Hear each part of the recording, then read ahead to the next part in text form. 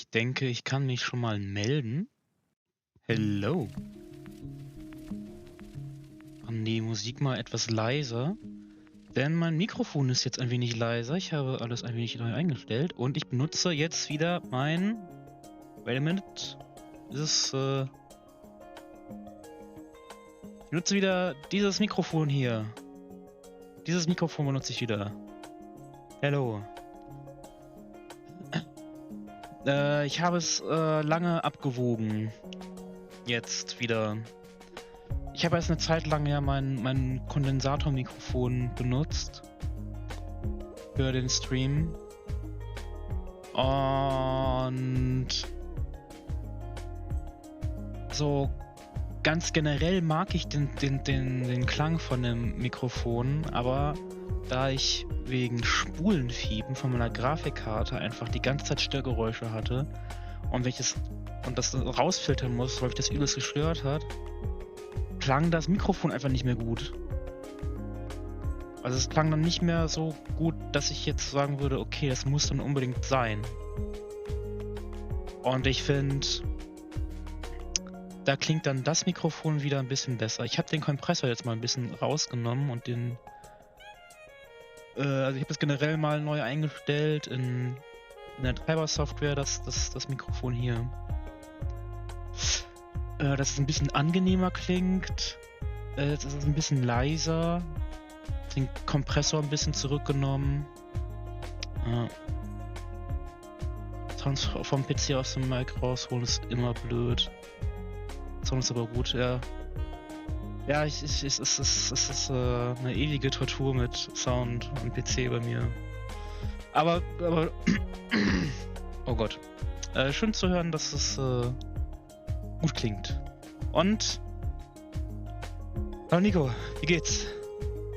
Wie steht's? Also Sound bei mir ist generell immer irgendwie, keine Ahnung. Irgendwas funktioniert immer nicht so, wie ich das gerne hätte. Das nervt mich. Aber man arbeitet stetig dran.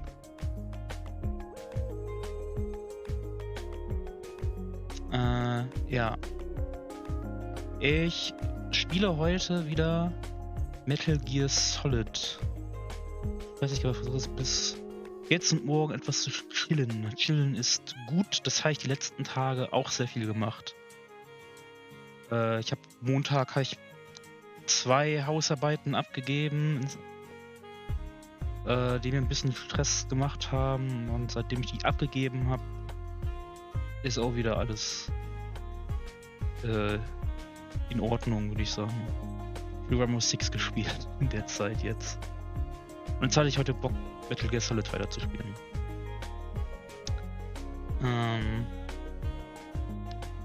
Damit du dann auch ordentlich mit chillen kannst, werde ich mal gucken, dass ich ins Spiel komme. Soweit, dass du fertig bist. Ja, ich brauche noch ein bisschen. Leider. So 3 Semester wahrscheinlich. Also ich muss jetzt ein Semester noch so normale Seminare abschließen, danach mache ich mein großes Praktikum, danach schreibe ich meine Bachelor-Thesis. Das ist mein Plan gerade. Ich versuche gerade an eine Playstation zu kommen.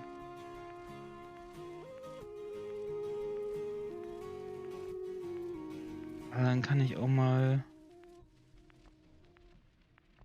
hier rüber. Der Plan ist nice, ja, finde ich auch. Hat auch lange genug gedauert. Weil ich jetzt Spotify, ich kann Spotify nicht pausieren.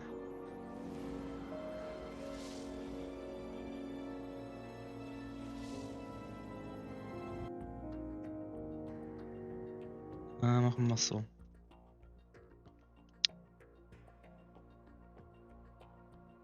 Ja, Metal Gear Solid 2. Das ist mein Plan für heute. Der ist ein bisschen kurzfristiger. Macht einem nicht so viele Kopfschmerzen, wenn man länger drüber nachdenken muss. Ich hoffe, ich habe vernünftig gespeichert beim letzten Mal. Das ist eine Weile her. Also ich habe Spaß, ja, denn meistens habe ich den. Nur nicht, wenn ich gerade 2 Hausarbeiten schreiben muss. Dann habe ich keinen Spaß mehr.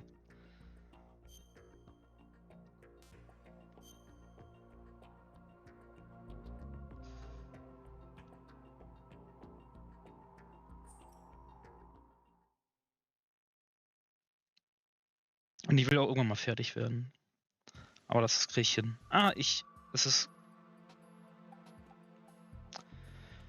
Okay, ich erinnere mich wieder, wo wir waren.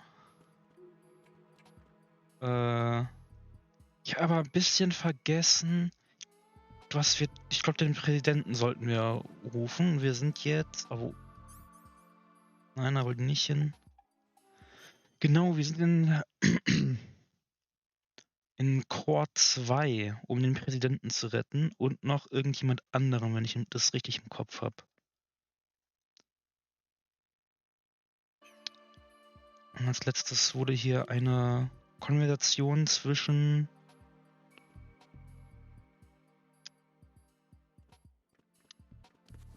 Big Boss, also Solidus Snake und der Russentante hier gedingst. Jetzt muss ich ein Terminal finden, damit ich meine Minimap benutzen kann. Und ich muss mich wieder an die Steuerung gewöhnen. Und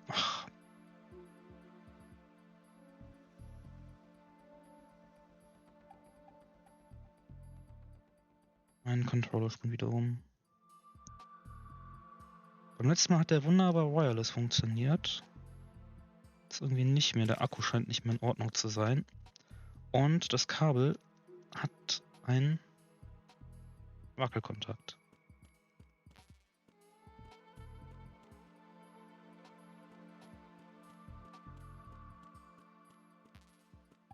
Ich weiß absolut überhaupt nicht mehr, wo dieses Terminal war.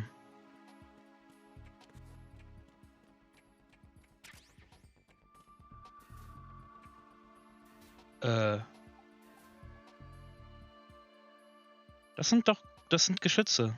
Die machen Aua, glaube ich, oder? Habe ich noch meine Verkleidung?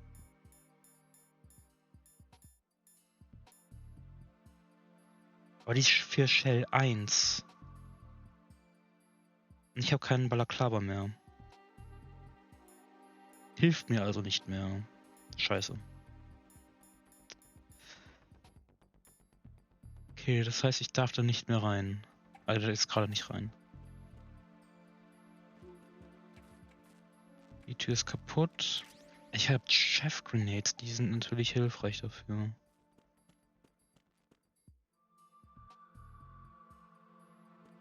Das Terminal.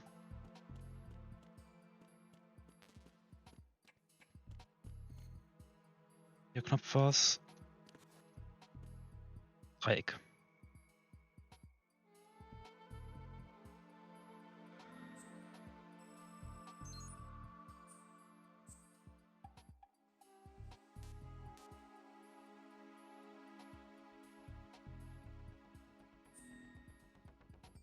Und da ist die Minimap wieder. Jetzt kann ich mich hier auch vernünftig umgucken.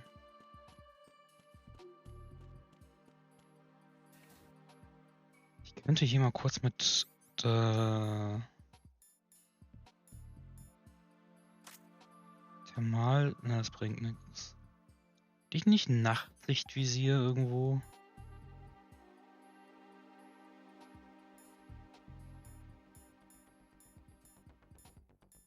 Nö, noch nicht.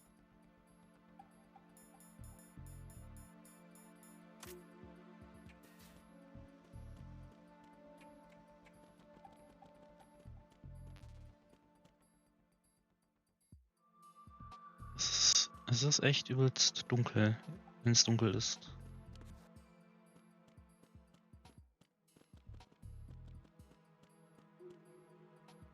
Das sieht ein bisschen aus wie ein Lüftungsschacht hier, aber da kann ich nicht rein.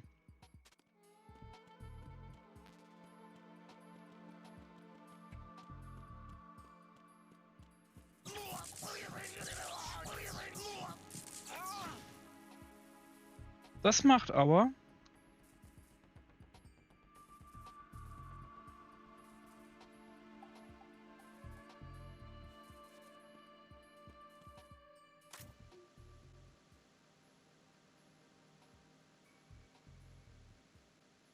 Ich versuche gerade wieder meinen Controller wireless zu bekommen. Ich weiß nicht, wie ich das hinbekommen habe.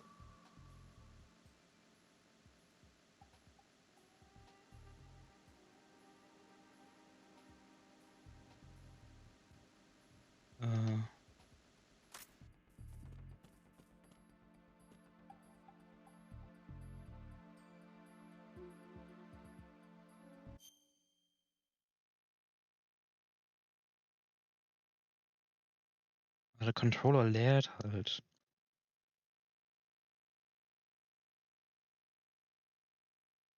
Problem ist, hier das Kabel, das wackelt übelst.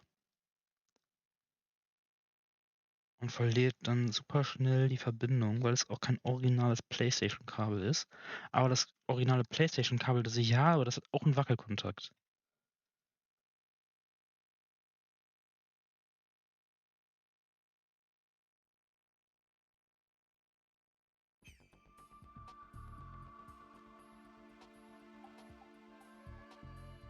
Wenn ich es rausziehe, dann geht der nicht mehr. Weil letztes Mal hat der Wireless funktioniert.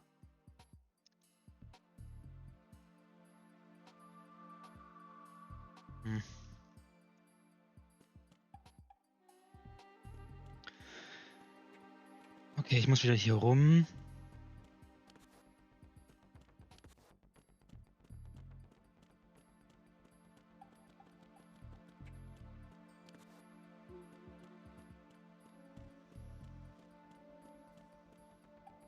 Dann werde ich wohl über oder übel hier in diesen Raum rennen müssen. Nee, hier ist der Aufzug. Ah, okay. Ich kann gar nicht in diesen Raum.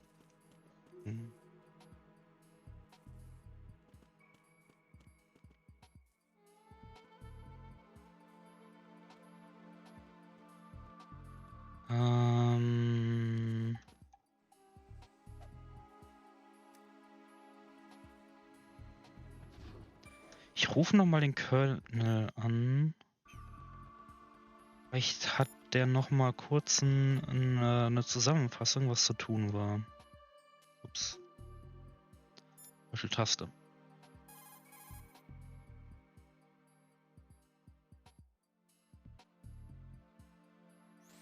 The only way to the president is past this electrified floor. Use the remote-controlled missile to destroy the power source. That will cut off the high-voltage current to the floor. Locate a remote-controlled missile. Snake might know where to find them. He did sweep Shell 2 for C4s earlier. Okay. Habe ich eine Remote-Controlled Missile? Sieht nicht so aus.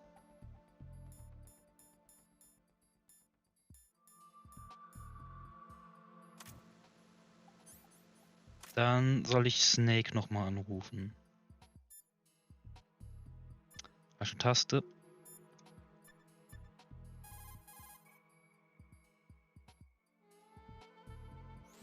Snake, do you know where I can find some remote-controlled missiles? Remote-controlled missiles? I saw something on B1 in the core of Shell 2. But be careful. Contaminated seawater's broken out of the tanks thanks to that explosion. Most of B1 is probably flooded by now. Okay, ich muss in Keller 1. Es gibt nur einen Keller. Gut, ist praktisch. Ah. Ich habe gerade irgendwie noch die Metal Gear Solid 1 Steuerung im Kopf, wo die Sachen vertauscht sind.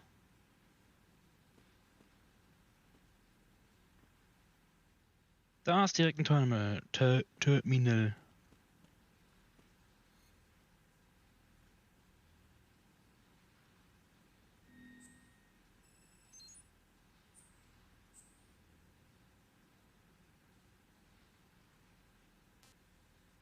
Ich kann einfach zurückgehen. Das ist natürlich smart.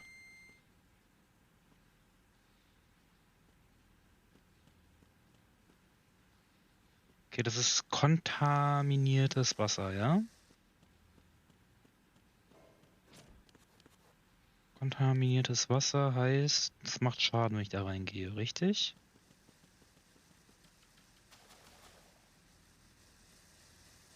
Nein, macht's nicht. Noch nicht. Hallo? Wer da? Hallo? Ah. Colonel, B1 is completely flooded from what I can see. You'll have to swim through. Swimming isn't my strong point. It wasn't a part of the VR training either. When you're on the surface, you can swim in corresponding directions using the up, down, left, and right movement of the left stick. Push the punch button to dive down from the surface.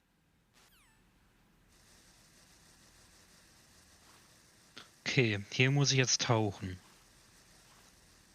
Das Gefühl, tauchen ist nicht gerade... Oh ja.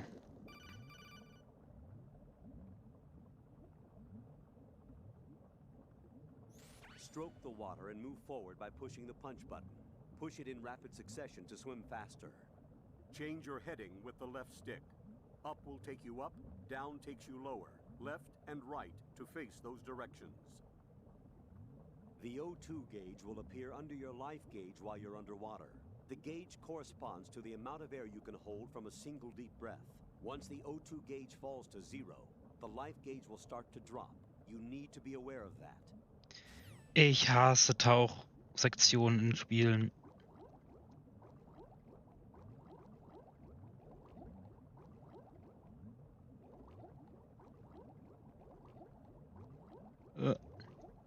Hier ist Luft, oder? Ja. Oh. Okay, mir geht der Controller gerade übelst auf den Sack.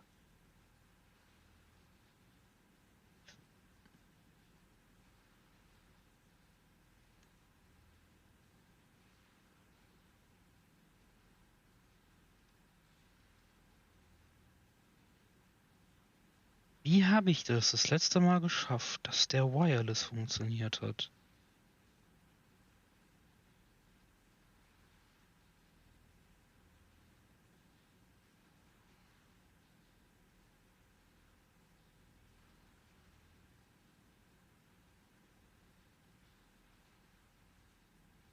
Okay, jetzt geht er gar nicht mehr.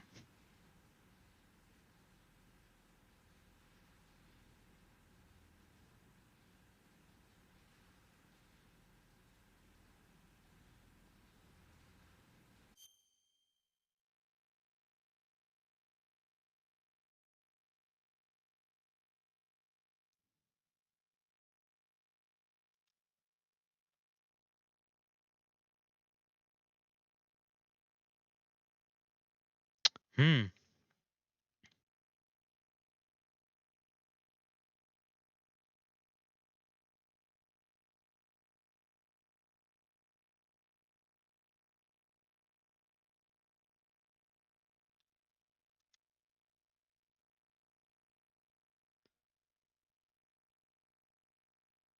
Das könnte jetzt zum Problem werden.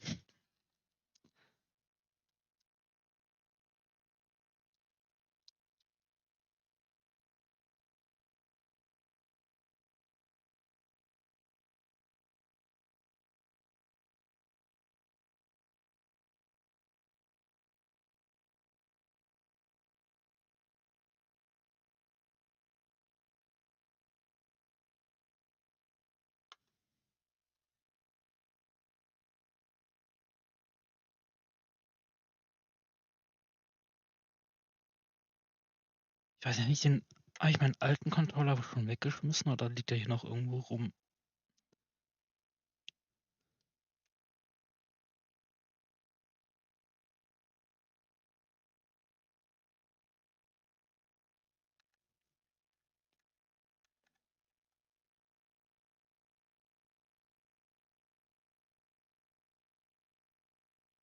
Okay, wenn ich den direkt anschließe, dann geht's.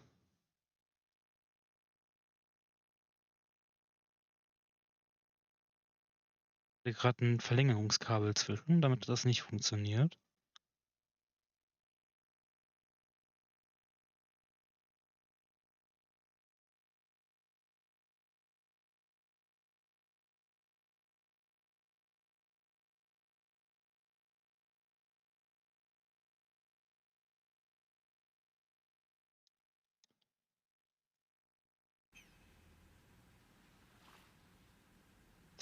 Das Kabel ist halt sehr kurz.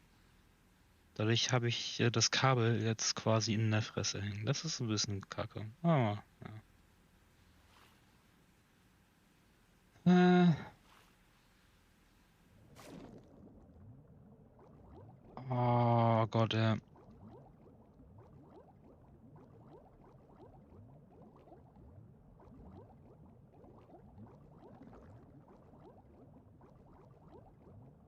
Hier sind auch noch Minen. Oh Gott.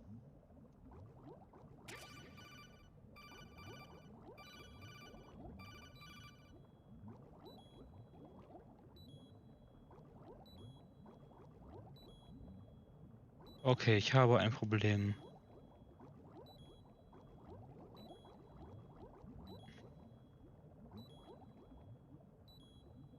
Und das Problem ist die Steuerung. Und dass ich gleich tot bin und das gerade irgendwie alle paar Sekunden das HDMI-Signal einen Abgang macht. Oh, das will gerade alles nicht funktionieren.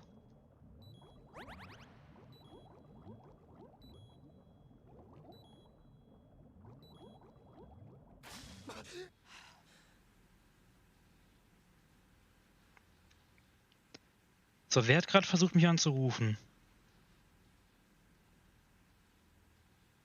Habe ich jetzt...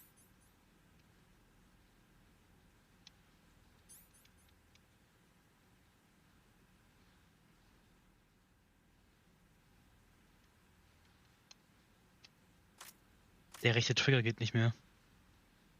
The fuck?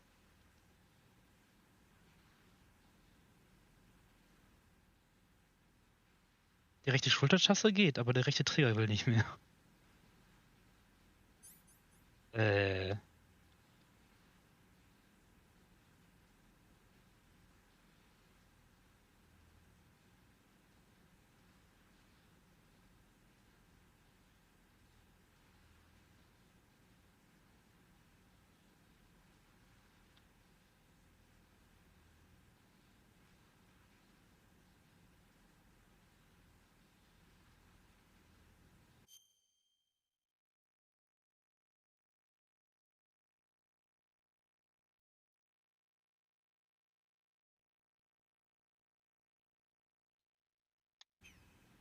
What the fuck?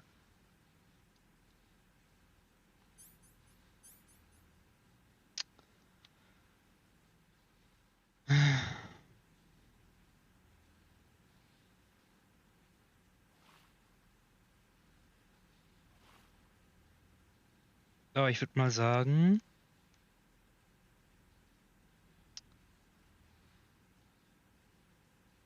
Nächster Controller kaputt.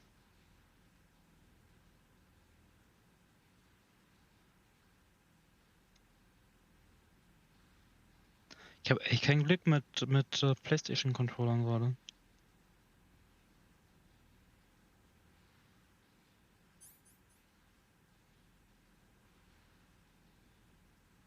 Das hackt gerade richtig hart.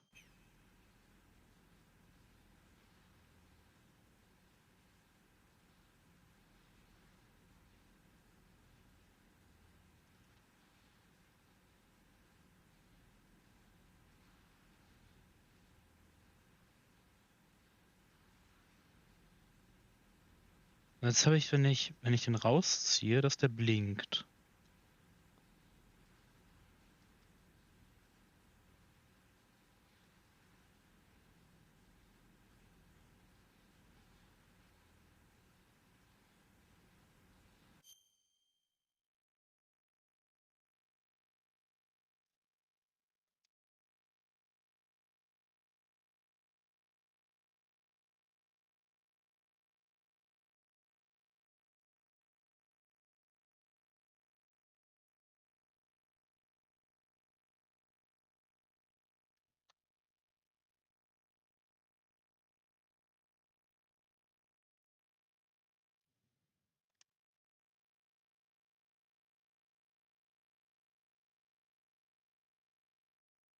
Hm.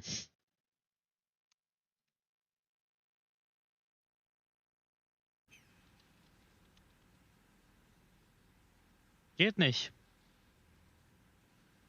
Der geht. Aber der geht nicht.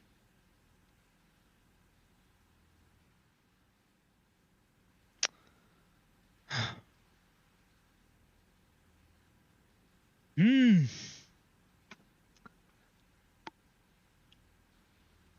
Ich guck mal kurz, ob ich den anderen Controller noch habe. Ich meine, den hätte ich weggeschmissen.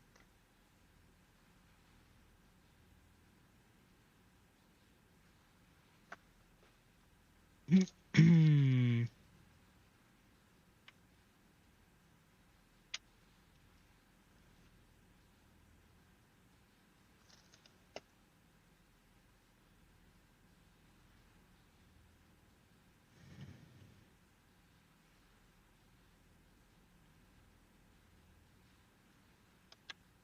Also in der Schublade ist der schon mal nicht. Viel Spaß mit Lurk. Ich suche mal meinen Controller.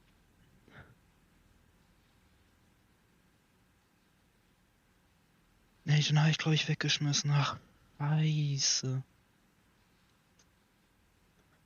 Was mache ich denn jetzt?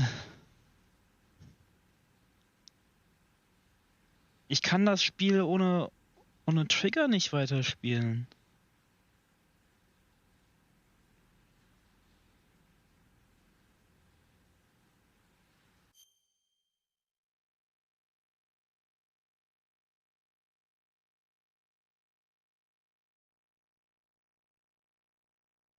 Ah.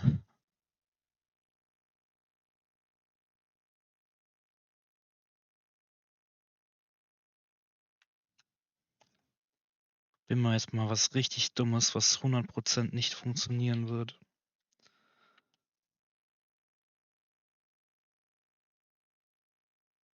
Würde mich wundern, wenn das funktioniert.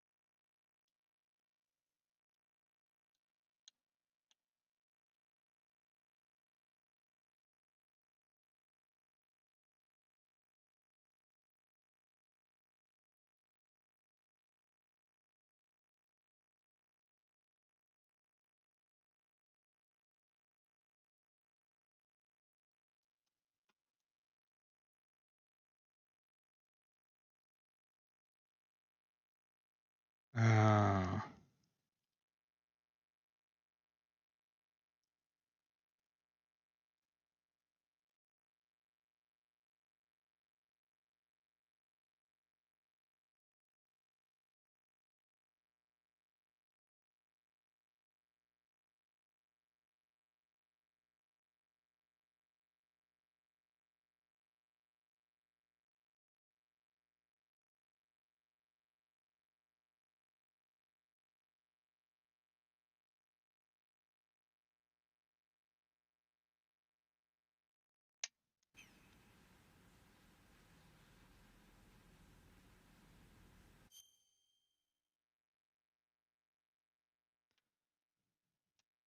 Okay.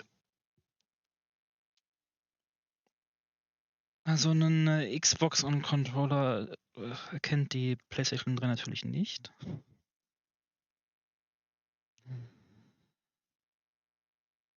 Das würde aber auch absolut keinen Sinn machen. Ich würde mal sagen,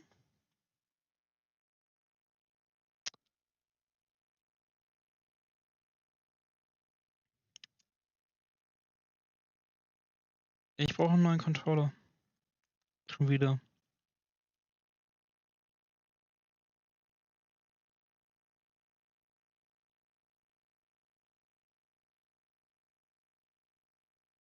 Ist aber auch nicht, also der blinkt ja jetzt. Ich weiß nicht, warum der nicht connected. Ob er zu wenig Saft hat? Ob der ein bisschen geladen werden muss noch?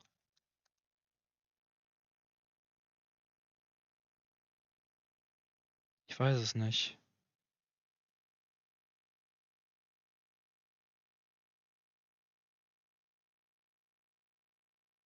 Aber der Trigger funktioniert ja auch nicht mehr. Aus irgendeinem, warum auch immer. Der hat doch gerade noch funktioniert.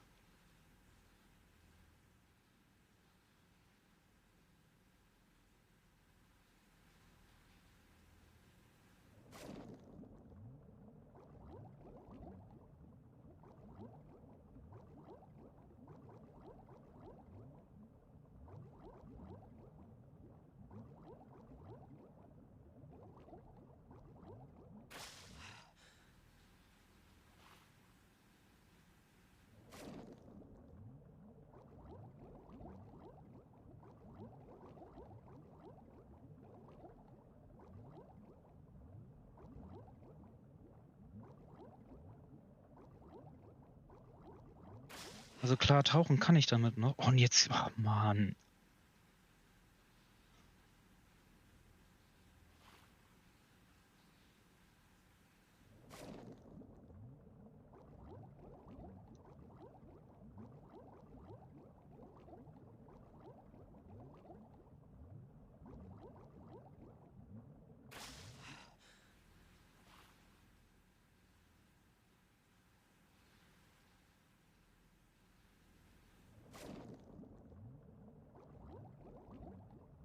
Die Richtung wollte ich. Ich sehe nix.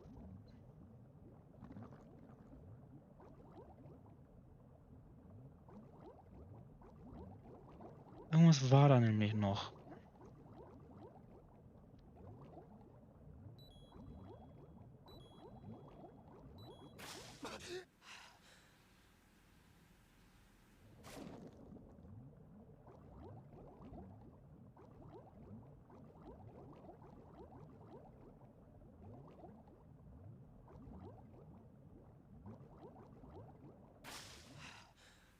Oh, ein Quietscheentchen.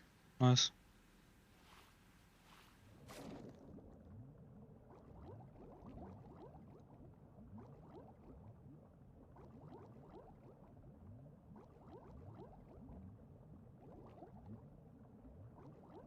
Geht das nichts?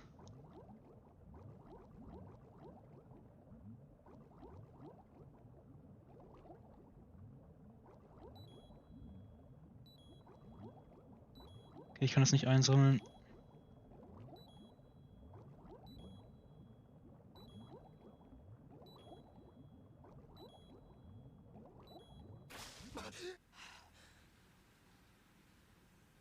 Ah.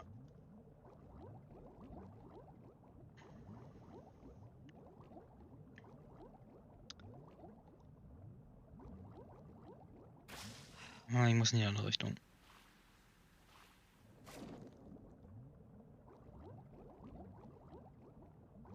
Weg dich. Nach rechts.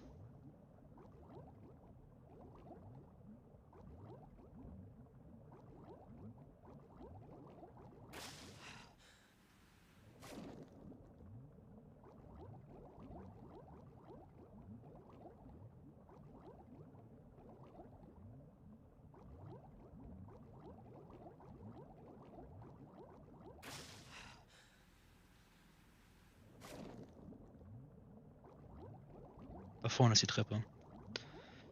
Hm.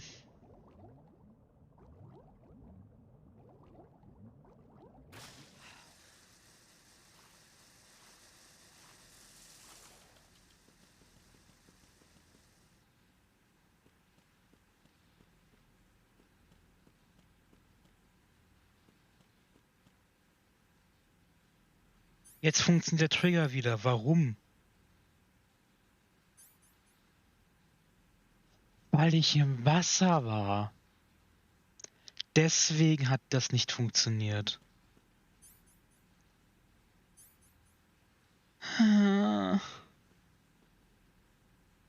Warum tut dieses Spiel mir das an?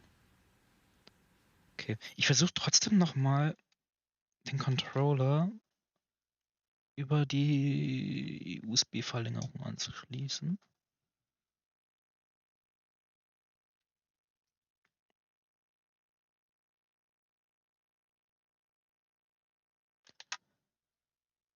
Aber irgendwie ist das doof mit dem Kabel vor dem Bildschirm.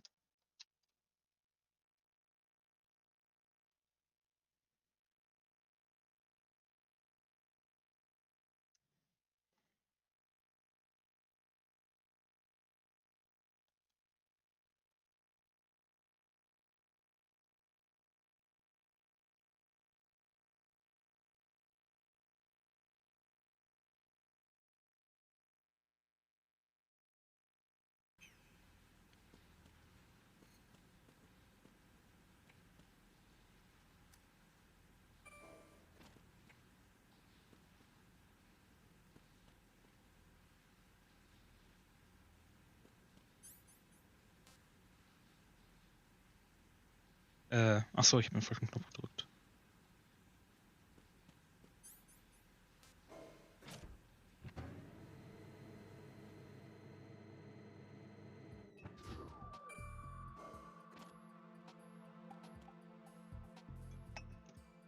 Jetzt habe ich gar nicht geguckt. Ja, da ist der Nikita Missile Launcher. Also ich muss mir für die To-Do-Liste für den nächsten Metal Gear Stream auf jeden Fall aufschreiben, dass ich ein HDMI-Kabel austausche.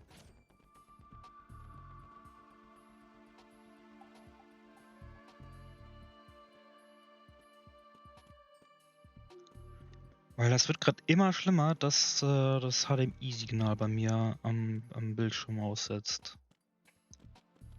Im Stream scheint das nicht zu passieren, deshalb gehe ich mal davon aus, dass es am HDMI-Kabel liegt und nicht an der Elgato. Weil ich habe auch keine Lust, mir eine neue Elgato zu holen.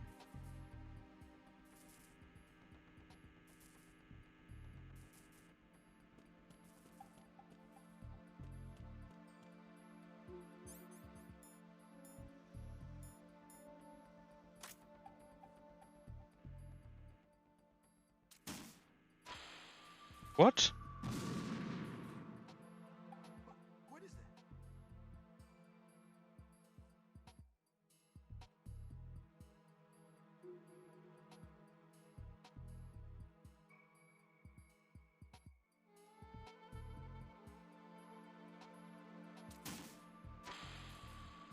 Oh, ich muss das Ding mit dem Steuerkreuz steuern. Oh Gott. Das geht nicht mit dem Analogstick. Aber wo muss ich denn damit rein?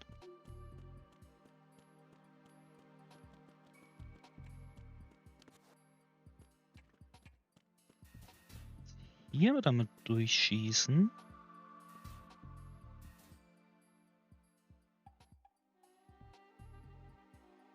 Or what?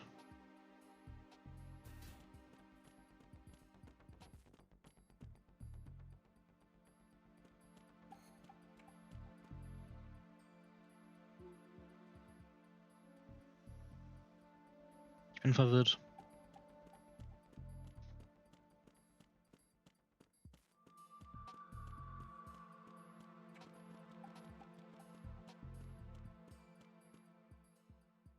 Ich muss da durchschießen, oder? Das sieht von hier aus halt aus wie eine 2D-Textur, aber es ist keine 2D-Textur. What is that?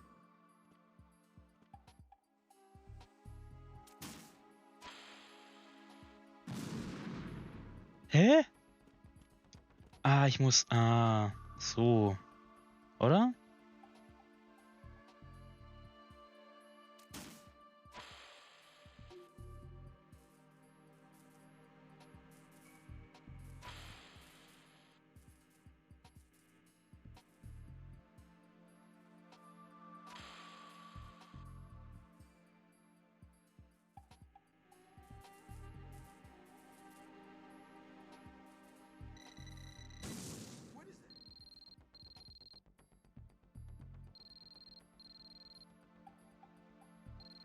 Hä? Ruft mich jemand an? Nee.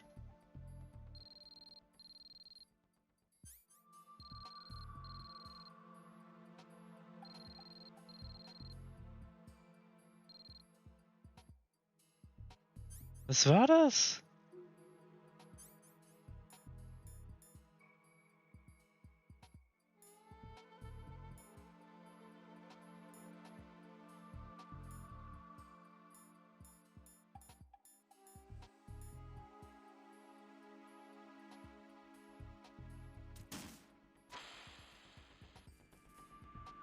Es hat da gerade. Es hat geklingelt und mein Controller hat vibriert. Ich weiß nicht warum. Ich weiß nicht, was es war.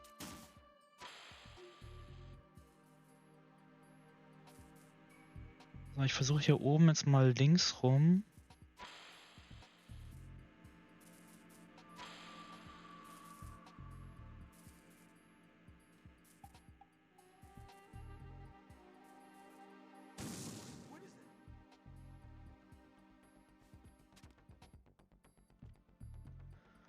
Und nochmal.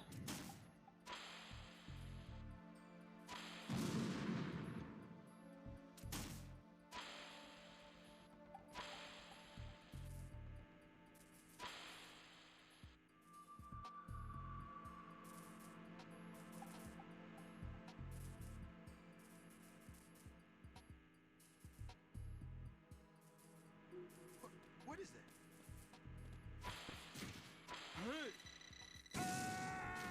Ich wollte den nicht umbringen. What the hell happened? Raiden! Raiden! Ach, das ist der Präsident. Den durfte ich natürlich nicht umbringen. Da fällt mir ein, ich habe vergessen. Ich wollte den Fail-Counter ja zurücksetzen. Ich hatte mir irgendwo die Fails aufgeschrieben. Aber weiß nicht mehr wo.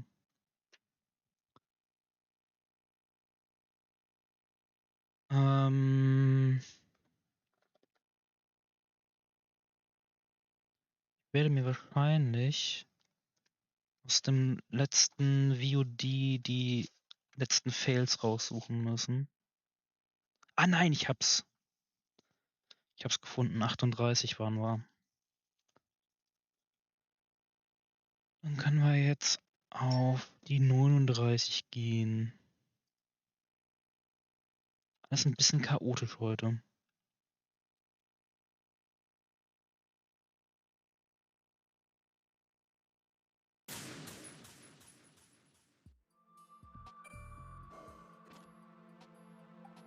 Habe ich die Nikita? Ja. Wie viel Schuss habe ich? 20. Okay, das wurde wenigstens resettet.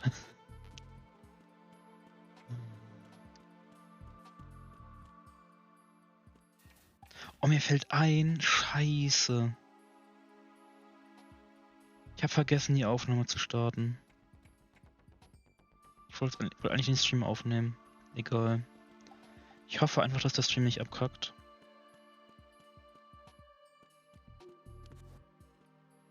Heute ist irgendwie der Wurm drin. Ja, keine Ahnung.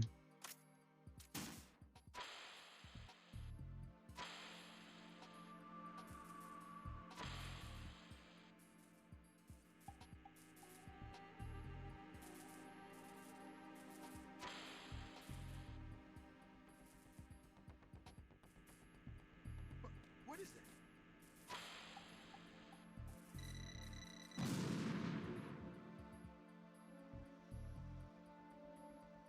Wie sieht das Teil aus, das ich kaputt machen soll?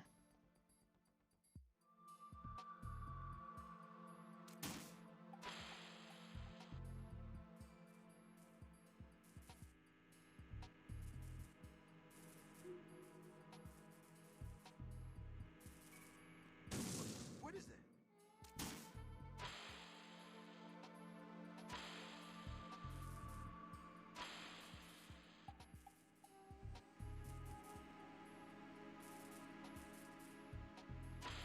Na.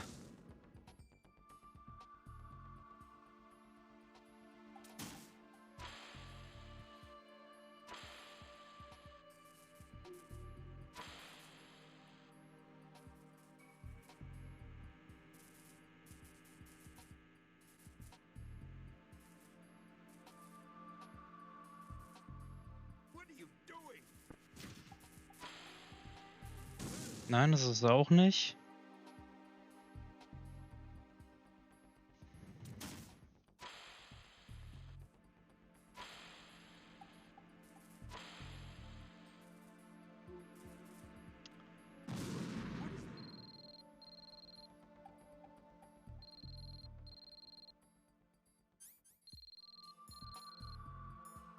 Was zur Hölle vibriert? Was klingelt hier?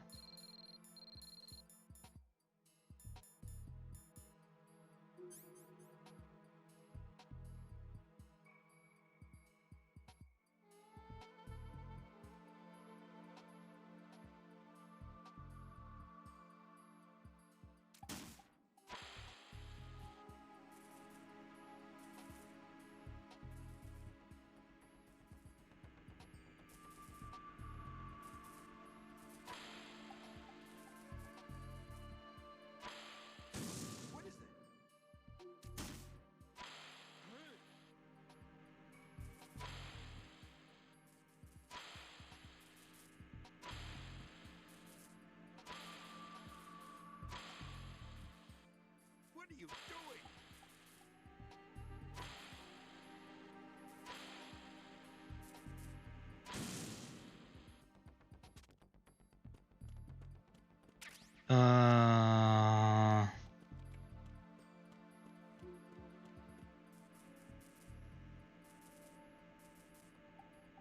Okay, das Panel hier macht einfach die Geräusche. Hm.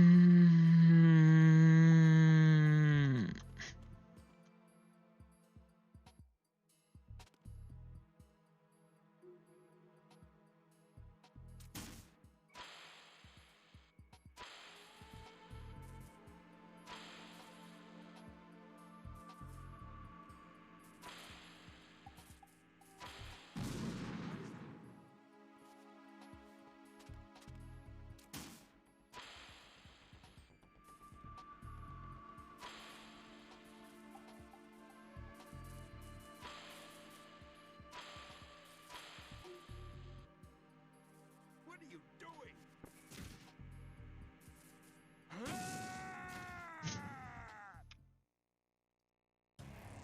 Raiden, what's going on?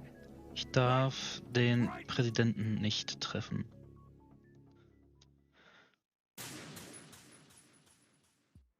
Also ich vermute mal, es ist wirklich einfach irgendwie dieses Ding hinten durch.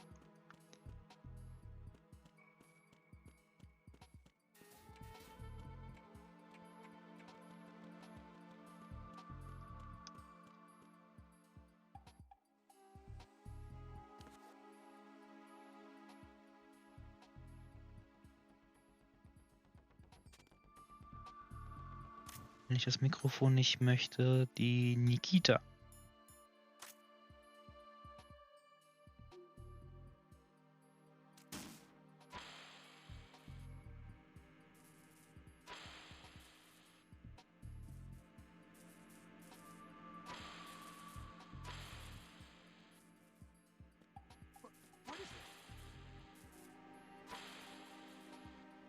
Ah.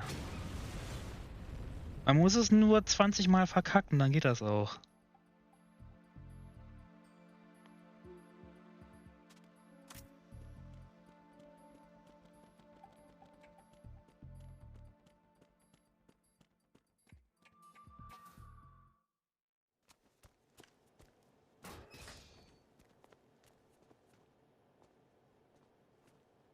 President Johnson,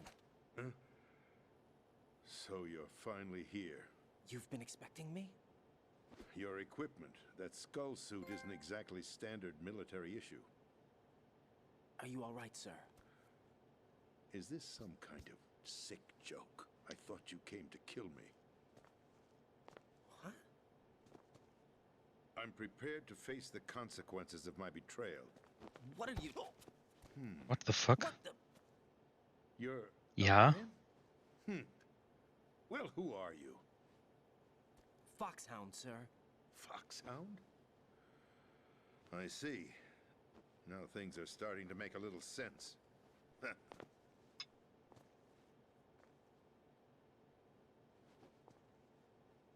Switch over to nano-communication so nobody can listen in. Yes, sir.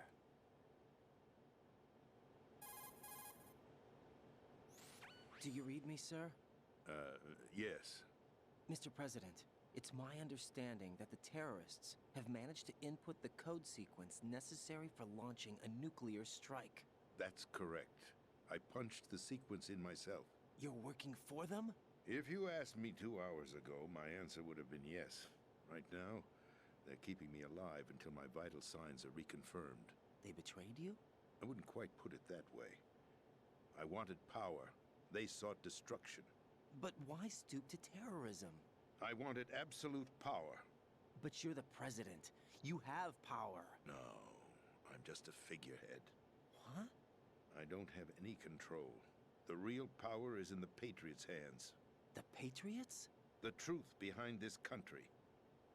I'm not surprised you've never heard of them.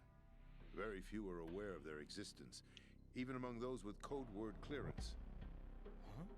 Politics, the military, the economy, they control it all. They even choose who becomes president. Putting it simply, the Patriots rule this country. No. Hard to believe, isn't it? But it's the truth. The space defense, income tax reduction, and national missile defense programs. Every policy that's been credited to me was actually done according to their instructions. Space defense was initiated by Congress. That's what the Patriots want the country to believe. It's all a show. Democracy is just a filler for textbooks. Think about it. Do you actually believe that public opinion influences the government? No. This country is shaped and controlled as the Patriots see fit. The people are shown what they want to believe. What you call government is actually a well-staged production aimed at satisfying the public. Huh? Don't look at me like that. I'm legally sane, you know. It's not your sanity that worries me. The Patriots. Even I don't know who the actual members are. Are they financial, political, or military leaders? No one knows who the Patriots really are. Even my instructions come from a cutout. All I've been told is that every key decision is made by a group of 12 men, known as the Wise Men's Committee. Your office? The White House? Merely puppets, pawns in a game. By pledging my loyalty, an insignificant son of a senator was awarded the presidency. Of course, that wasn't the only price I had to pay. What do you mean? Even if a pawn becomes a queen, it is still just a playing piece. I wanted to leave my own mark in history, but my ambitions were... You'll understand someday. I wished to be a member of the Patriots. I wanted to wield the power of a king instead of being an expendable pawn. And that justifies acts of terrorism? Yes. I'd intended to use the new Metal Gear as a bargaining chip. Bargaining chip? But I underestimated Solidus. He actually wants to challenge the Patriots, even if it means the destruction of the world. What are you saying? Whether you believe it or not, the balance of power rests in the hands of the Patriots. They regulate the country's various interests through controlled presentation, staging a drama that is palatable to the general masses. Can you imagine what would happen if they ceased to function? Picture a massive political vacuum, a space that every powermonger will try to fill for their own greedy ends. I'm talking about an unregulated power struggle, panic, civil war, chaos. Like it or not, the Patriots is an organization that must continue to exist. So you changed your mind because you wanted to avoid global chaos. Exactly. When I told Solidus that I wished to prevent disaster, he replied that pawns can never become players. And who is this Solidus?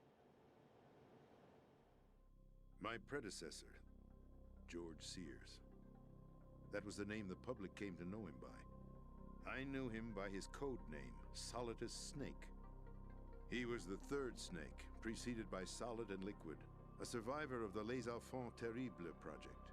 Neither solid nor liquid, He was a well-balanced masterpiece that the Patriots saw fit to entrust with the presidency.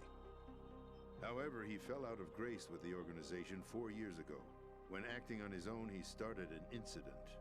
4 years ago. Shadow Moses. That's right. At the time, the DARPA chief, Donald Anderson, together with certain influential parties, initiated the development of Metal Gear Rex and an advanced nuclear warhead. However, this did not fall in line with the Patriots' plans. What's more, Solidus decided on his own to send his most trusted man, Ocelot, to provoke Liquid Snake, bringing about the said incident. As a result, he succeeded in obtaining Rex and the data on the warhead.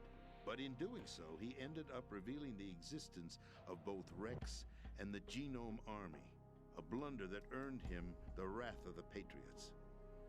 Shortly thereafter, Solidus was removed from the presidential office.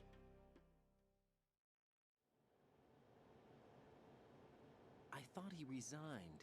That's the story given to the general public. Following his resignation, the Patriots selected me, their new pawn, for the presidency. But that would mean that the presidential race was... That was quite a show, wasn't it? It was a well-scripted drama staged by the Patriots for the benefit of the public. Even the Democrats and Republicans were dancing to the Patriots' tune.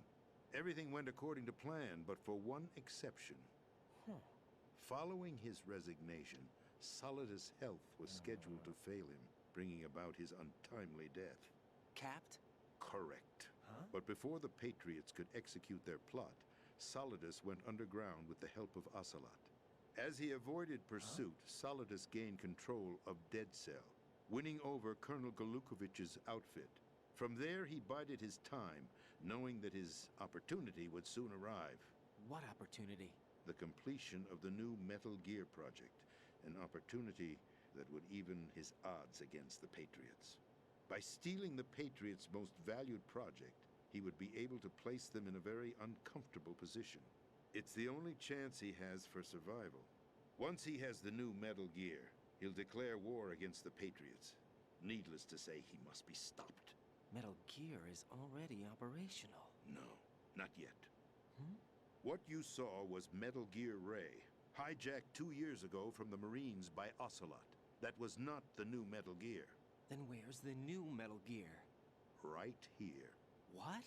You're standing in it. To be more precise, this entire big shell facility is the new Metal Gear. What'd you say? No, I'm quite serious. The upper structure that you've seen is camouflage, designed to represent an offshore cleanup facility. The main structure extends from the foundation all the way down to the ocean floor. The connecting elevator is located on the B2 floor of the Shell 1 core. Arsenal Gear. That's the code name for the new Metal Gear. Arsenal? Das hatte ich auch nicht mehr auf dem Schirm. That's right. Arsenal. We're talking about an impregnable fortress carrying a load of over a couple of thousand missiles, including nuclear warheads, all protected by a horde of mass-produced Metal Gear Ray units. Mass-produced? The Ray unit was originally designed for the Marines to be used as a countermeasure against the Metal Gear variations throughout the world. The Patriots had Ray redesigned to protect the new Arsenal Gear. So now anti-Metal Gears are guarding a Metal Gear. Ironic, isn't it? That's not all. Arsenal Gear has full access to the military's tactical network, giving it the ability to exercise absolute control over our nation's armed forces, not to mention our nuclear armament. In short, Arsenal was created to be the core of our country. What kind of idiotic weapon? Weapon? No. You're not seeing the full picture. Arsenal Gear is more than just a military tool. It is a means to preserve the world as it is. It will establish a new form of control. The Patriots will use it to keep their place as the country's true rulers. Right now, they feel pressured and threatened. By what? They fear an overabundance of digital information.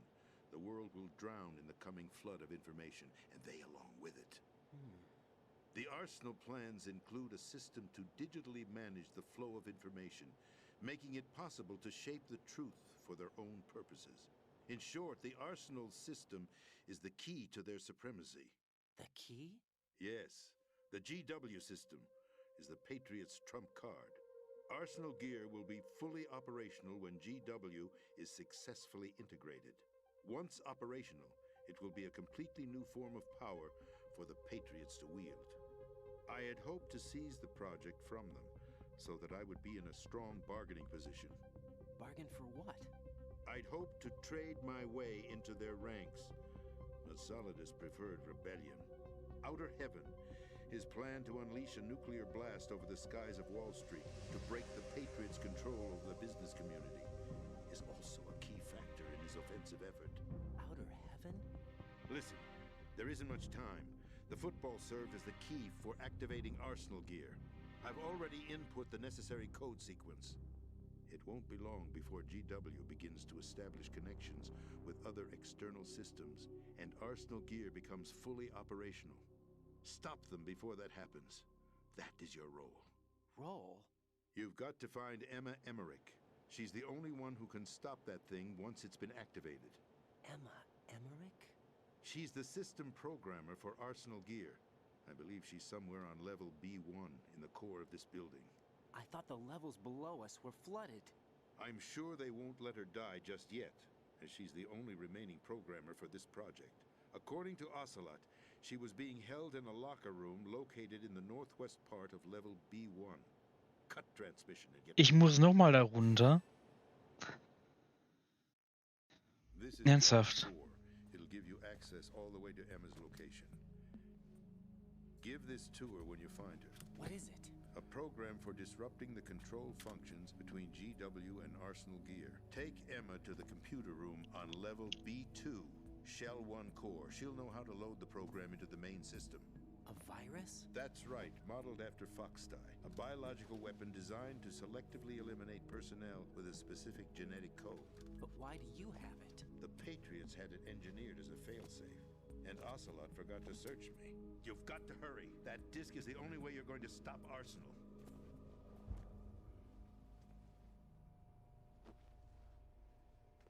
Well, I've told you everything you need to know. There's only one thing that remains to be done.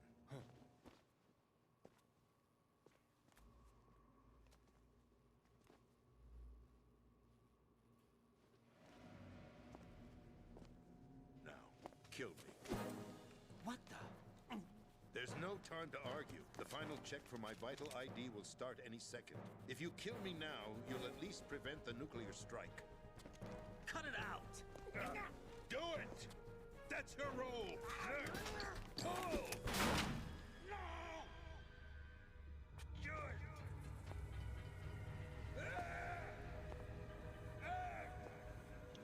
That's abusing your right to free speech, Mr. President. Or is it ex-president? The president! Why did you... Alas, my finger must have slipped. I'll see you around, carrier boy. Forget him. He did us a favor. Without free will, there is no difference between submission and rebellion. My only real choice is to put an end to this charade. Let me at least have the freedom to end it myself. What are you... Find Emma. Stop Arsenal. This is my last order as your commander-in-chief. I'm counting on you. Warum hat Ocelot jetzt den Präsidenten erschossen und lässt Raiden einfach laufen? Das habe ich jetzt nicht so ganz verstanden. Und ich weiß auch nicht mehr, ob es da eine Erklärung für gibt im Laufe des Spiels. Das macht für mich gerade nur so Semi-Sinn. Ich könnte hier, also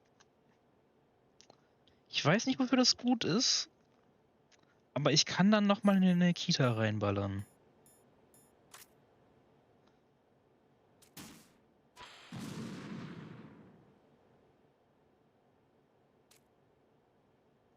Oder auch nicht.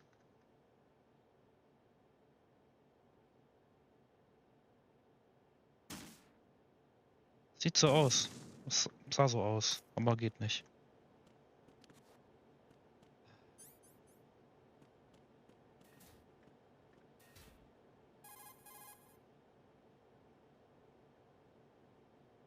Colonel, the president is dead.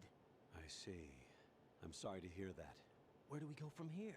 Your mission was to rescue the president and eliminate the terrorist threat. However, given the recent turn of events, we will honor the president's last directive. You must put a stop to Arsenal gear once and for all. Do you actually think there's any truth to his story about this big shell facility being a front for Arsenal gear? I don't have the security clearance necessary to verify the facts. However, he was the president. I'm sure he knew what he was talking about. Aren't you forgetting that he was part of the terrorist plot? All the more reason why I believe his information is reliable. Huh?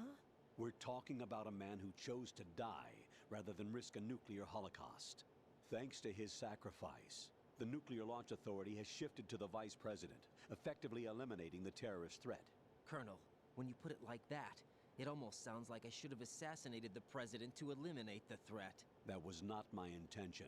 I was trying to point out that there is certainly some credibility to the words of a man who chose death to protect the innocent. The Colonel has a point, Jack. What about the information he gave me on the Patriots? That's a new one on me. I'll see what I can find out. Raiden, we're running out of time. Find Emma. She's supposed to be located on level B1, in the core of that building you're in, right? You've got to find her before Arsenal becomes fully operational. Hurry, Jack. It's up to you to make sure that the president didn't sacrifice his life in vain. Understood. Raiden out. Okay. Nochmal Snake anrufen oder was? Oder Rose oder wen? Snake. What's Okay. your status, Raiden? Snake, the president, he's been assassinated. What? There was nothing I could do. What about the nuclear strike code sequence? He died before his vital ID could be reconfirmed. Then the enemy's lost their nuclear strike capability. But that Ocelot guy obviously killed the president on purpose. Why? It Ja, doesn't das make macht any keinen Sinn. sense. They had to know that they couldn't launch the nuke if they killed the president. Maybe there's a way to launch without reconfirming the vital ID. Or maybe they found a more effective weapon within Arsenal gear. You knew about Arsenal gear? Yeah, Why didn't you tell me about it? you never asked.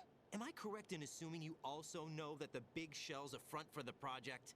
You mean, did I know that the Big Shell, a fully functional environmental cleanup facility, was designed to camouflage Arsenal gear? Yeah, I did. It's exactly what the President and Ames described, a massive cover story. The good news is that it hasn't really done much in terms of cleaning up the environment, so we won't have to worry about any toxic gas being released if we have to blow the house down. Right. And when did you find out about all of this? It took a while, but we uncovered the info around the time you took out that mad bomber. There's no doubt that Arsenal gear is being built here. And it was all set up 2 years ago, on that day. All of it. 2 years ago. What really happened here? I took these photos 2 years ago. I know these pictures. They were on the news, on several websites. If I remember right, the reporters blamed you for sinking the tanker.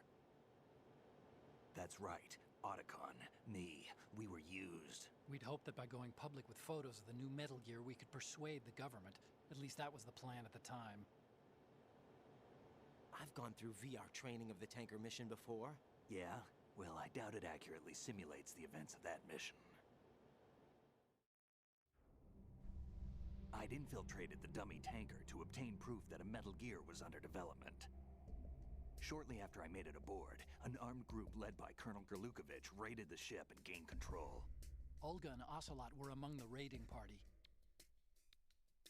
Yeah, and him. Who are you talking about? A man that was supposed to be dead. Their target was also Metal Gear Ray. But Ocelot eliminated Colonel Gerlukovich and Marine Commander Scott Dolph, and he hijacked Ray. So he betrayed them? I don't know what kind of deal was going down. All I remember is what Ocelot said at the time. Something like, "I'm taking it back." Ocelot then sank the tanker, along with the soldiers of the Marine Corps.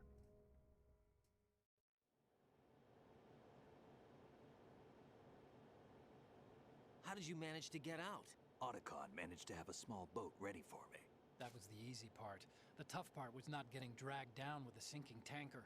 Small miracle when you think about it. It turned out that the whole thing was a setup to lure us. Photos of Snake, taken by the Cypher, were released to the public. In turn, we became the world's most wanted environmental terrorists. It was definitely a move aimed at putting a stop to our anti-Metal Gear activities. But why did they choose Snake? Since the Shadow Moses incident, Snake became sort of a hero. I think the Patriots weren't too happy about that. You knew about the Patriots? Well, yes, to a certain degree. It seems like everyone knows about them except me. They didn't choose Snake to be a hero. So they decided to do a smear campaign. I think the Patriots wanted to make an example of him so everybody would think twice before opposing them. That's it! They set all this up just to nail you guys. No, there's more to it than that. The Marines' Metal Gear Ray project, headed by Commander Dolph, was carried out in opposition to the Navy's Arsenal Gear project. To be more precise, the Patriots considered Metal Gear Ray to be a thorn in their side. Hence, they attacked the dummy tanker and stole Ray. They followed this up with a perfect plan. They immediately sent a fully loaded tanker to the same location and sank it. Then set up the facility to camouflage the development of Arsenal Gear. And we fell for it. 2 more puppets in their show. Colonel Gerlukovich and his daughter Olga? Both fell victim to Ocelot's plot. Was Solidus behind all this? He used Ocelot to get hold of Ray, huh? No, he was underground, keeping a low profile at the time. Then it must be the Patriots. If that's the case, what's Ocelot doing alongside Solidus? Ocelot verfolgt seinen eigenen Plan. Vermute ich mal. Forget it. We're wasting time. We can figure this out later. The nuclear strike's been prevented, but Arsenal still has a massive payload of missiles to deal with. Right. If the opposition gets control of those missiles... Raiden, you've got to find Emma. Wait a second. Isn't Emma Emmerich... My sister. What's she doing here? You got me. She's a computer whiz who specializes in neural AI and ultra-variable volume data analysis using complex logic. How she got involved in weapons development is beyond me. Liegt wohl in der Familie. Whatever reasons, we need her in order to stop Arsenal. Raiden, find her. I'm on my way.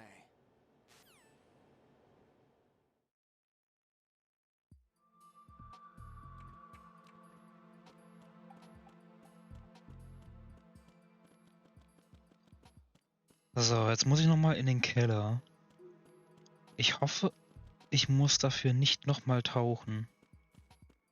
Weil das Tauchen ist richtig beschissen.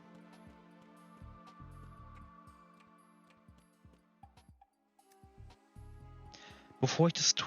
Ne, ich speichere unten. Ich speichere, wenn ich unten bin.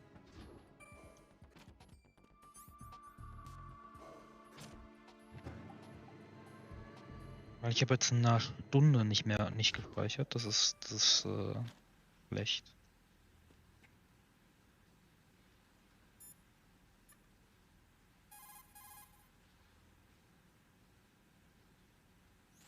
Jack, do you need Ja, to say? ganz dringend. Wollen keine Unfälle haben.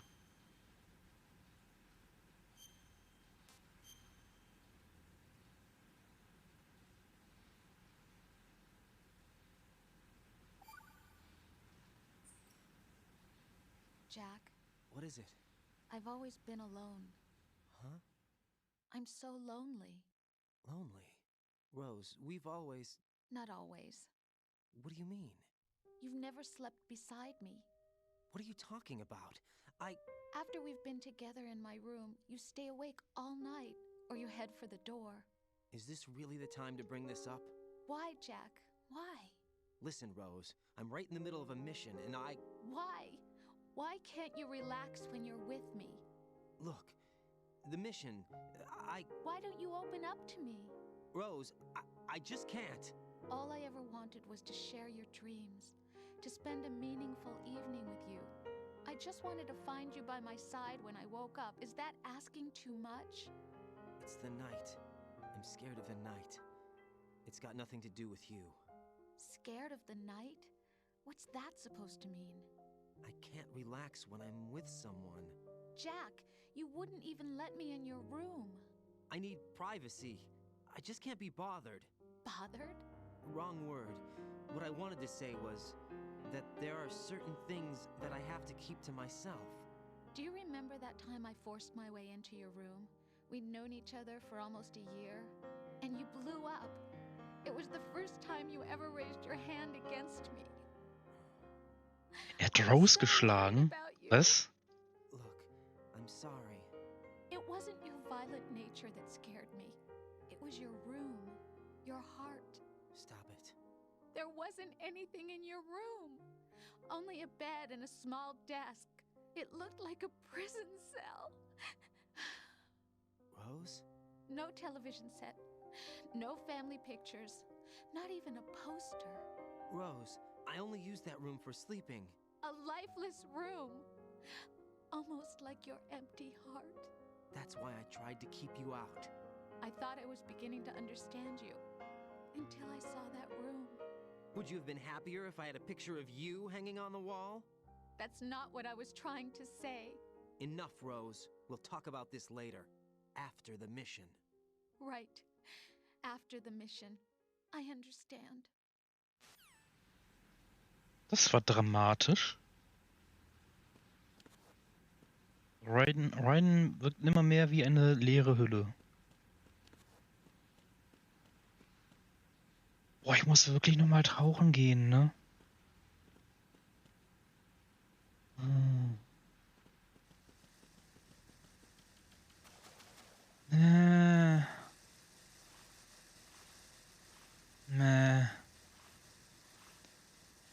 Und runter.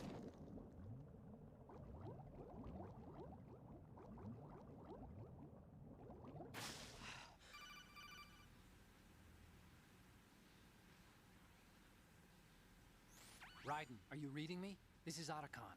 What's your situation? Wet and miserable. This place is flooded. The seawater that's been pumped up is pouring into the building. I see. Listen, there's something I have to tell you about EE. Don't worry about her. I'll get her out. She's afraid of water. What? What? Yeah. When she was 6 years old, she almost drowned with my father in our swimming pool. She can't swim? Well, yes and no. We used to swim a lot together when we were kids. In fact, she swam like a fish until that day when she almost drowned. When the accident happened, I was in my room. I learned later that EE was calling me for help. She didn't doubt for a minute that I'd be there. You could see the pool from my room, but I didn't realize at the time that she needed my help. What were you doing? I was... So Emma survived the ordeal. Yeah, but my father didn't. So you blamed yourself and left your family? No. EE seems to believe that was the case. The fact is, I betrayed her. And you think she can't swim because of the traumatic experience? I haven't seen her since that day, but yes, I think so. I got a letter from Julie, her mother, after they moved back to England. In her letter, she mentioned that EE couldn't swim anymore, that she refused to even wear a bathing suit. Damn, if she still can't swim, we're in trouble. Level B1 in the core is pretty much flooded. Look, maybe you can help her overcome the trauma. You want me to help her get over it? Well, it's still gonna take some time to repair the Kamov. Sorry, kid. Emma's rescue is up to you. Thanks. An underwater mission. Well, this is a first. Look, I'll see what I can do. I suggest that you drum the map of the building into your head, because you won't have time to look at it when you try to bring Emma out. I'm counting on you, Raiden. I covered most of the core when I had to take out the C4s. If there's anything you need to ask me, call me on the codec. I'll do that. Das klingt nach Unterwasser-Escort-Missionen.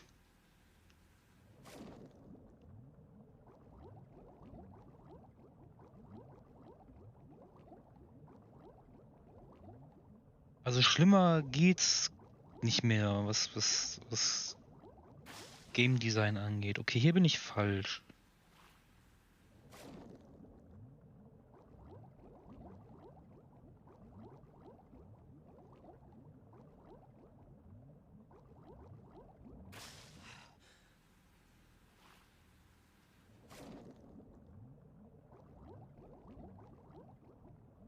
Beweg dich, hallo!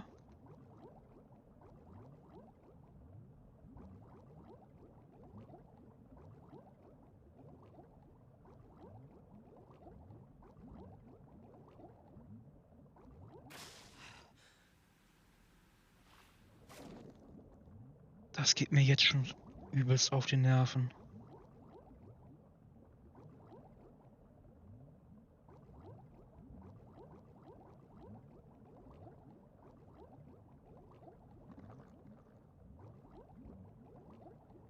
Ich schwimme zurück zur Luft.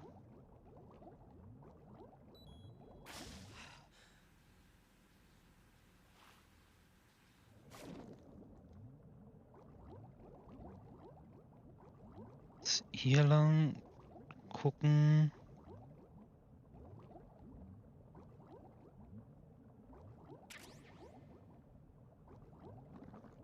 War ich hier schon mal?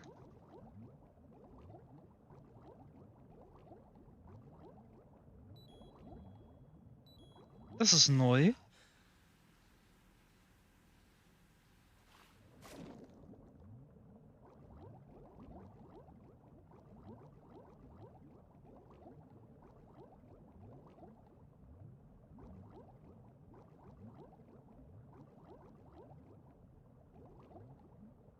Moment mal,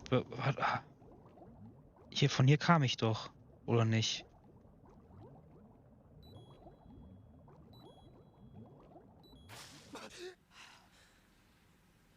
Jetzt muss ich nach links.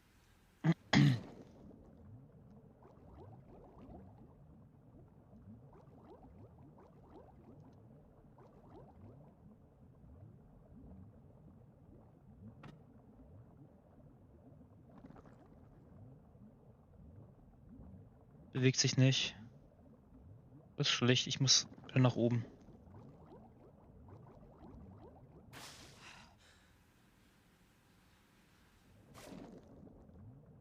Bewegt sich das? Krieg ich das auf?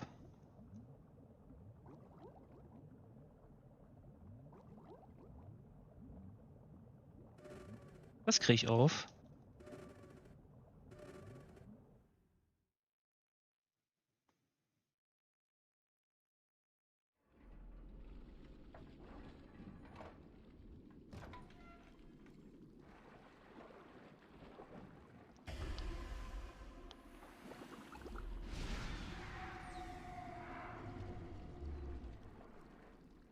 Das ist doch unser Kumpel hier. Unser Sprengstoffexperte. Ah, sad. Ich möchte hier hoch. Ich möchte nur hier hoch.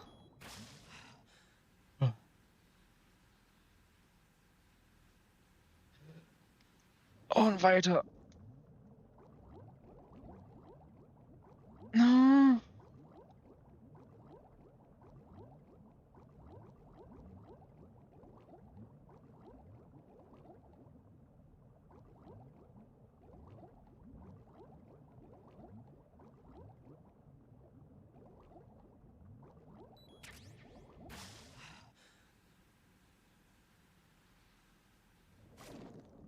Wo geht's weiter? Hier geht's.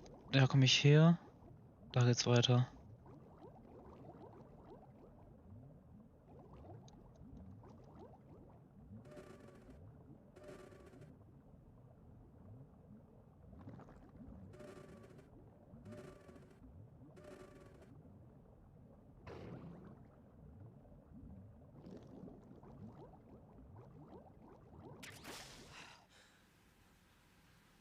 Und weiter.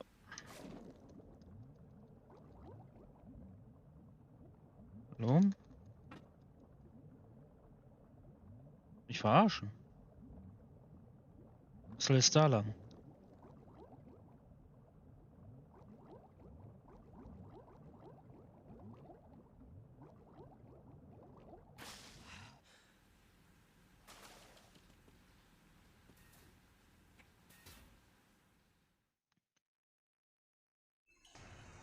Oh, das muss ich gleich wieder alles zurück, oder was?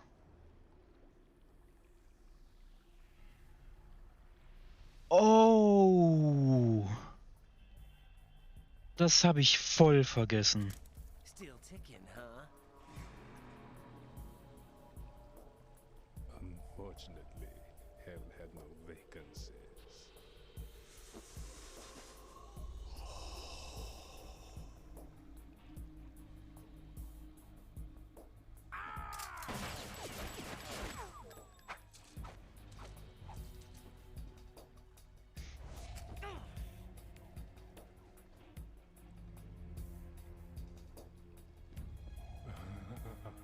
I thought so. Human muscles are quite eloquent. They speak out clearly what a person's next move will be. They even tell me which way a gun is going to be pointed before the trigger is pulled. But your muscles, they're different. This should be fun. Well worth the wait. Ich weiß nicht mehr, wie dieser Bossfight funktioniert. You knew I was coming? You've become a nuisance. I can't let you interfere with arsenal gear. The girl is just ahead. She is of no use to us now. But she served us well as the live bait for the big catch. Crazy Ivan sometimes speaks the truth.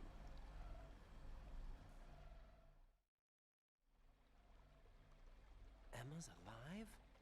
She was some time ago. But the flooding has become quite serious. I wouldn't be surprised if she's a mermaid now. What? Did you really think killing the president would prevent a nuclear strike? Think again. I didn't do it. Arsenal is still armed with a purified hydrogen bomb. Purified hydrogen bomb? Das macht auch Bomben. This is no ordinary nuclear bomb. This weapon is capable of heavy hydrogen nuclear fusion using lasers and magnetics to generate heat-insulated compression. It was a top-secret project initiated by the current president, and Solidus has no idea of its existence. The clean thermonuclear bomb is at an experimental stage and is handled differently. Specifically, it becomes launch-capable when Arsenal is activated. A nuclear threat still exists. 6 months ago, we lost everything we believed in. We were abandoned to take the fall in their cover-up. We were labeled as killers, responsible for the mass murder of civilians as well as our own allies. And the public believed every word, turning a deaf ear to whatever we had to say to the contrary.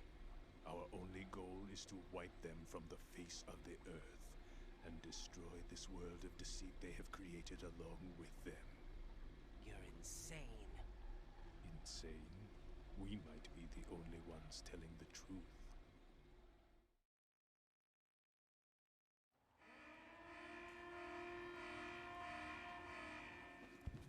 Final check for activating Arsenal has been completed. All Arsenal personnel report to your stations. Well, it sounds like Arsenal's ready to go into operation. Damn it! You're still hoping that the girl can install that virus you're carrying around, aren't you? So ein bisschen, ja. It's a shame you're not going to be around long enough to hand her the program. Oh, ich hab Angst vor diesem Bossfight. It's a byproduct of the microbes contained in the pool. Buoyancy is practically non-existent thanks to the high oxygen content. Once you fall in, you don't come up. Take a good look at your grave. Show me what you've got.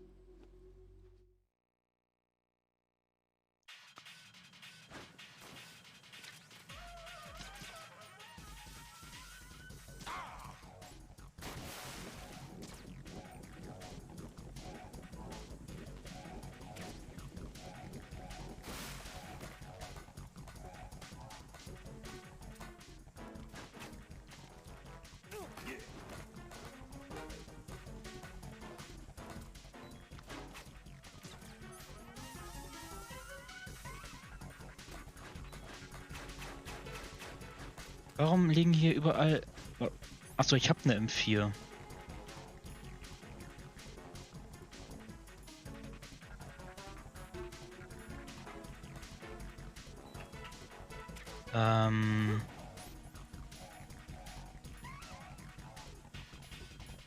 Nicht die M4?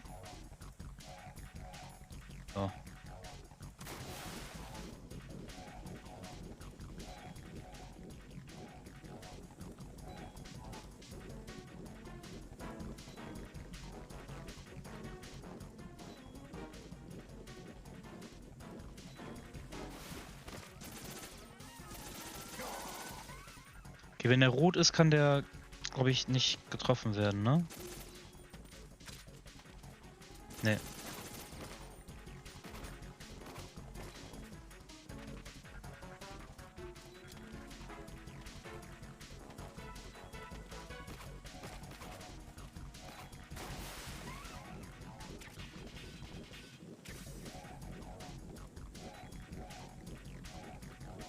Was ist denn, wenn ich eine Granate da reinschmeiße?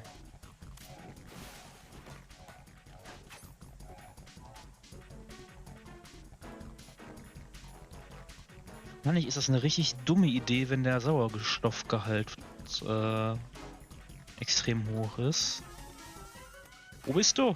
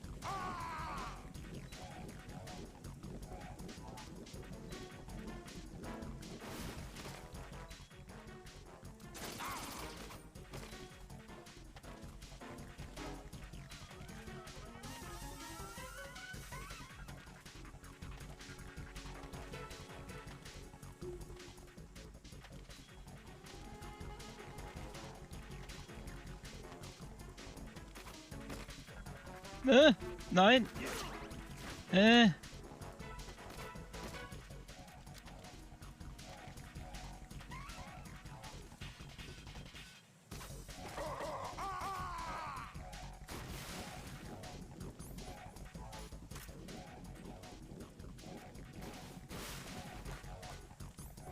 Okay, es findet...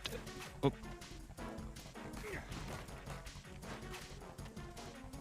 Findet er wohl nicht so lustig, wenn ich Granaten ins Wasser schmeiße.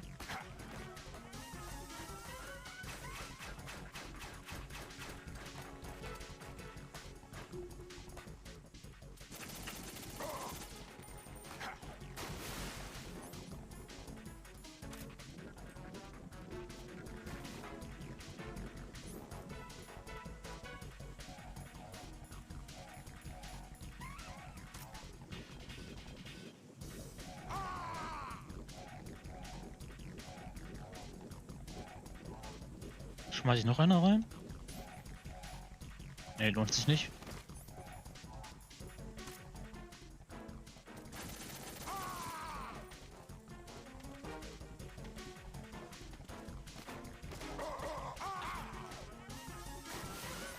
Jetzt aber.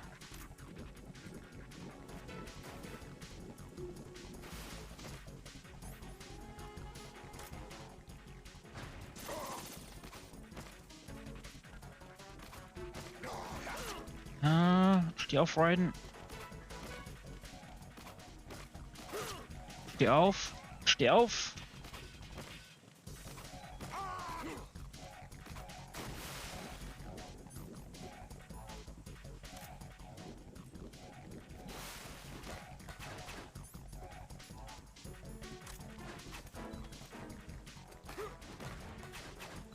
Nein.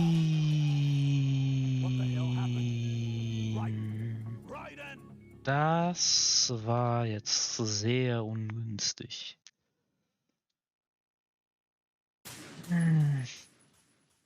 Das war jetzt nicht mein Plan, da ins Wasser zu fallen, ganz ehrlich.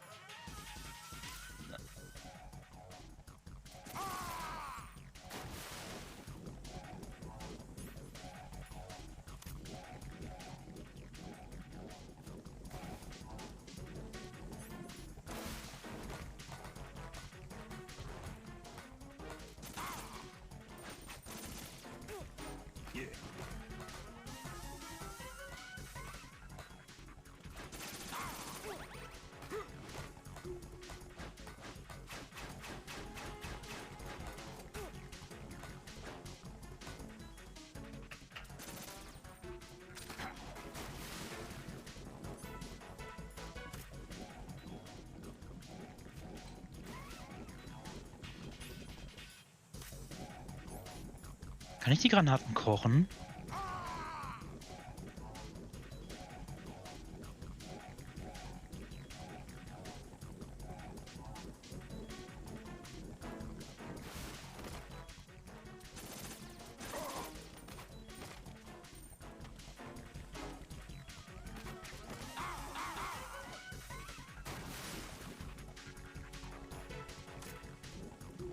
Nein!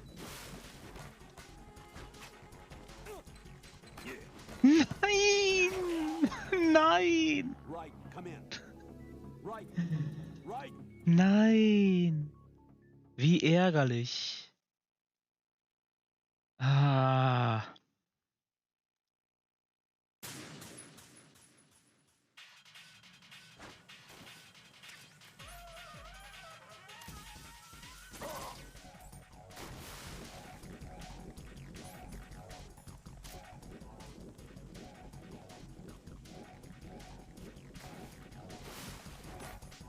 Okay, das bringt nichts, die Granaten zu kochen.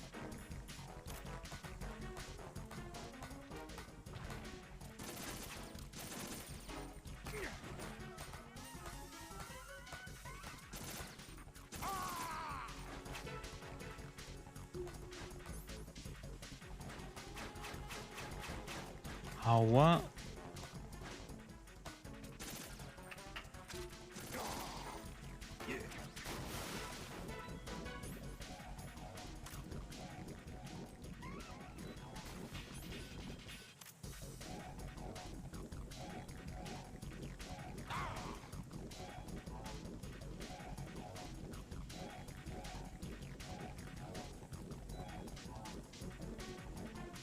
Jetzt lohnt nicht mehr eine reinzuschmeißen, glaube ich.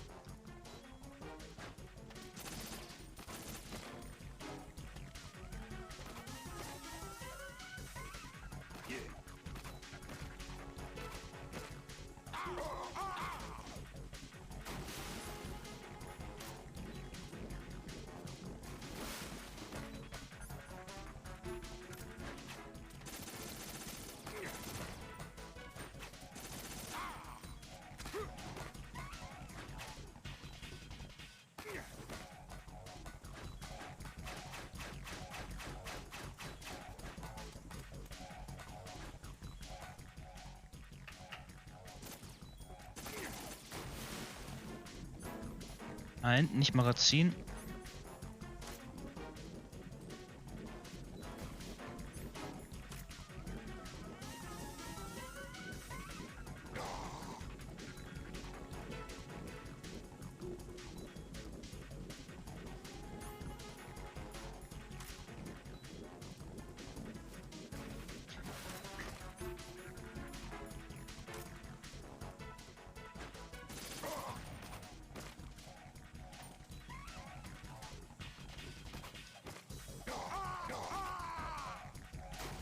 Letzte Granate.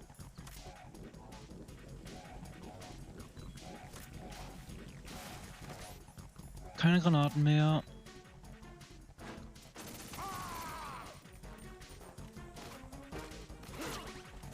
Steh auf, steh auf. Steh auf.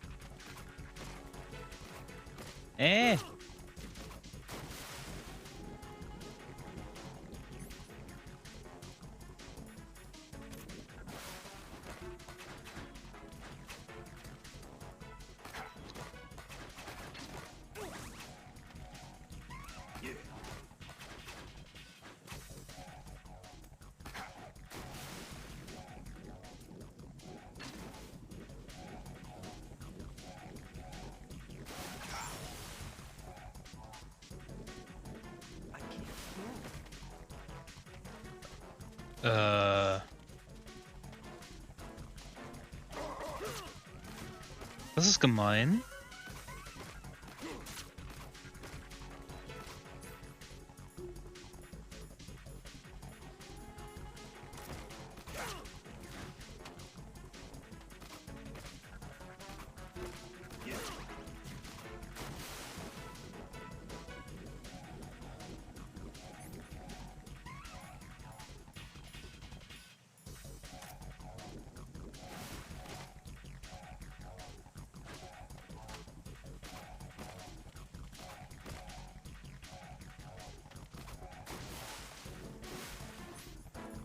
Okay, ich glaube, ich habe gerade C4 verschwendet.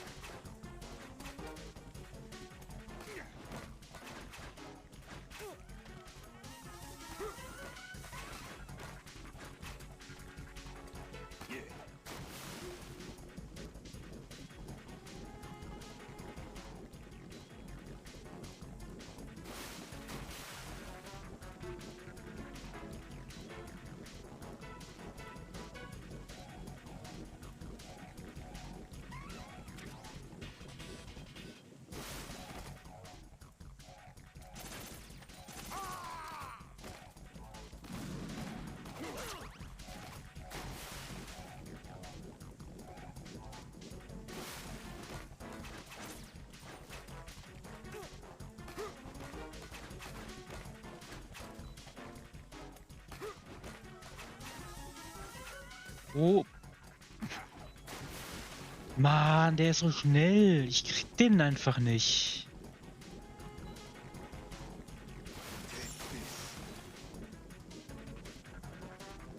My body. Can't run from your shadow.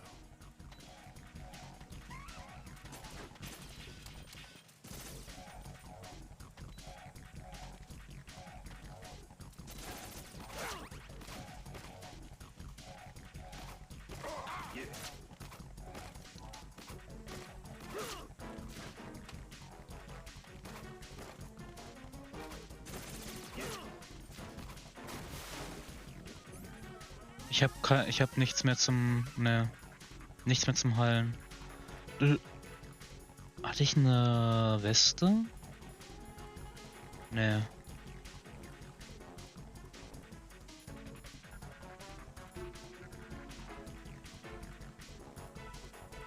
Jo, I guess I die.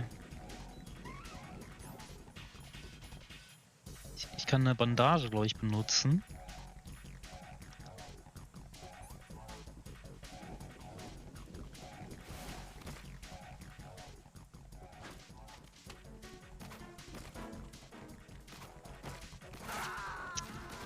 Ja.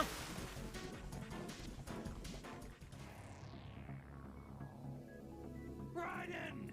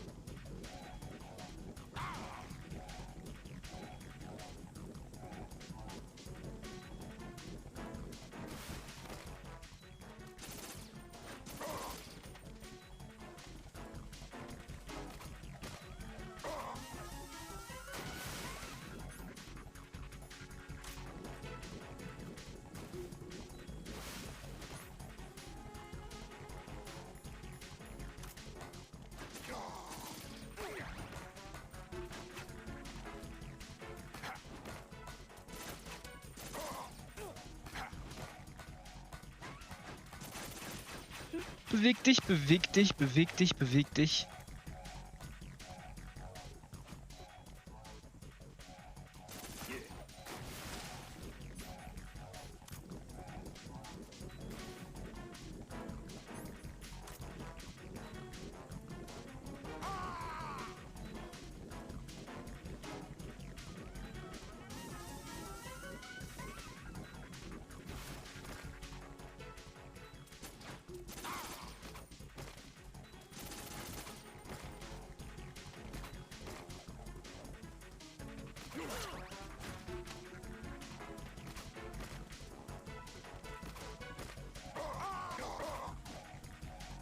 ich noch Granaten? Ja.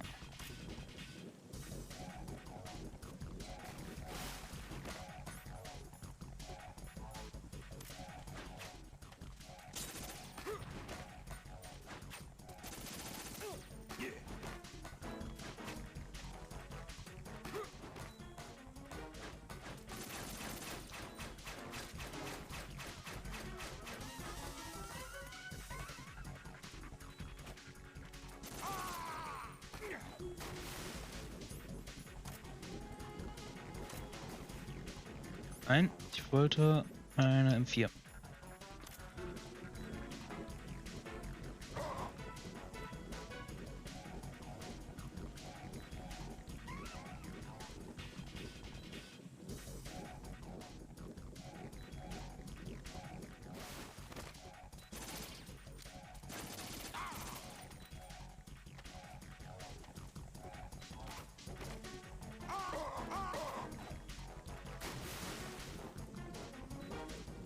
Ich habe keine Granaten mehr, ne? Nee.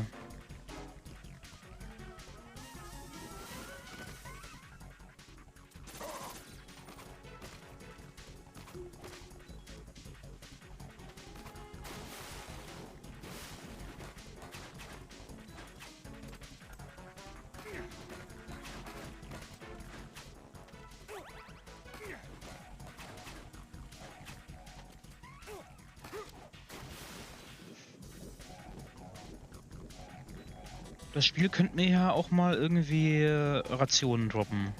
Das würde ich mal... Fände ich mal irgendwie fair.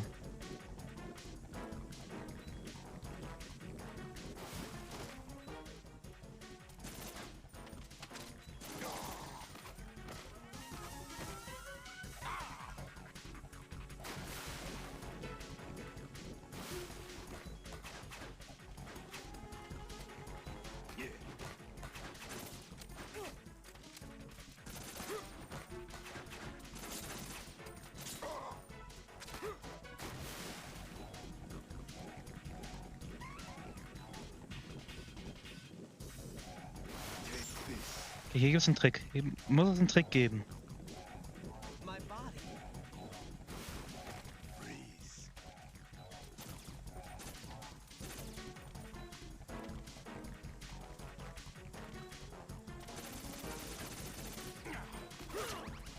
Da muss es doch einen Trick geben.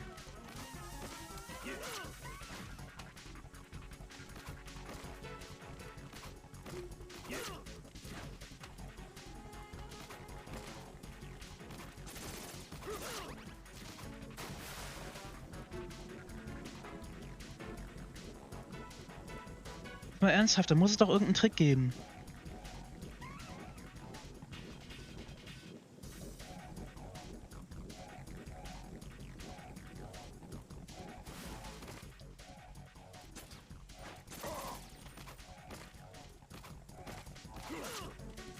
Wie soll ich das kontern?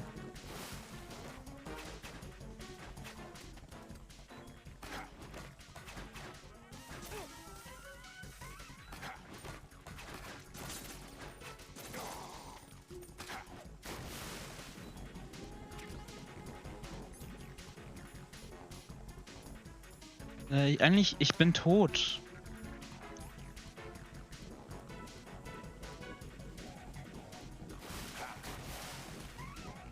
Der Kampf ist unfair. Ich kann nichts machen.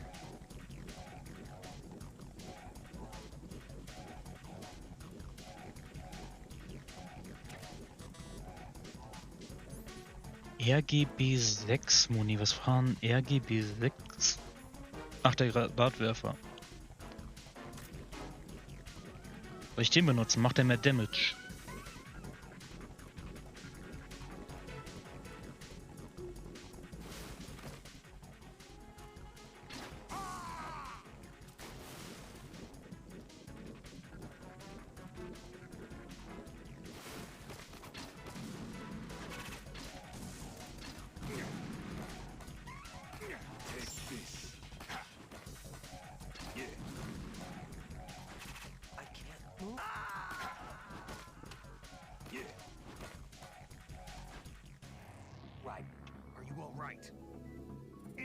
Okay, ich probiere es nochmal mit dem Granatwerfer irgendwie.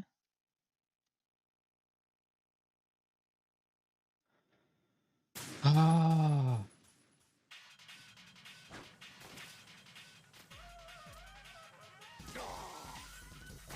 Das ist genau in dem Moment, wo ich diesen Bossraum gesehen habe, wusste ich direkt wieder, dass das eine absolute Scheiße wird.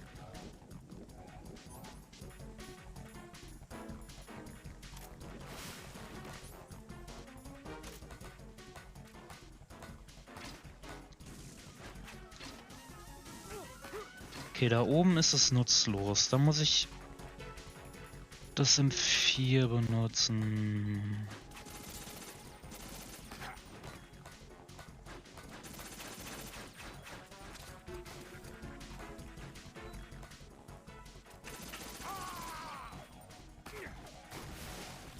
So, jetzt Granate.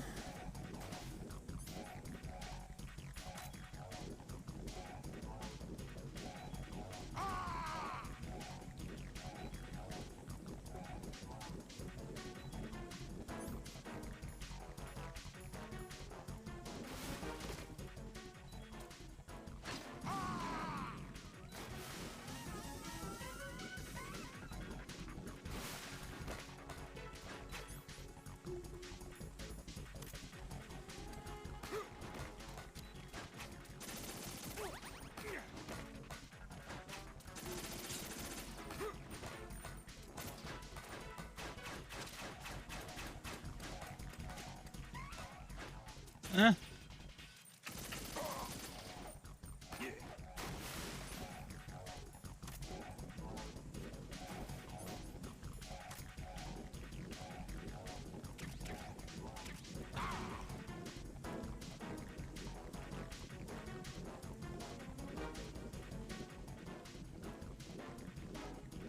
Er muss jetzt auftauchen.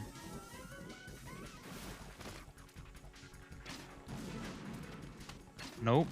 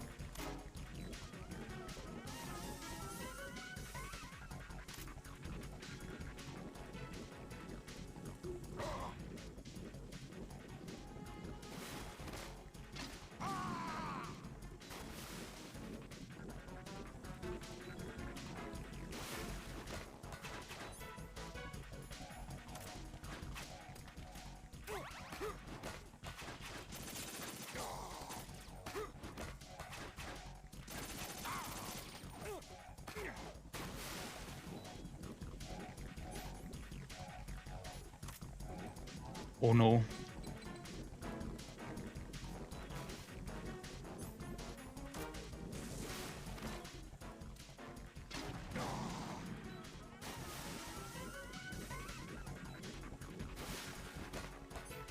Nein, nein, nein, nein, nein, nein. Ich will zur M4. Die ist da.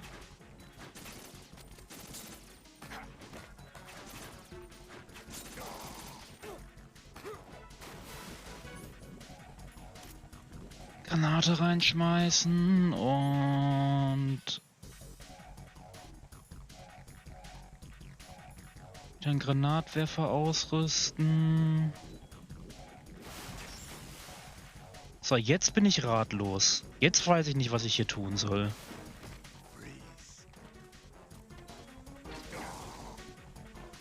Nicht freischießen, okay.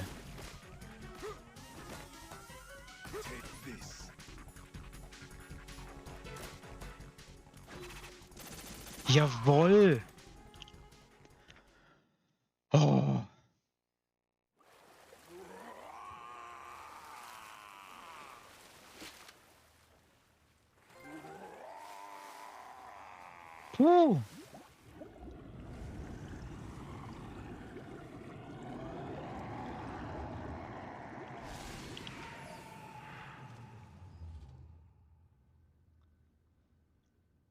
Es hat einen Moment gedauert, bis ich verstanden habe, wie das Ganze funktioniert, aber der Granatwerfer, der war die rettende Lösung.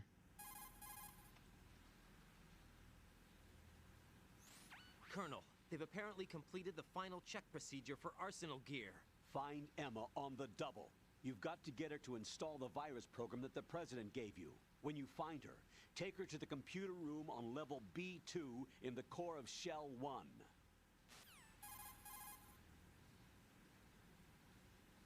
Snake, did you catch all that? I didn't make it on time. Arsenal's going active. Yeah, I heard. The hostage rescue's gonna have to wait. I'm going after Emma. We'll secure the computer room. Looks like we can't install the virus program without Emma. Can't your partner do it? I would if I could, but the security for this system is no joke. I need more time. That's why we need her. Understood. I'll make sure you have your family reunion. What's up? A lot of years have passed between EE and me. Then you should see her, right? I don't have the right to see her. We can talk about this later. Raiden, I think you'd better get moving. Emma's in the locker room to the north, right? I'm on it.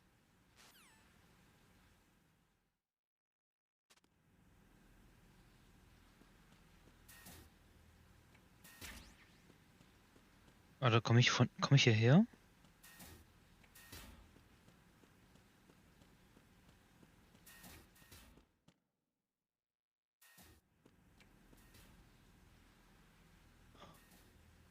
Nee. Okay.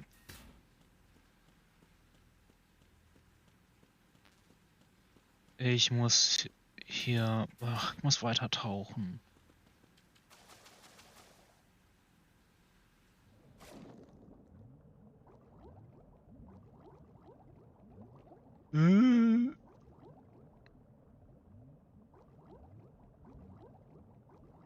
Hallo?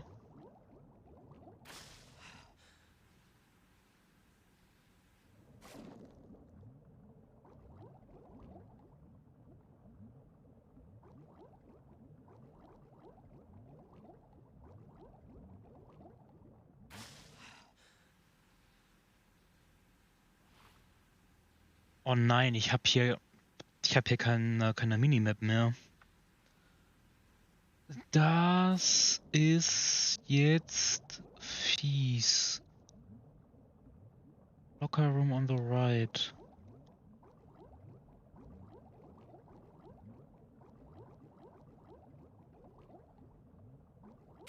Oh, Body Armor, nice.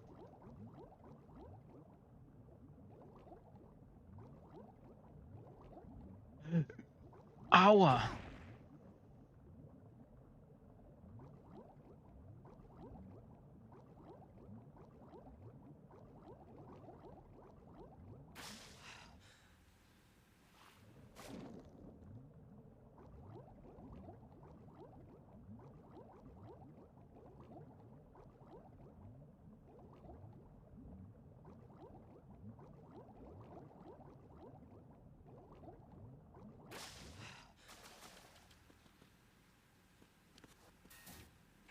Ah.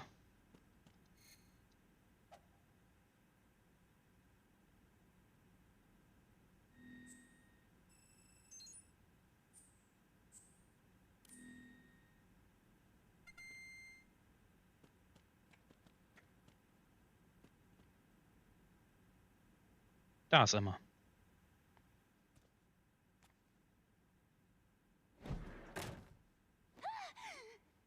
Erstmal das arme Mädchen zu Tode erschrecken. Oh nein. Oh. Nein, das ist sie nicht. Jetzt hat sie gerade in die Hose gepisst.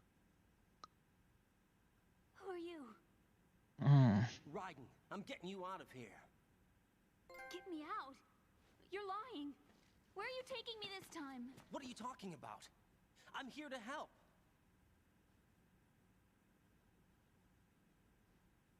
Here, I'll prove it. Do you have nanos? What? Well, do you? I do. Everybody on this project has them. Okay, good. Let's try.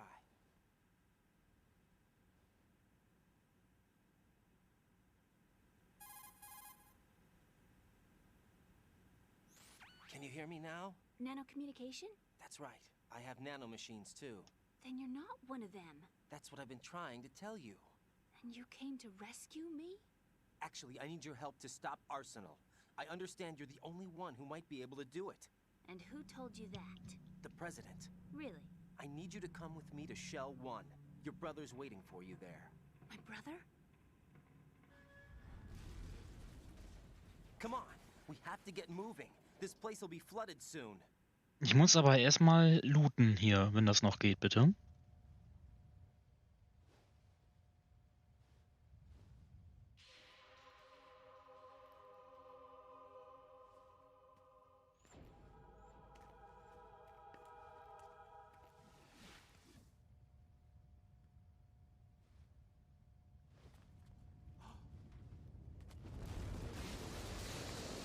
We better move.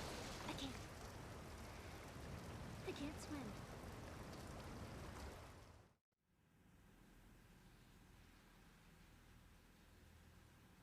Leave me. You can swim. You used to love it. How do you know? Your brother told me. He's really here? That's right. He's here to rescue you. I don't believe you. He would never come for me. And I'm telling you he's here, waiting for us at Shell 1. No! He left me, my mother, when we needed him the most. When my father died, all he could think about was himself.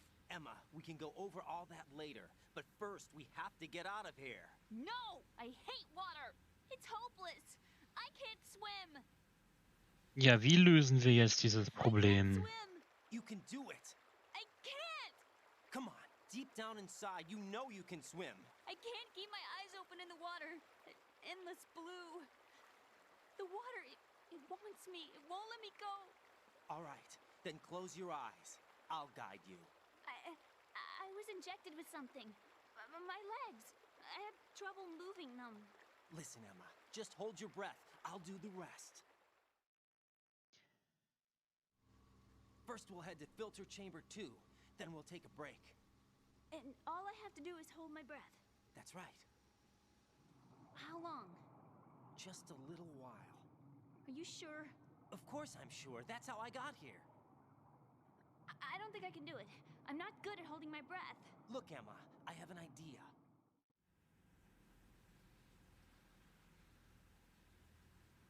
Put your ear against my chest and listen to my heartbeat. Your heartbeat? Count the beats. Don't think about anything else. When you reach 100, open your eyes. By that time, we'll be on the other side. Give me a signal if you think you're running out of breath. What will you do then?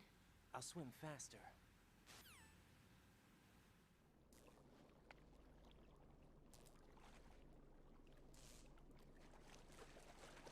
Hang on tight.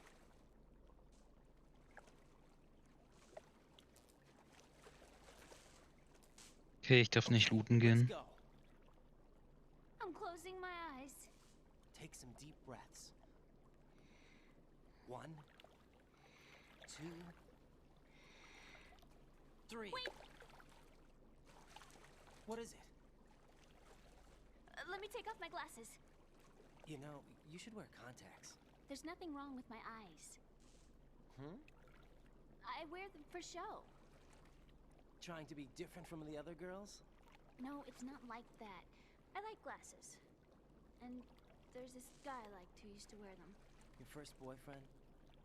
No, somebody more important. Anyway, they bring me luck. I see. Ich erinnere mich, dass diese Geschichte ein bisschen weird war.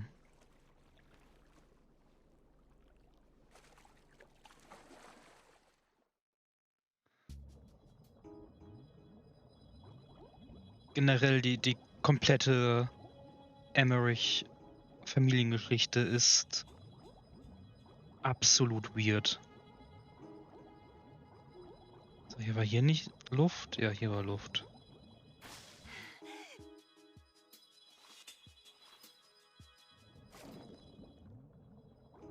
Wait. Nein. Ah.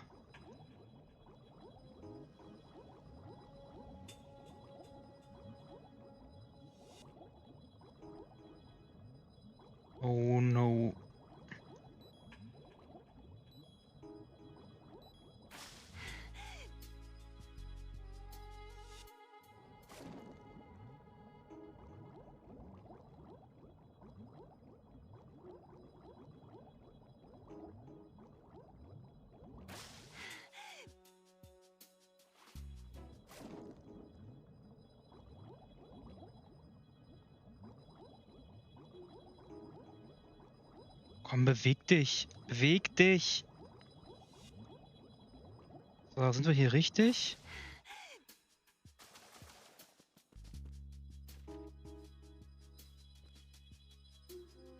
Wo sind wir hier?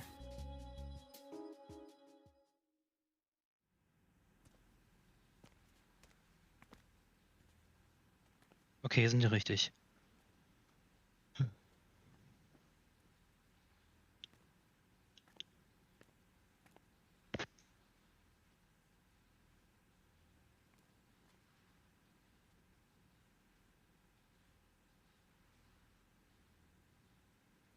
You did good. I concentrated on your heartbeat. It reminded me of when I was a kid.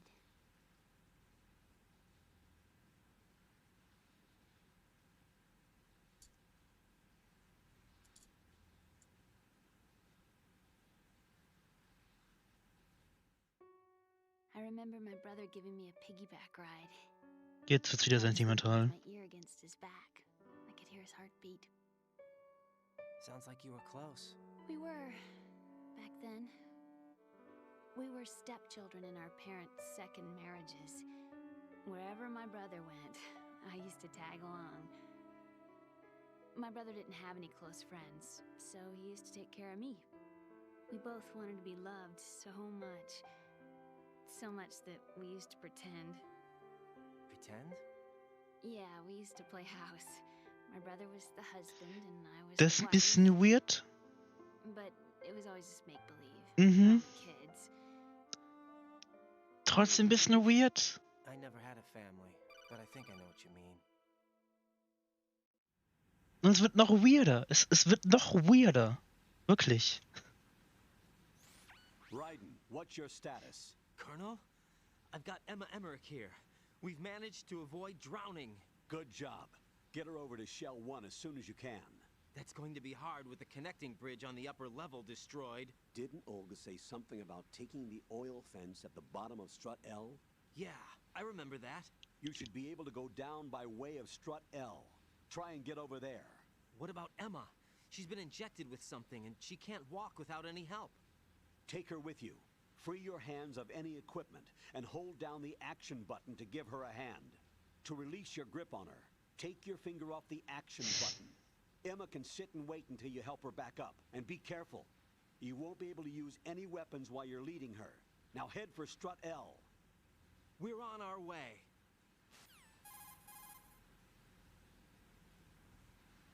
Raiden, we've infiltrated the computer room. What's your situation? Emma's safe. We're heading your way. Good job. Shell 1's deserted. Looks like everybody's aboard Arsenal. I had a look at the system, but there's nothing I can do. EE's our only hope. Right. I'll put her on then. Huh? EE? What? How? I'll use my Kodak as a relay. Here she is. Hal?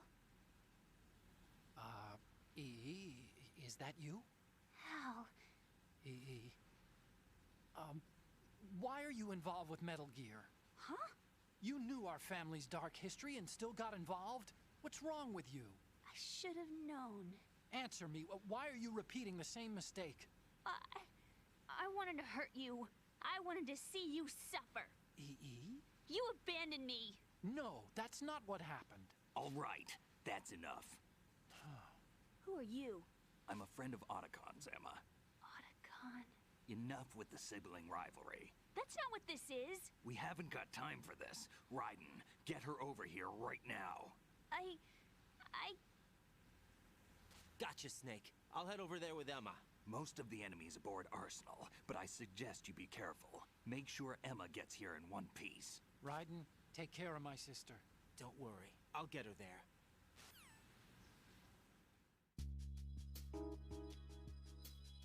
So, jetzt geht's los mit... Oh, nein. Achso, ich darf nichts in der Hand haben, ne?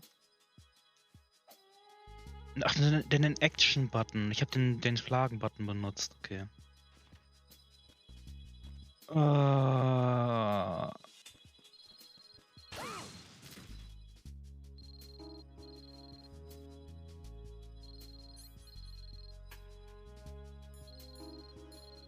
Ist das der Minendetektor?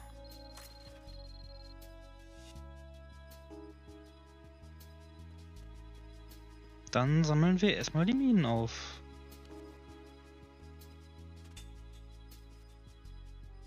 Kann ich nicht. Gut, dann müssen wir andersrum gehen.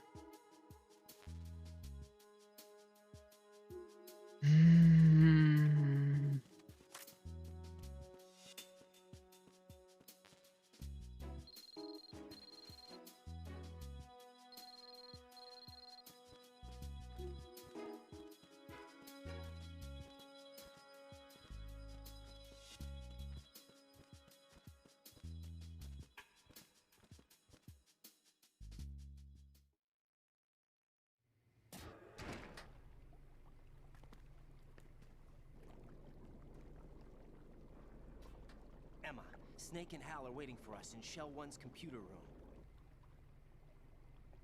I've got this disk that the President gave me. This disk is supposed to contain a virus that can corrupt Arsenal Gear's operating system. We need you to... This is my Yep. program. What? Why did the President give it to you? Huh? Did something happen to the President?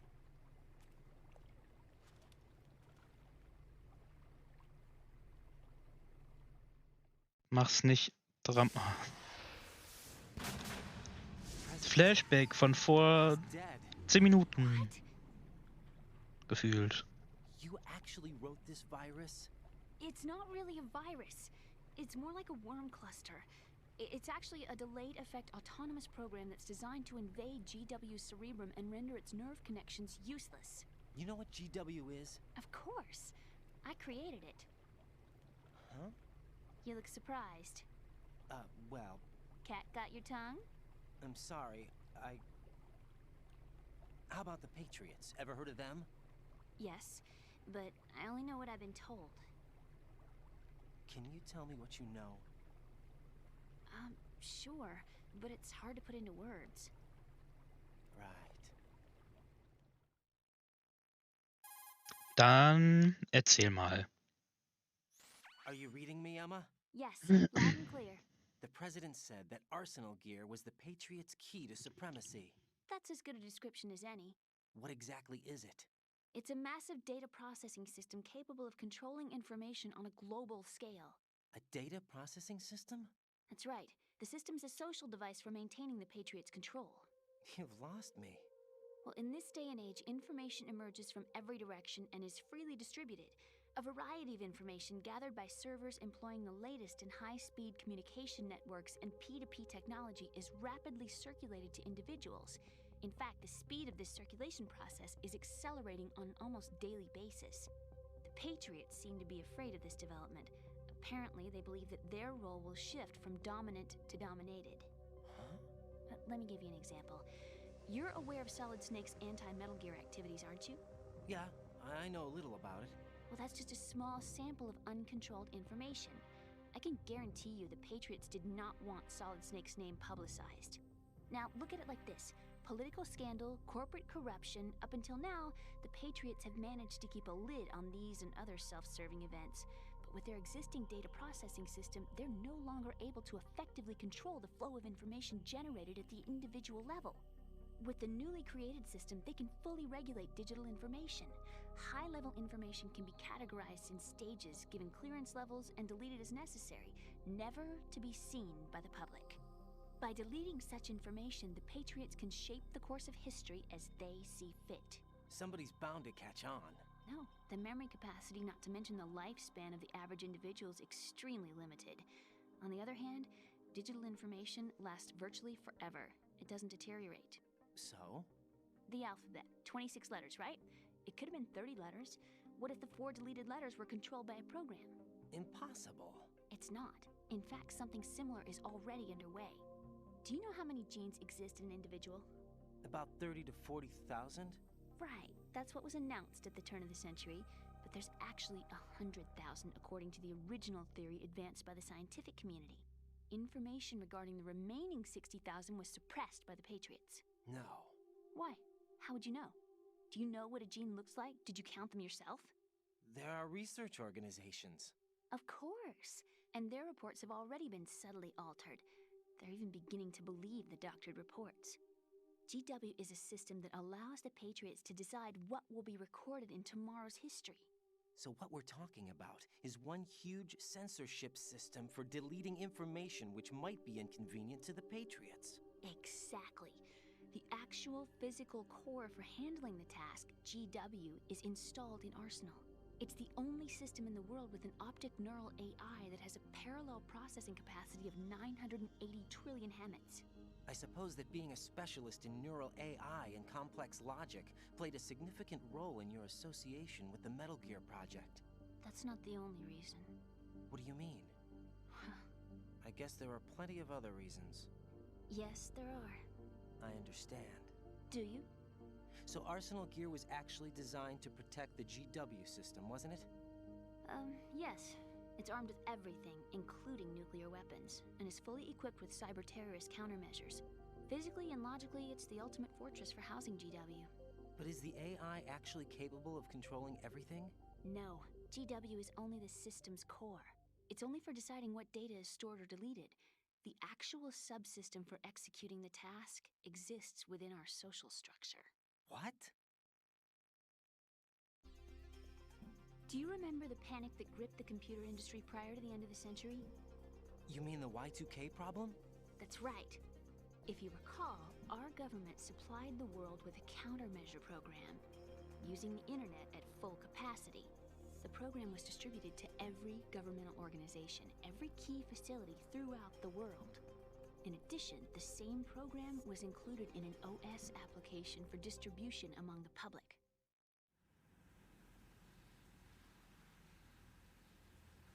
Let me guess. The Y2K countermeasure contained a program designed by the Patriots. Yes, and everything supplied from that day onward contains the same program. Impossible. Do you know how a computer operates? Do you really know the basic principles on how data is exchanged? Nobody's aware of it, but there's a subsystem in place, and it's about to be activated. Is that why Solidus wants to burn out every electrical circuit in Manhattan with a nuclear blast? Probably. But the overall system isn't actually complete. What? It still lacks the necessary factors for judging situations. I heard they were planning a major experiment in the next few days to provide complex data for GW to study. And suddenly all this happens. Emma, it's not your fault. If it wasn't for the terrorists...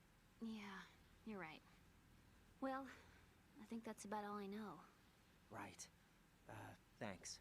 I think we'd better head for the computer room. My bird in the computer room. Is he safe? That noisy, overgrown parakeet? Muss ich den auch noch retten? And he's my best friend. My only friend. Well, the bird's okay. Good. Did you know that in the old days, miners used to take a canary into the mine shafts to detect toxic gas? That's what he's for? No. I really needed someone to talk to. Right. I think we'd better get moving. We've got a little longer to cover than the last time. I'll give it my best. Whatever you do, don't open your eyes. Why not? A dead body, not a pretty sight. Oh. Once we get past it, it'll be too dark to see anything.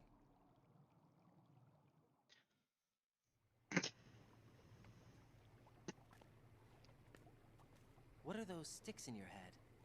These? They're lacquered chopsticks. They hold your hair in place. Did you know that they're pretty popular in Europe and South America? Can't say that I do. You're not only cute, but smart too. Du hast eine Freundin aufzuflirten. I'm much more than cute. Okay, let's go.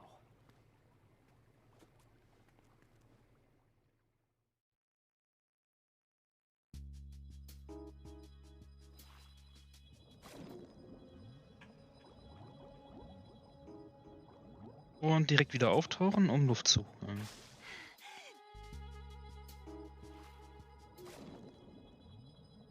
Dann... Oh Gott.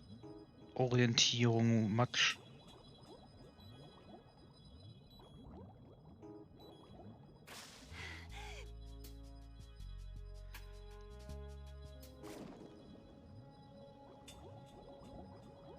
Ah.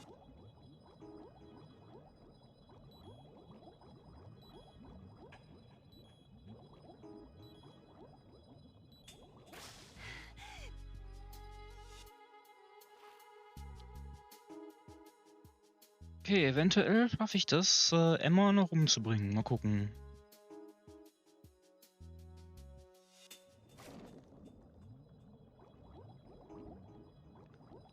Alter.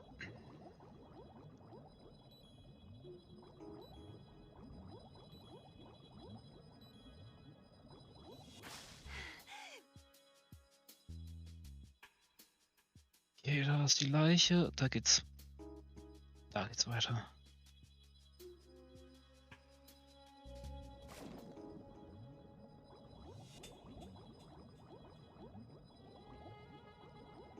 Links rum.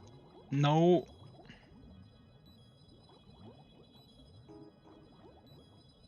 Beweg dich. Beweg deinen fetten Arsch.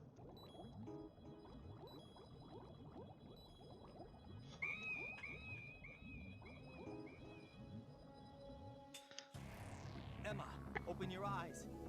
Emma. Die hat aber auch schon die Hälfte ihres Sauerstoffs verbraucht. Sobald man irgendwie ein Stück unten ist.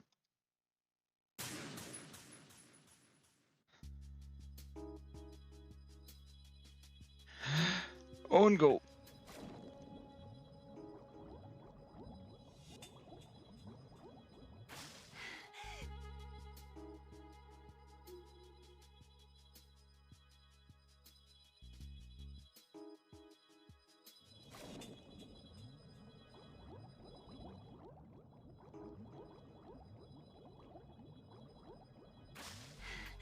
So, diesmal gebe ich mir mal ein bisschen Mühe.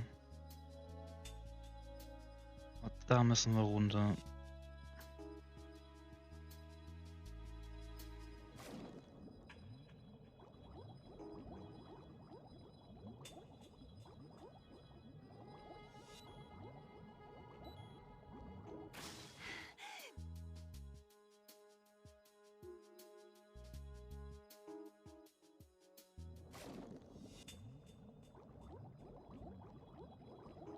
Nee, nein, ich bleib hier. Ich bleib hier.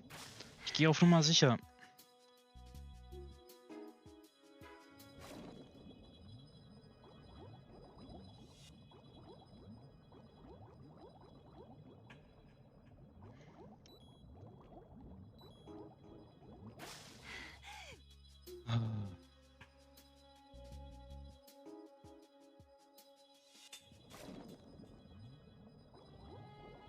Beweg dich!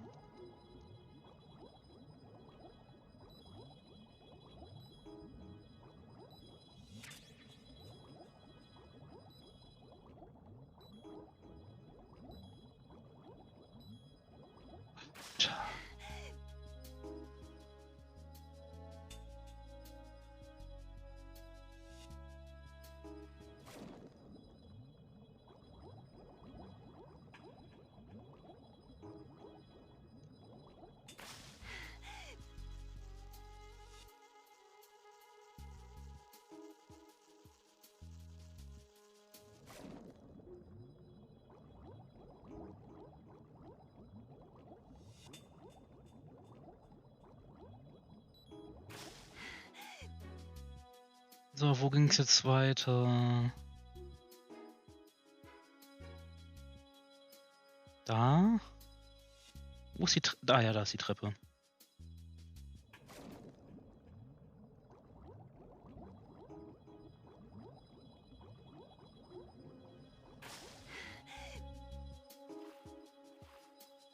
Ah, ich habe Emma auch nur fast umgebracht. Das ist wunderschön.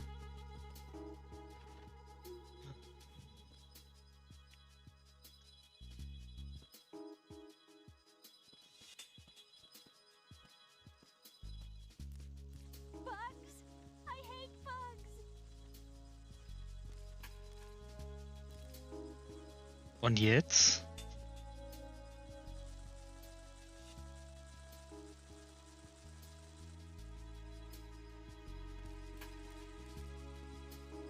Wie werde ich die Viecher jetzt los?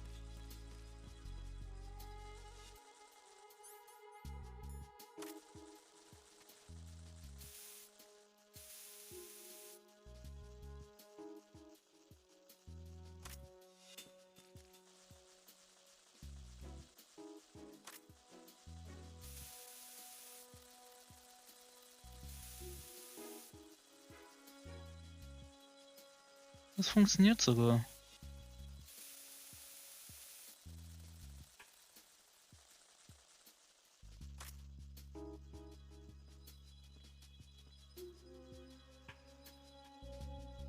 Ist das ein versteckter Witz? Sie ist Computerexpertin und hasst Bugs. Ist das ein Joke?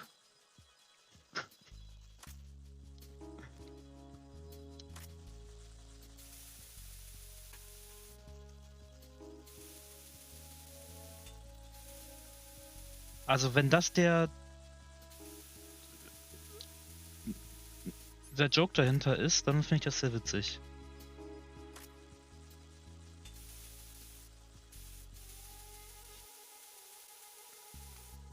So, alle weg? Oder sind im Aufzug noch welche? Nein, Aufzug ist frei.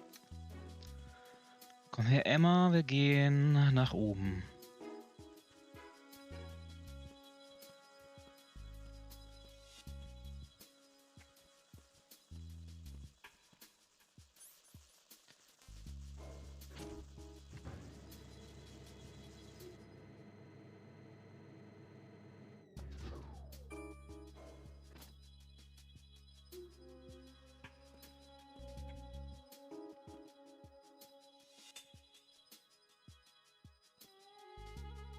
Und erstmal speichern. Ich will diesen Teil nicht nochmal machen müssen. So, Rose, bist du eifersüchtig? Jack, Ja. Is that you?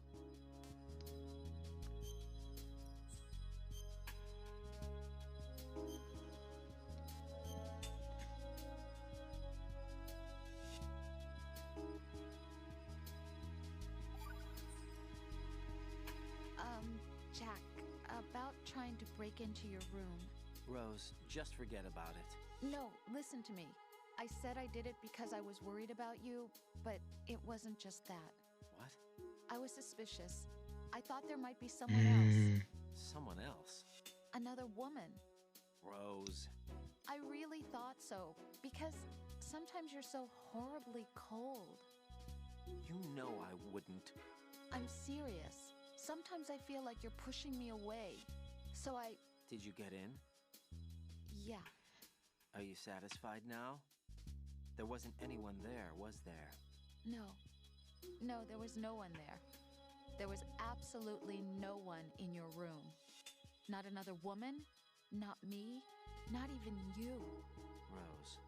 I'm sorry. I just wanted to apologize, that's all. Talk to you later. Das klang kryptisch.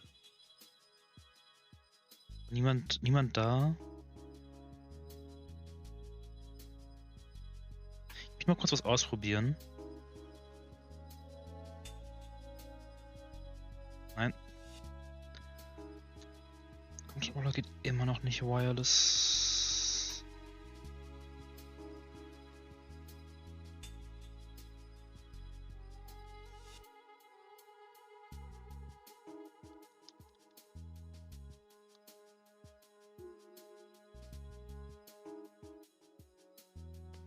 Schade.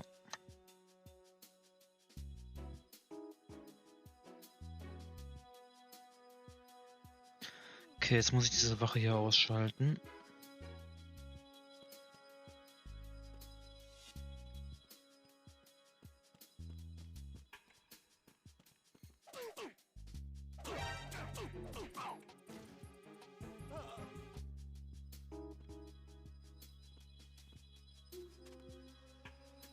So. Das wollte ich gar nicht. Ist auch gar kein Spind, glaube ich.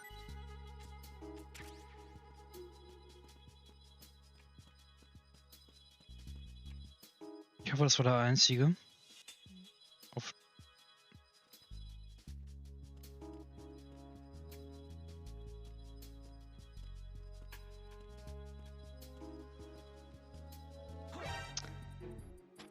Possible hostile sighting. Send backup.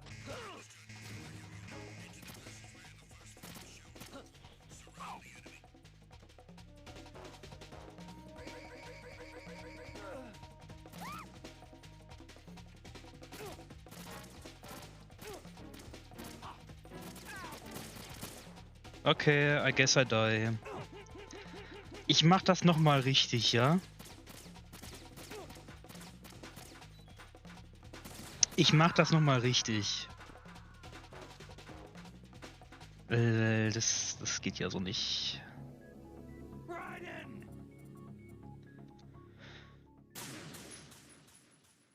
Mm.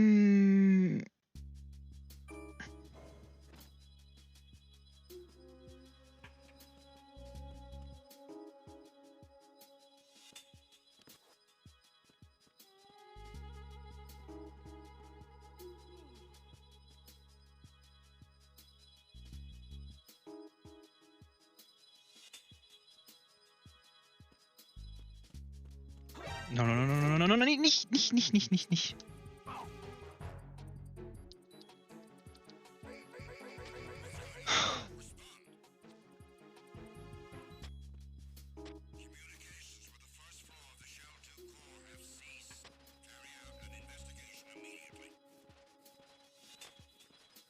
Werden nicht verstecken, ne?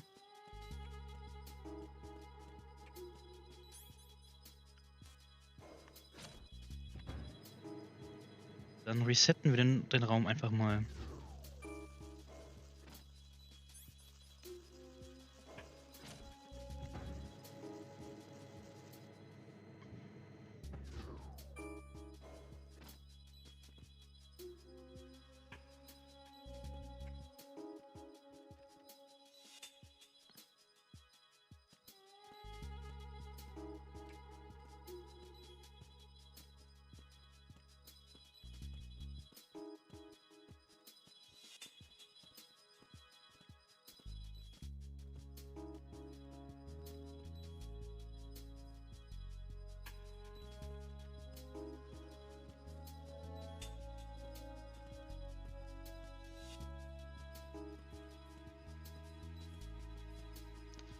Ich habe kurz die Hoffnung gehabt, dass der sich da unten einfach nicht bewegt. Oh fuck.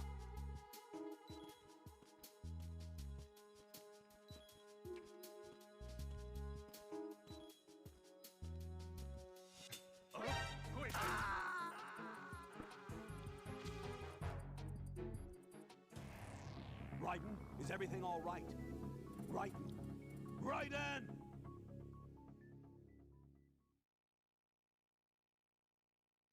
Ich bin mir nicht sicher. Kann sein, dass es das einzige Metal Gear Spiel ist, wo die der Blutspur folgen.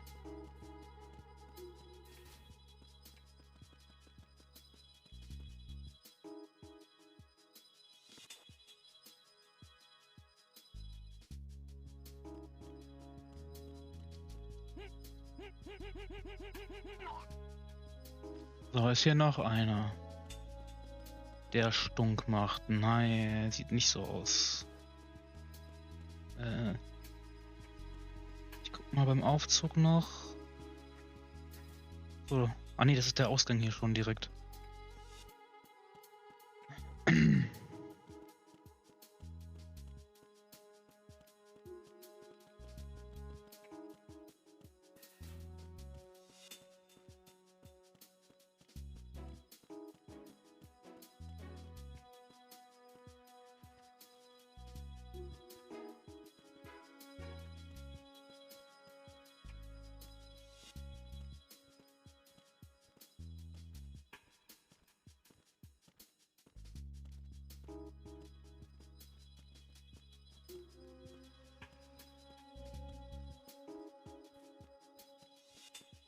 Wo kommt der denn jetzt auf einmal her?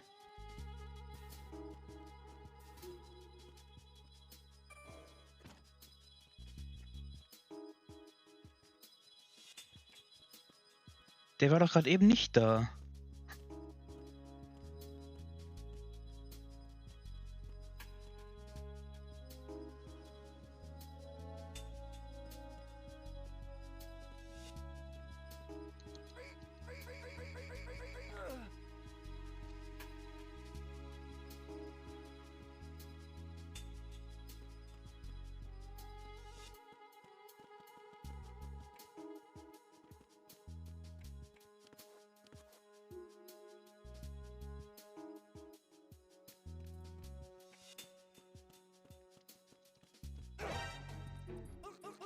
Du hältst die Fresse.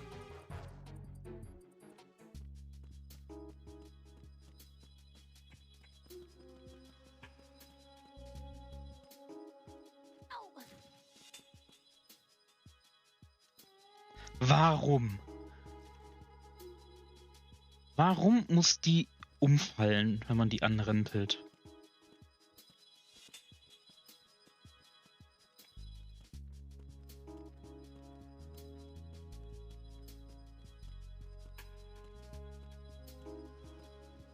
Oh, und wir sind draußen. Oh.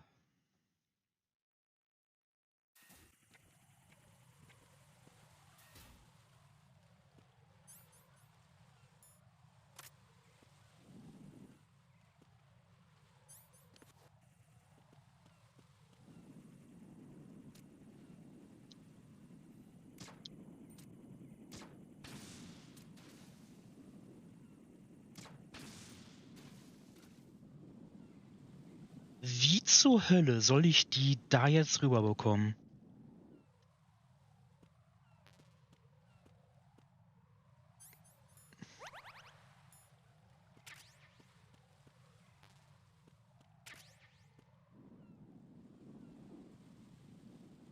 Ach, da ist jetzt das sind Bretter. Okay. Nicht hinfallen.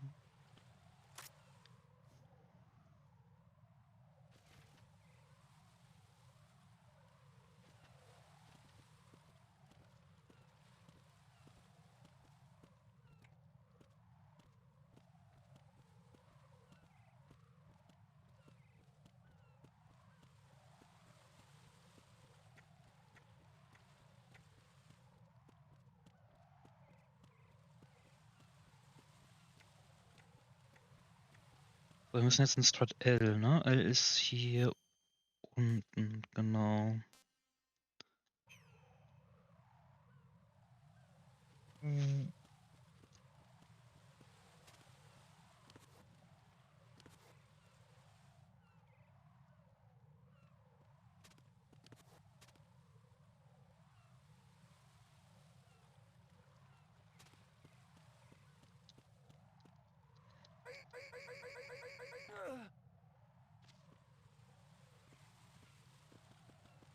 Ich habe nicht damit gerechnet, dass hier noch Gegner sind.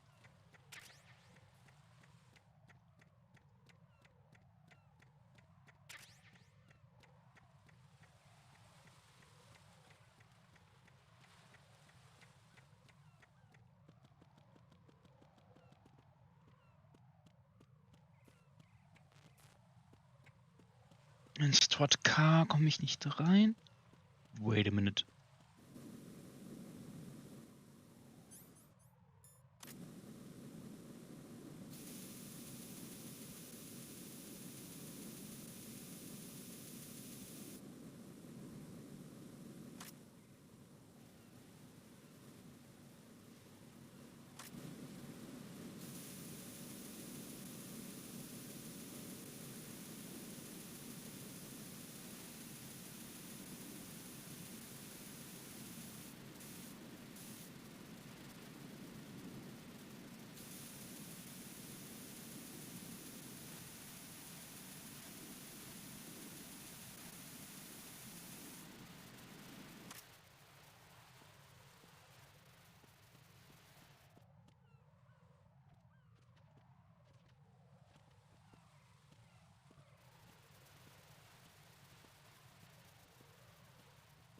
Gut, dass ich eine Feuerlöscher dabei habe.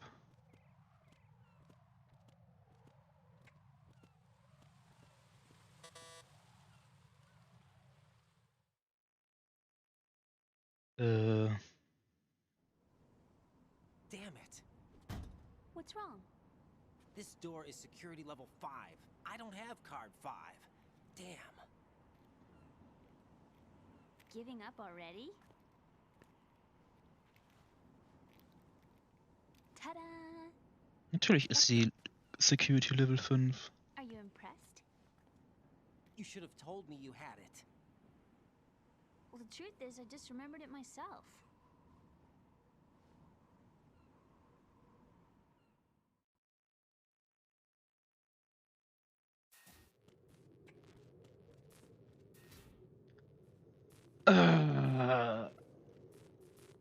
Okay.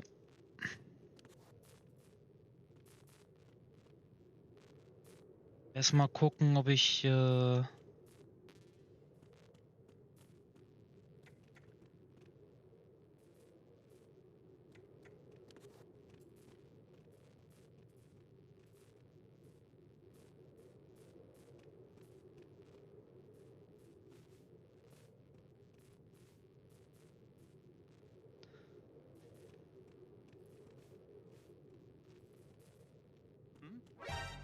na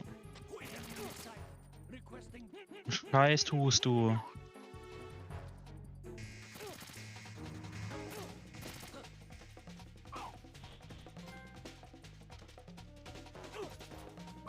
Aua.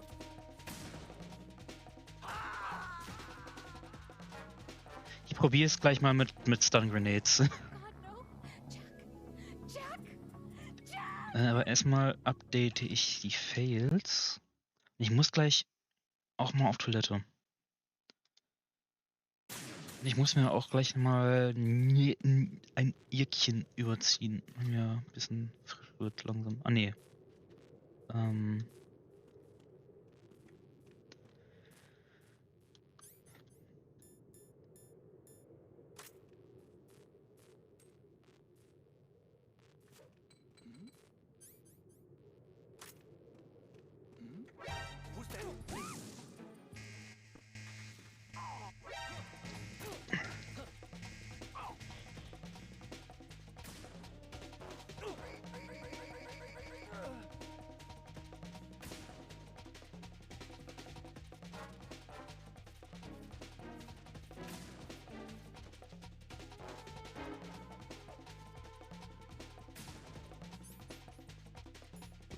Ja, hab ich nicht eine Schlafpistole? Ah nee, fehlt mir immer noch. Gut, dann gute Nacht.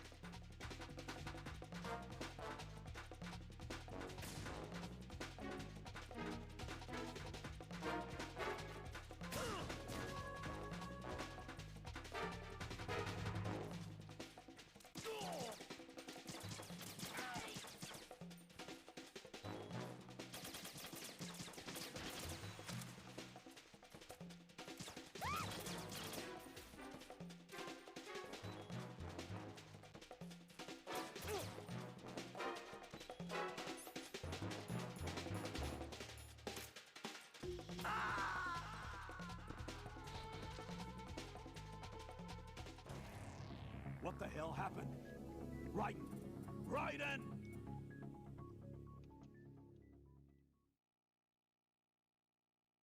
Aber warum kam direkt die Verstärkung? Wer hat die gerufen?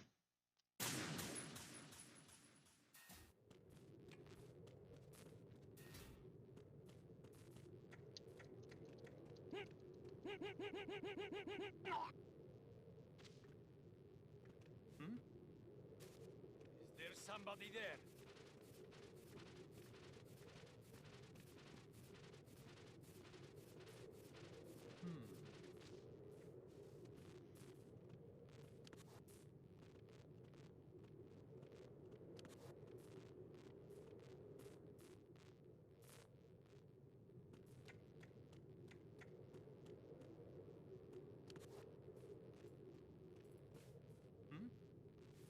Is there somebody there?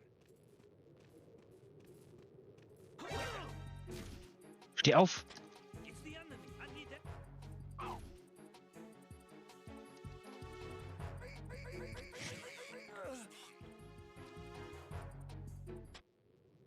What's going on? Respond. Carry out an investigation immediately. Ich hasse es. Wirklich.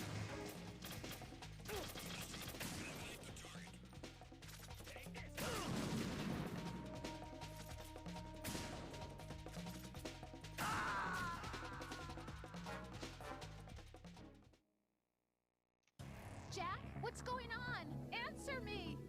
Jack? Jack!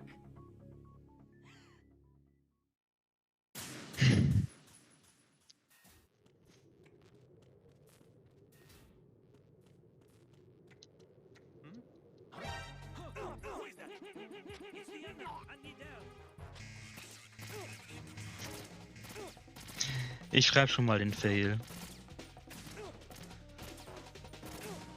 Ich warte nur darauf, dass ich sterbe. Okay. Und da kann dann auch direkt... No, Jack! Jack!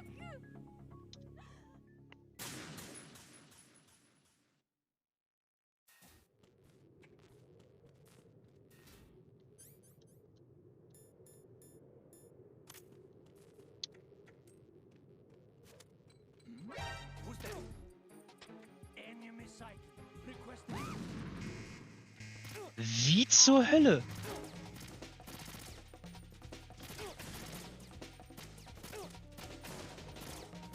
Okay, ich muss auf Toilette.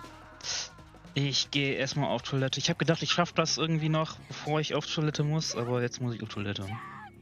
Ich das rein und das aus und dann bin ich sofort wieder da.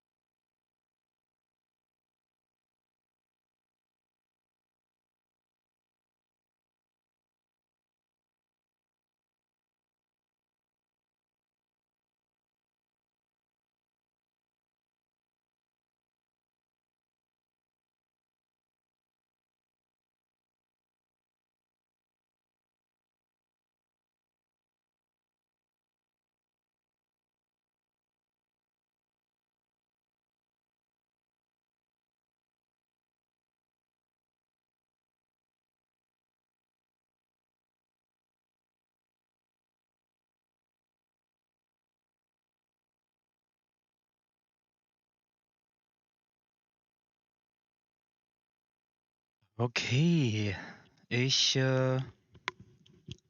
brauche einen Plan. Mir fehlt irgendwie ein Plan.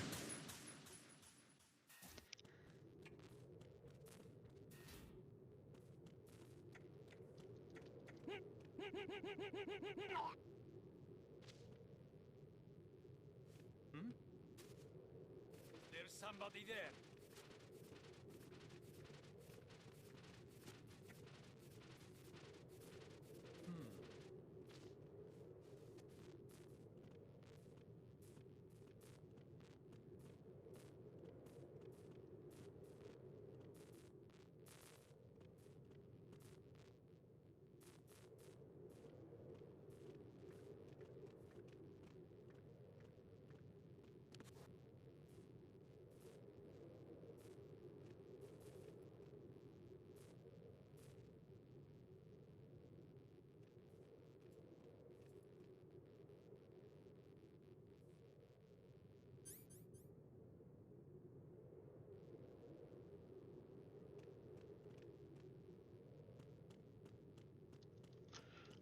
Na, It's the enemy. I need help.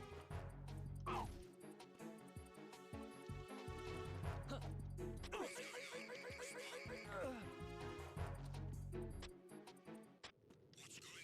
Respond! Carry out an investigation immediately. Encountered the enemy. Requesting backup. Eliminate the target. bringen die jetzt Emma um?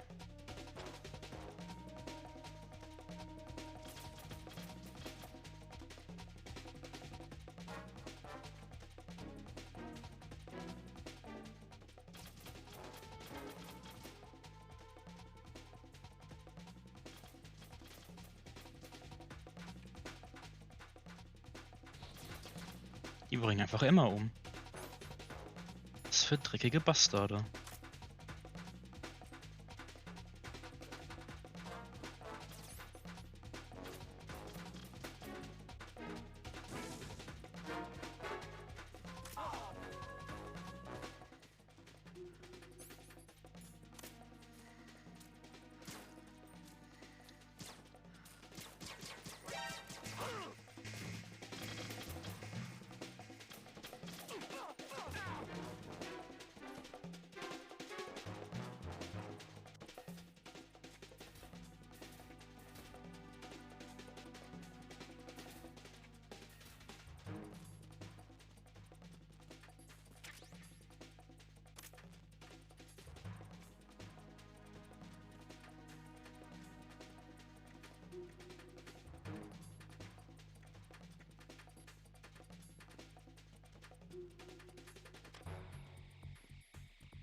Return to your positions. Titans, understood.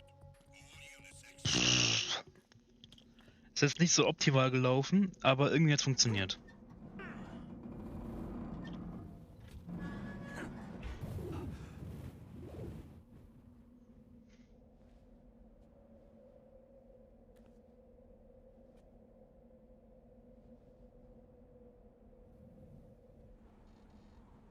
Ja, da müsst ihr jetzt anscheinend runter.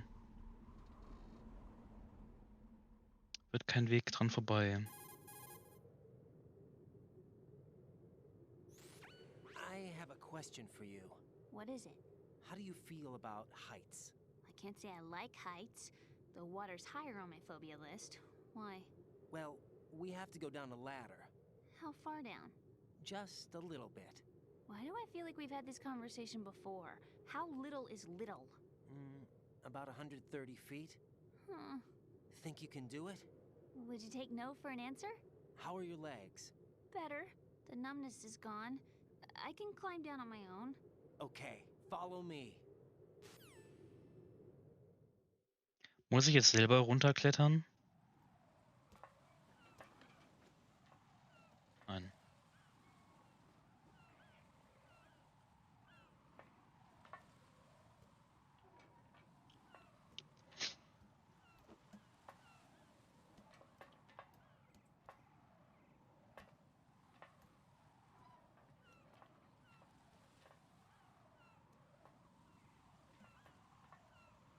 Schön macht ihr das.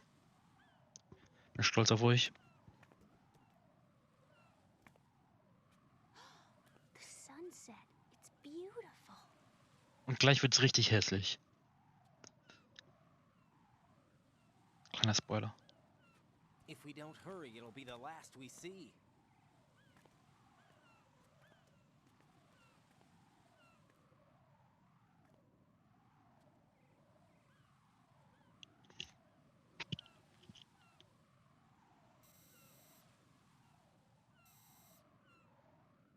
Enemy soldiers, gun ciphers.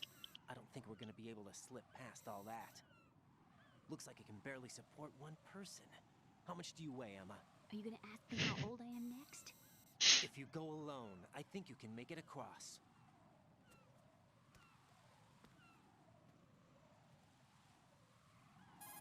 Ich muss nur die Gegner wegsnipen, oder? This is Raiden. Do you read me? Yeah, what's up? We've made it to the lower part of Strut L. We'll have to cross the water from here. Can Emma walk? Yeah, she's okay. The pontoon bridge doesn't look too sturdy. Emma's gonna have to cross it alone. Right, the oil fence. There are ciphers and several guards. Raiden, you're carrying a PSG-1, aren't you? Yeah, It's time for a Yeah. sniper. not bad. This spot gives me a good view of the targets. You're going to have to cover Emma until she crosses to Strut E. I'll get there and provide some support of my own. Thanks. Think you can handle it? Yeah, I know the drill. I faced a similar situation in Advanced Mode Level 4 VR training with the PSG-1. VR? Guess it's better than nothing. Make sure you don't hit Emma. Right now, with Arsenal's boarding in progress, security should be at a minimum. That doesn't mean it's going to be easy. Given the situation, they've probably got claymores in place to make up for the security shortage. Make sure you use your thermal goggles. Right. Okay, I'm heading for strut E. Emma, are you reading me? Loud and clear. I'm gonna clear a path for you from here. How? Sniper fire. You're kidding. Trust me. What if I fall into the sea? I can't swim. You were doing pretty good a few minutes ago. Okay. Think you can do it? Would you take no for an answer? No. All right, get going. You'll be fine.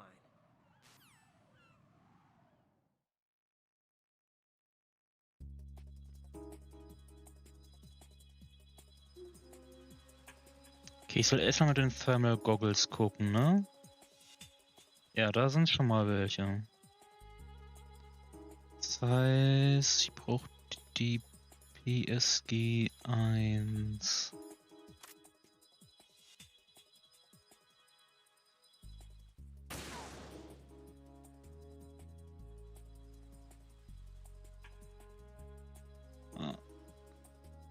Und ich muss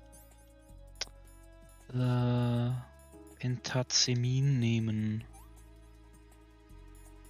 Sonst verziehe ich total.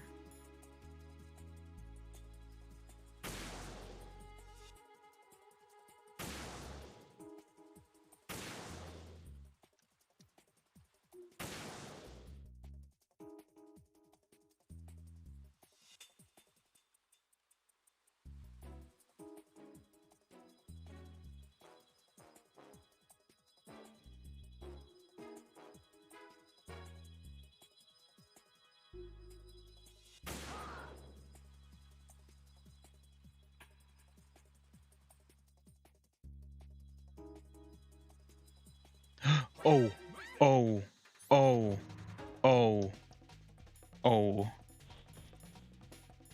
Ich habe nicht gewusst, dass da noch einer ist.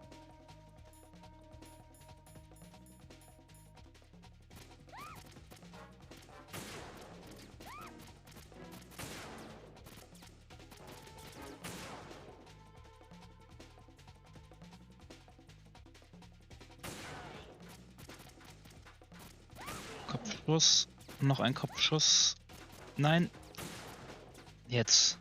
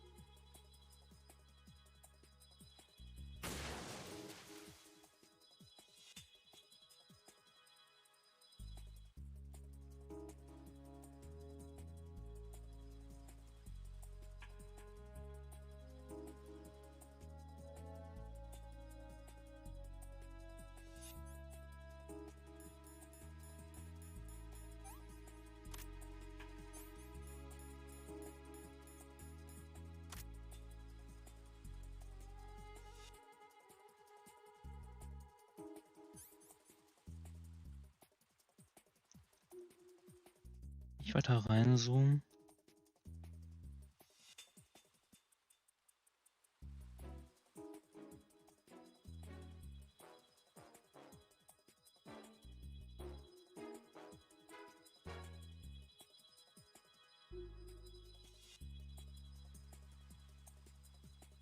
Wo ist...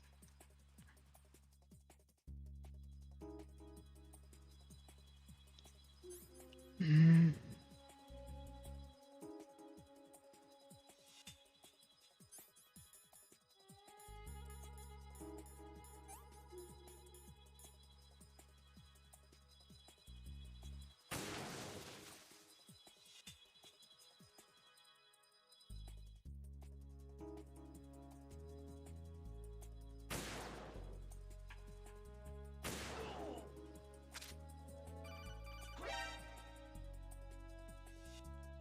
Hallo? Wer ist da? Ja.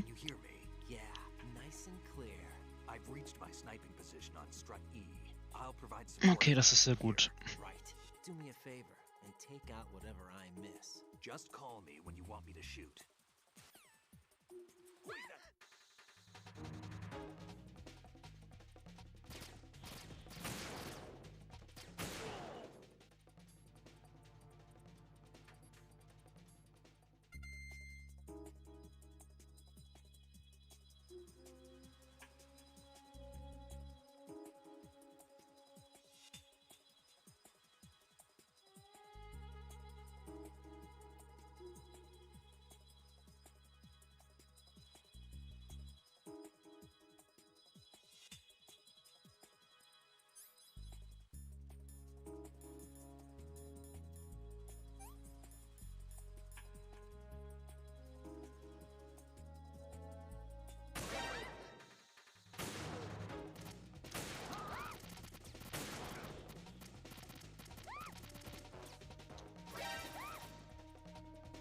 Okay, Snake, ich brauche Hilfe.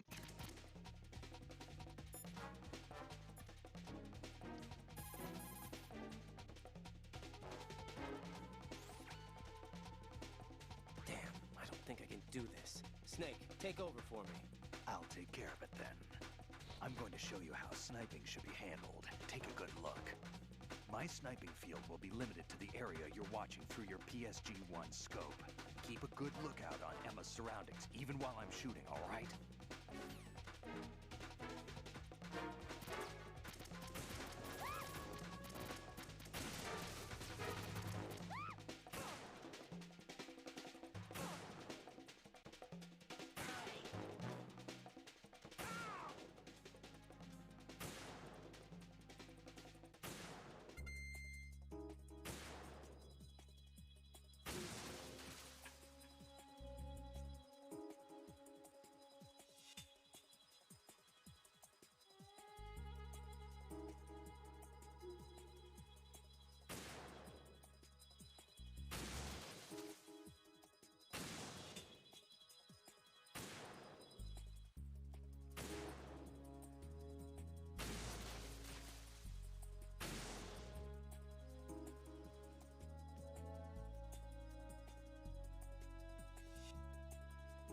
Das ist schon praktisch, wenn Snake für einen schießen kann.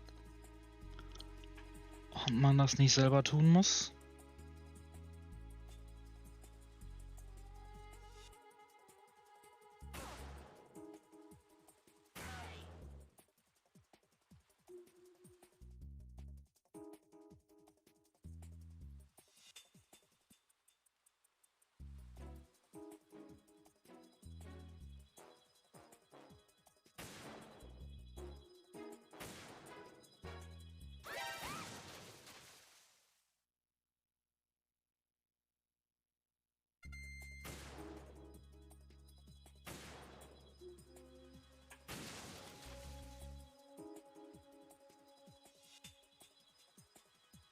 Geht da, Snake.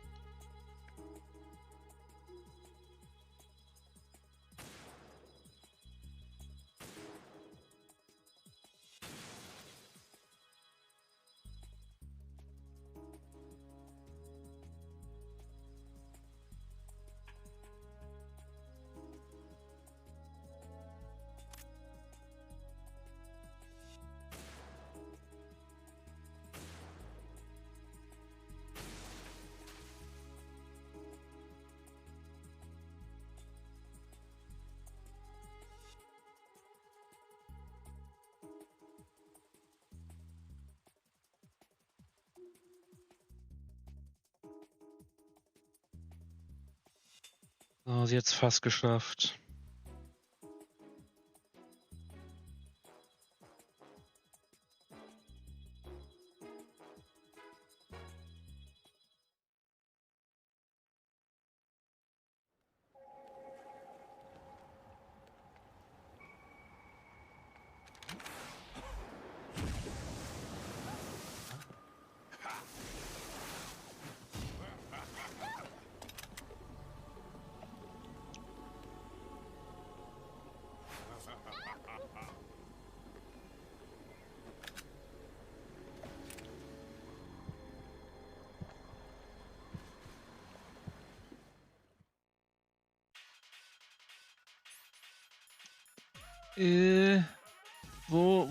Da?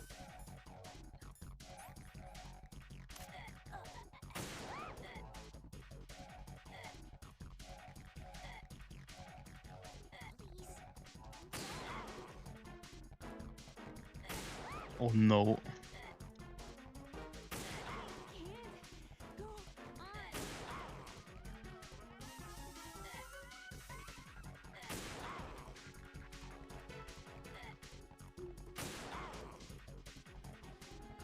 No.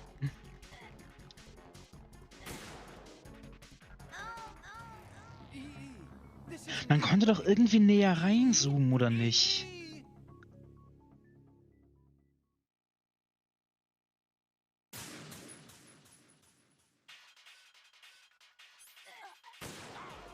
So, stimmt. Okay.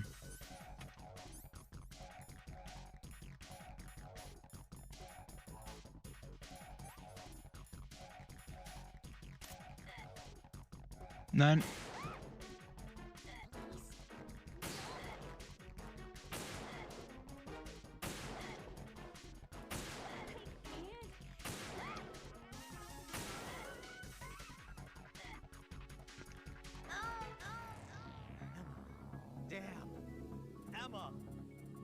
Warte, ich hab 2 Fails vergessen. Oder einen Fail vergessen. Wir sind jetzt bei... Oder? Ja. Dann sind wir jetzt bei 54.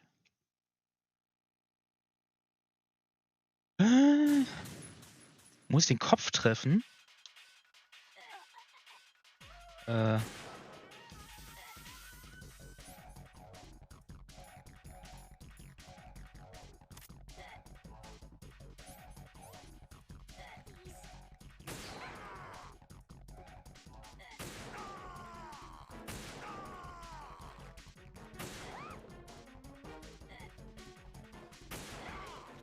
Oh, okay. Der ist aber auch nicht tot zu kriegen, der Typ. Nicht fallen, nicht fallen. Geh weiter.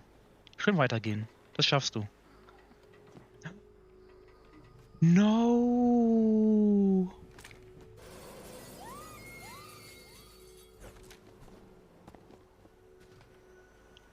Emma!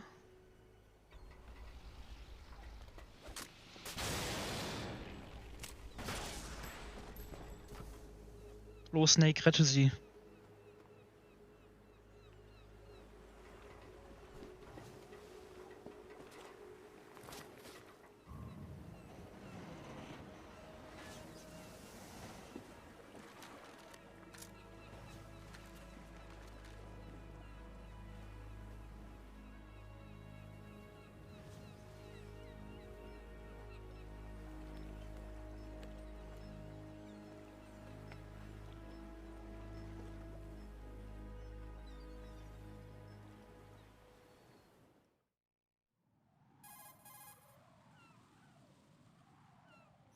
Raiden, Emma's been stabbed. That bastard! How bad is it? She's conscious, but the bleeding's bad. I'm bringing her over there right now. Raiden, get that disc over here as soon as possible. I'm afraid her time's running out. Ich wollte eine Jacke anziehen, ne?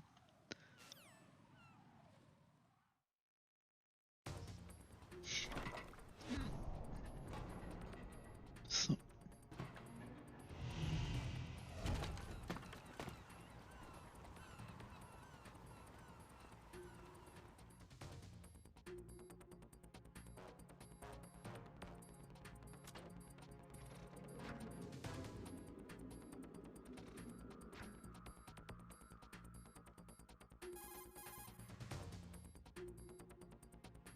Snake, what's your situation over there? Emma seems to be, doing something to GW's defensive capabilities. All we need now is your disc. You'd better hurry. I don't think she's gonna make it. How's the bleeding? Just get over here. You'll find the coast is clear with everybody aboard Arsenal right now. Understood. Aber ich sollte trotzdem auf Claymores aufpassen, oder?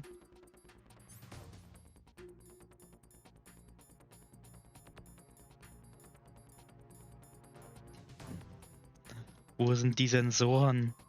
Da.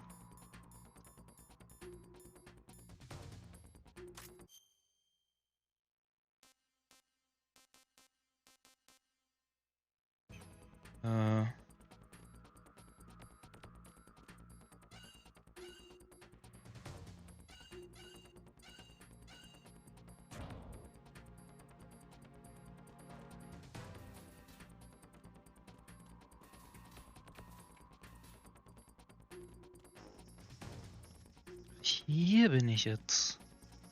Muss ich jetzt auch hier reinkommen? Ah.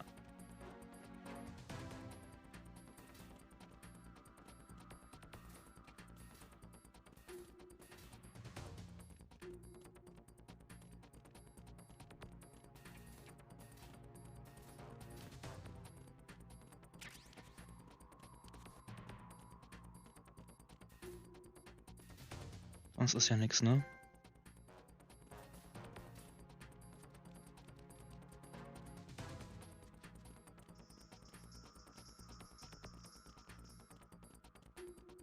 Ich muss runter, ne?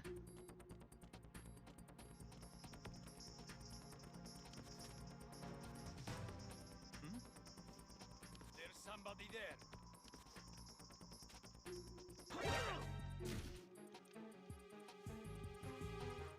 It's the enemy. I need help. So viel zu, hier ist keiner.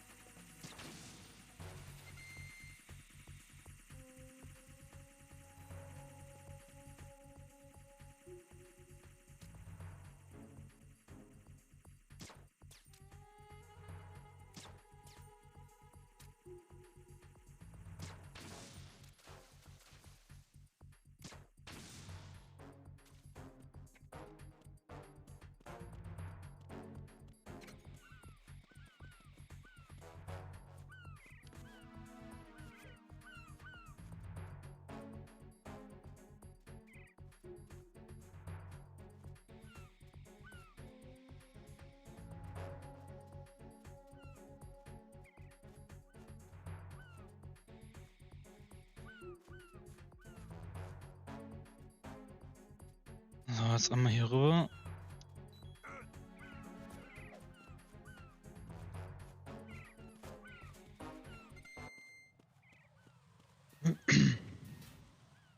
Wo muss ich jetzt hin? In den Keller?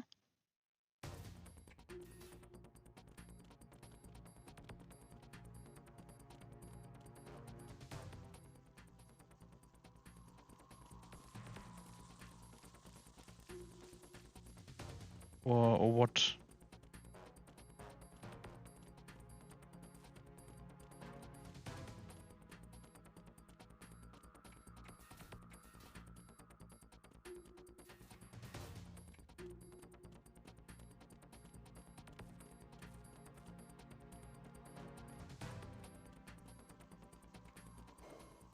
Anscheinend muss ich in den Aufzug. Gut.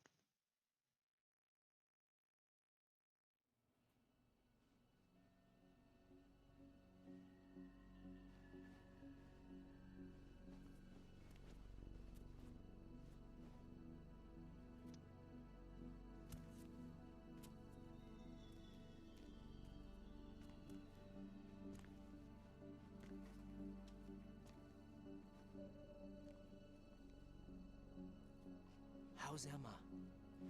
I think he got some internal organs. We can't stop the bleeding.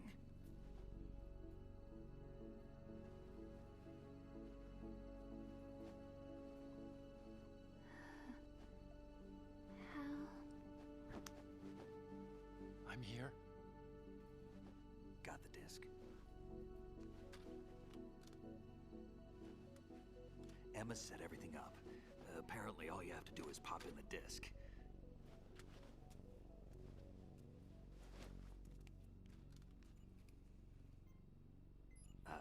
That should insert the virus into the AI. Is it working? Just leave it to Emma.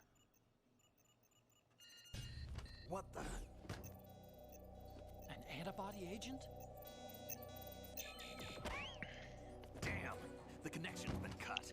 Is the virus upload complete? I don't think so. The count stopped at 90%. Otacon. I don't think Emma's made any mistakes. But a portion of the worm cluster might have been altered after the disc left Emma's hands. by the Patriots? Will the virus still work? I have no idea.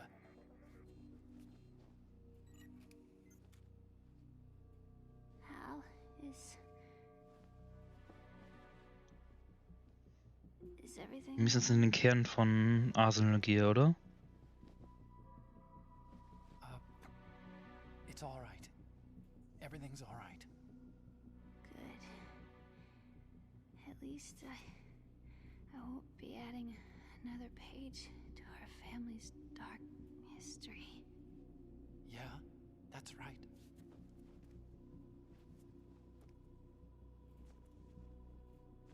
What if the virus doesn't work? Either destroy that thing, or take out Solidus and his men. How do we get on board? I don't think we can. Unless somebody inside gives us a hand.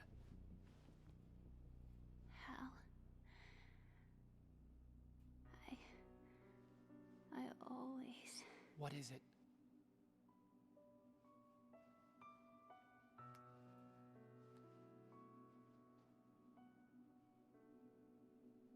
wanted to see you again. Ist jetzt weird? Ich glaube, jetzt wird's weird.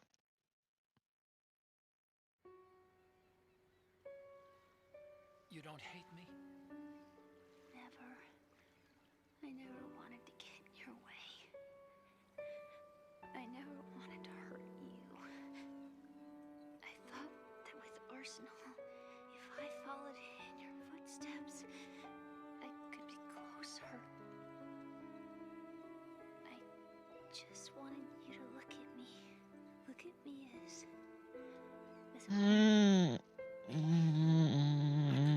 Never do that. Don't be so honest.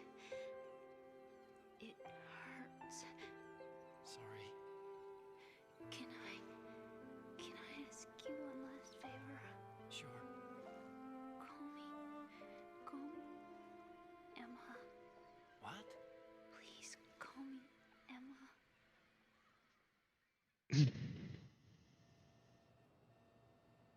Ah.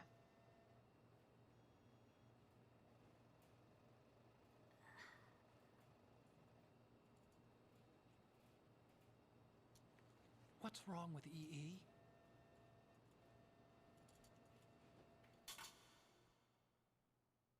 Emma?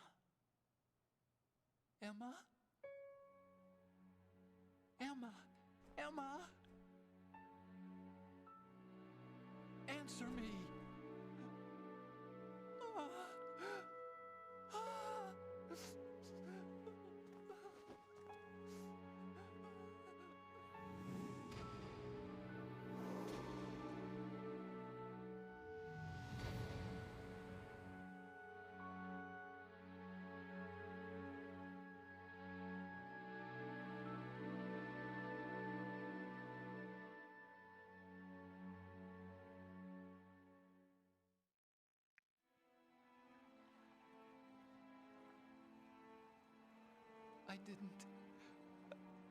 I didn't leave you.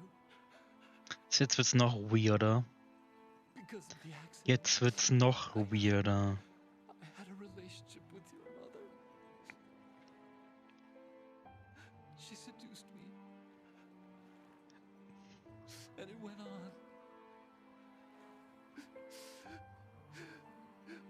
My father's death was no accident. He took his own life. It was my fault. All my fault. Forgive me, Emma.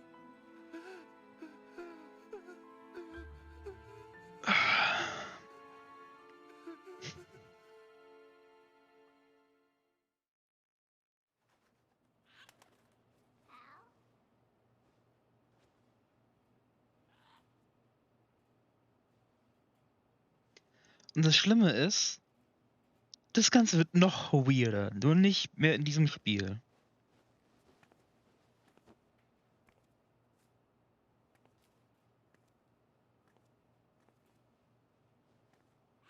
Diese ganze Emmerich-Familiengeschichte ist so ein Abfuck.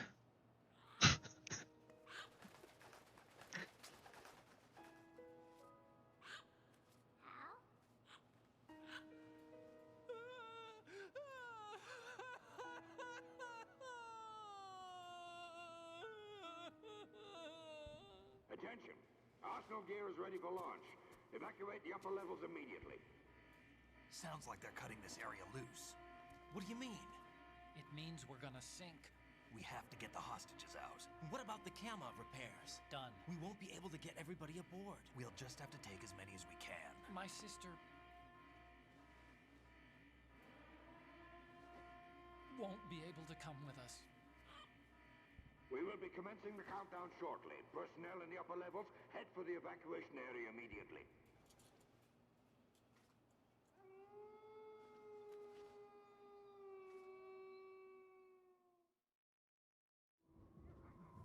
always the survivor. Why, Wolf? Das ist, weil deine Familie einfach verflucht ist. Deswegen. Ja.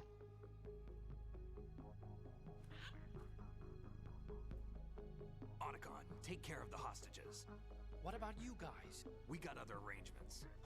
There's our ride out of here. Anyway, we're gonna have to sink that thing if the virus doesn't work. I should be going with you. You've got your job. We've got ours.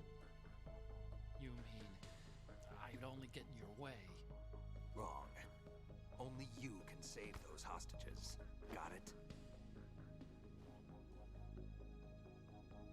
Right. Listen, the two of you won't be able to destroy that thing. Eliminate the enemy. That's your only option. Yeah, und jetzt kommt der letzte Akt, glaube ich.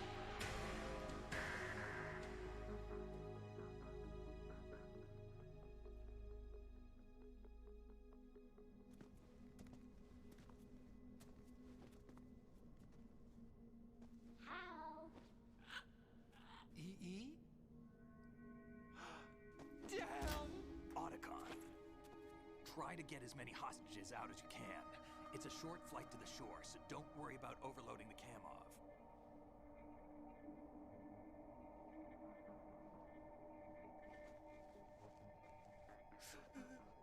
Leave it to me.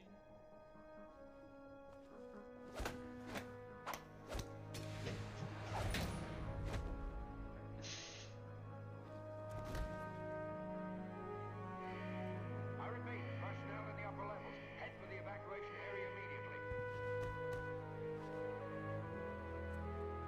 I'm counting on you, Otacon.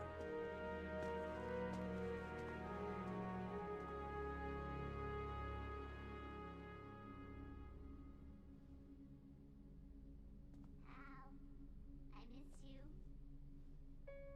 Hal, I miss you.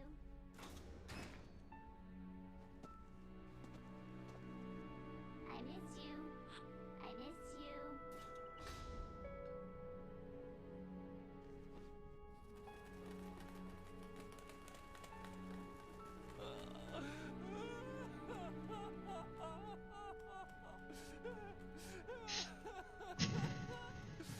Reiß dich zusammen, Otacon.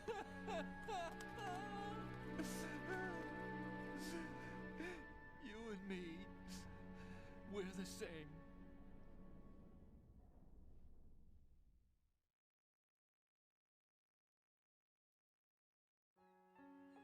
Both you and I, we were always alone. Always. We only wanted to be loved. We were always waiting. Waiting for somebody. Somebody who would love us, but we were wrong. You can't wait to be loved. You have to go out and find it. 4 years ago, I realized that you can't just wish for a happy family. You have to make it happen. I only wish I knew that sooner. I learned that I could love, as you probably did, Emma.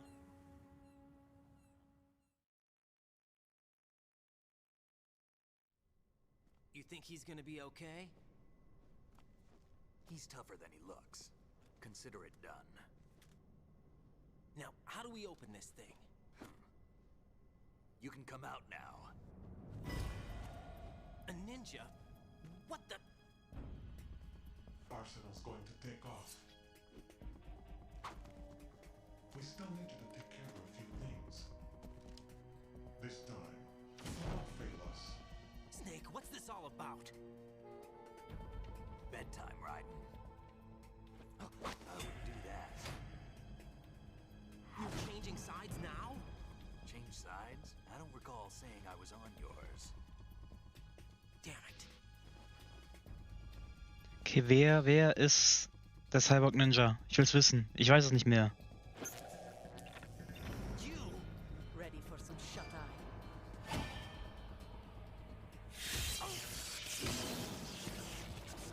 Ah.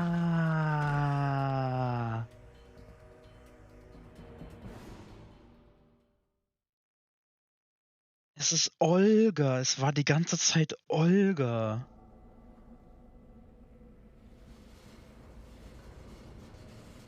Das habe ich voll vergessen.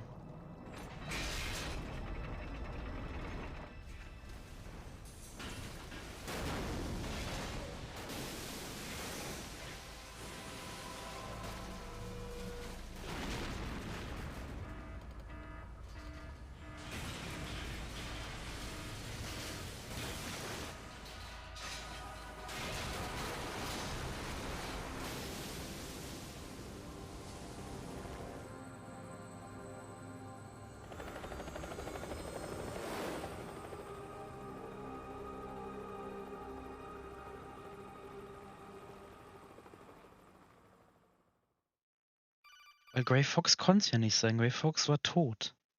Komplett. So richtig. Jack, Ja. are you reading me? Do you want to save your mission Ja, data bitte. up to this point? Das wäre herzallerliebst, meine Liebe.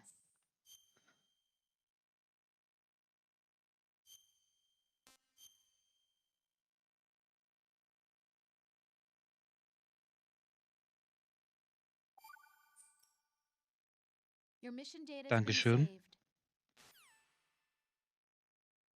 Oh, das Spiel wird Is he still noch alive? so weird, das Spiel gleich. Was when Olga brought him in. I've checked everything, including the genome data, but there's nothing on this guy. NSA, CIA, FBI. He doesn't exist in any database. He's a non-existent operative from a non-existent organization. I suspected as much. However, I know this man. Hmm? Wake him up.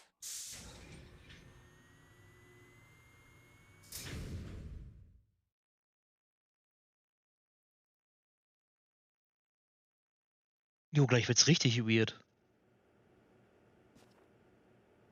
Fällt mir gerade ein. It's been a while, hasn't it? Jack the Ripper. Was? Doc Ock, bist du's? You know this fellow? You remember me, don't you? You've grown. High concentration of cerebral implants. Have they altered your memory, too?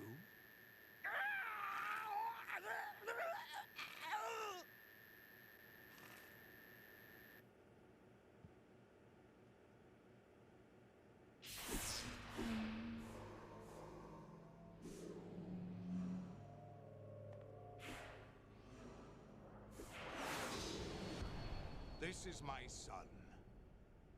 I taught him everything.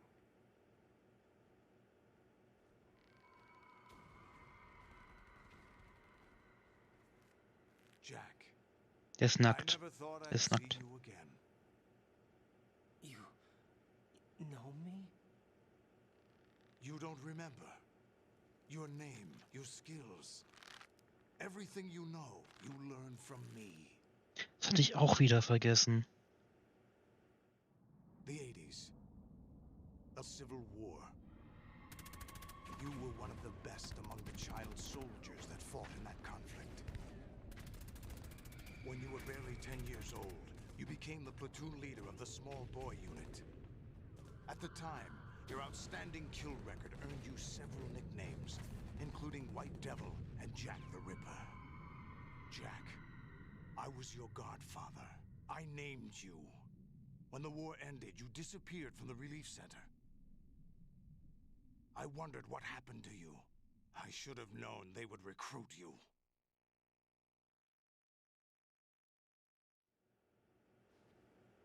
It's an interesting coincidence. If he's a lackey for the Patriots, I doubt he knows anything of interest. What should we do with him? We'll use him like you suggested. What about Dead Cell? Ignore them. Und da kommt Liquid wieder. Happening again? Could it be that he's here too? In another hour, we demonstrate the power of Arsenal gear. Attack with standard weapons, of course. Yes, proceed as planned. At last report, all is well with GW. How about the troops? The men are being refitted with Arsenal gear equipment as ordered.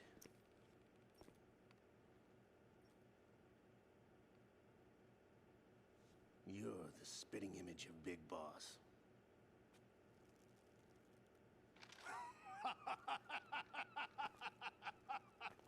Is that so?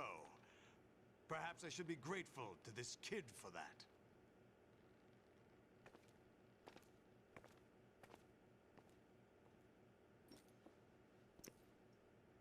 This situation, I find it very nostalgic. Where am I? Why, inside Arsenal gear, of course. Actually, we're also inside the memory of Shadow Moses.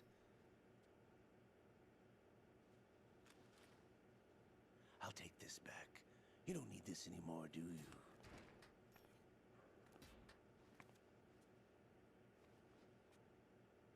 A foul wind is blowing.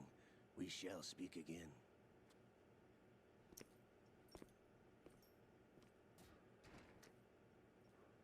Don't move. Stay as you are. We're being monitored by a camera. What are you up to? I'm switching over to nanocommunication.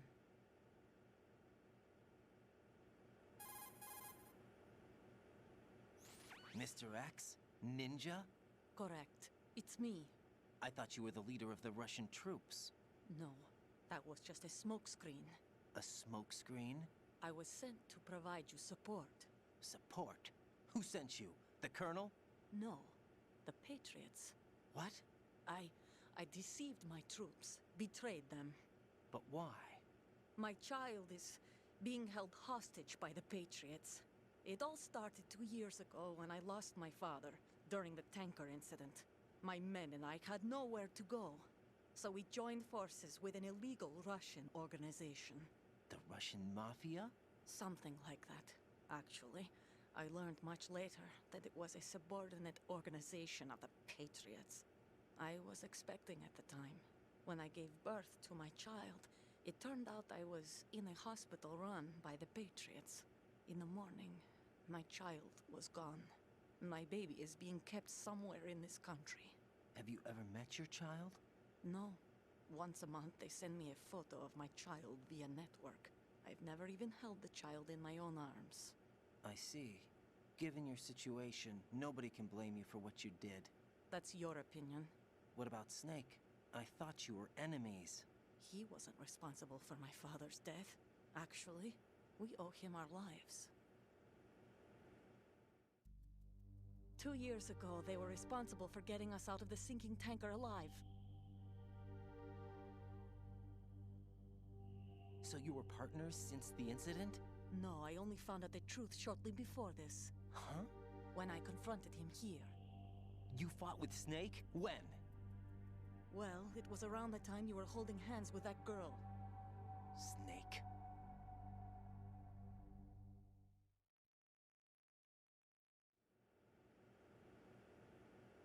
So you joined hands with him to pay back a debt? No, mutual gain. Mutual gain? My job was to assist you. If Solidus gets away with Arsenal, your mission is a failure. The Patriots would judge that as failure on my part, and terminate my child. Putting it simply, my child's life depends on your success. So you did it all for your child. But why would the Patriots want to help me? Are they hoping I'll take Solidus out? No, you're just like me. We're just pawns. Pawns for what purpose? The S3 plan. Huh? You'll figure it out sooner or later, but I wonder if you'll handle the truth. What do you mean? Listen, we haven't got time for this. Solidus will commence his attack any minute. He's got to be stopped. What about the virus? No results so far. I think the Patriots have tampered with the program. Will it work? I don't know. Get me out of this thing. Not yet. I'll release your restraints after I leave this room. Where's my gear? Snake's got everything. I couldn't bring it here. And where do I find Snake?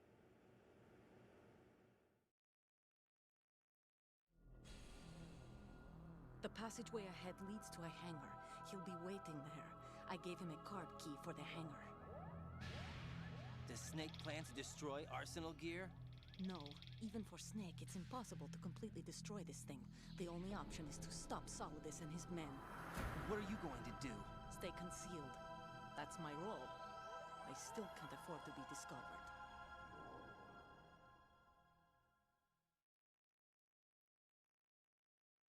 Olga, you can't keep this up. They're bound to find you. Listen, I'll free you in a little while. Brace yourself. Aua. Muss es mir jetzt nicht extra noch Leben abziehen? Das war unnötig.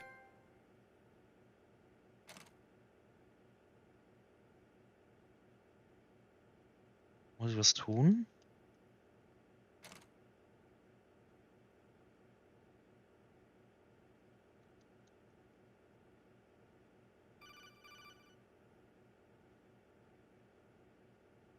Hello? Jack, are you all right? Oh, yeah. Jack, is it true? What Solidus said? Yes. It's unbelievable. Drafting small children, sending them to war? It's not allowed under international conventions. ICC rules don't mean a lot in war. Someone told me that there are over 300,000 children in combat right now. I was just one of them. So you remember? Das ist leider immer noch so, I thought teilweise. your memory had been manipulated by them. It was, but I have nightmares every day. Pieces of the past I can't put together. Why didn't you tell me? You couldn't begin to understand. You wouldn't know that until you try me. I didn't want you to get hurt. There was never a real reason for me to fight, except that someone put a gun in my hand. And that someone was him. It wasn't your fault. If I survived the day's fight, I was praised, fed, and had a bed to sleep in. I think I was only 6 when I held my first AK. But I'm not even sure of that. Jack. I'm not like Snake. I never questioned why we fought. There was no purpose, no way out. They give you a gun, you ask how many to kill. If you didn't, you were the one they shot instead. It's okay. No one is blaming you. We were shown Hollywood action films every day. The kind with macho guys and big guns. They call it image training. Ugh. They built us from the ground up into killing machines. We were fed once a day. I can still taste the gunpowder they mixed into the food. Gunpowder? In the food? The gunpowder had toluene in it, giving it hallucinogenic properties. It kept us drugged, controllable. Oh my God!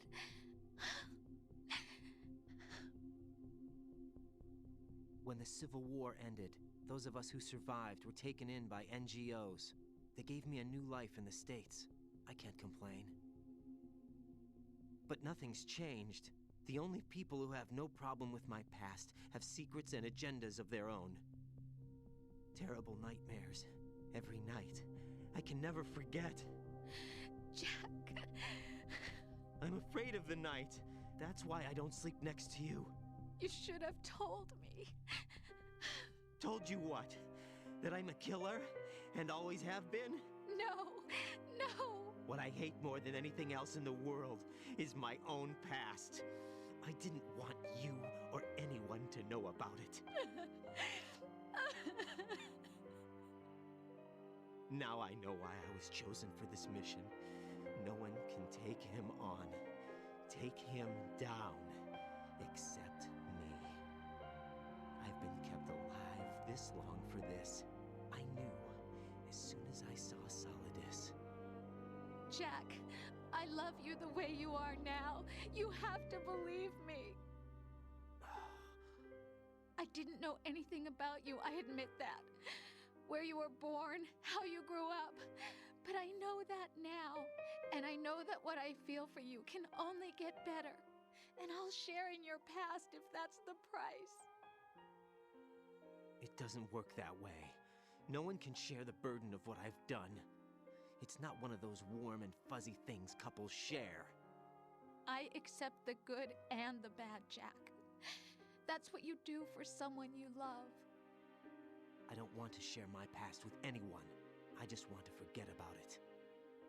Jack, I haven't told you, you know, about what I've done. The last 2 years with you, it's been more than I've ever hoped for. Jack. But I can't go any farther. I know you want to get married. But I can't. I can't risk starting a family. There's no way to erase my childhood.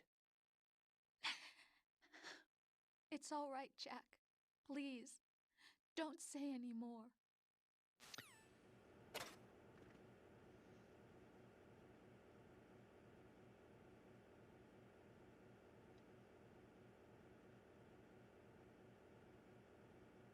Man könnte sagen, Raidens neuer Codename ist Naked Snake.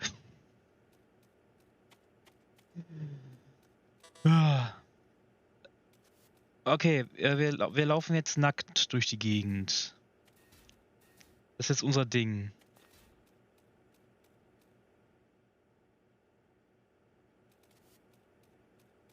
Und ich glaube auch ohne Minimap, weil es hier kein Terminal dafür gibt. Ah, doch, hier.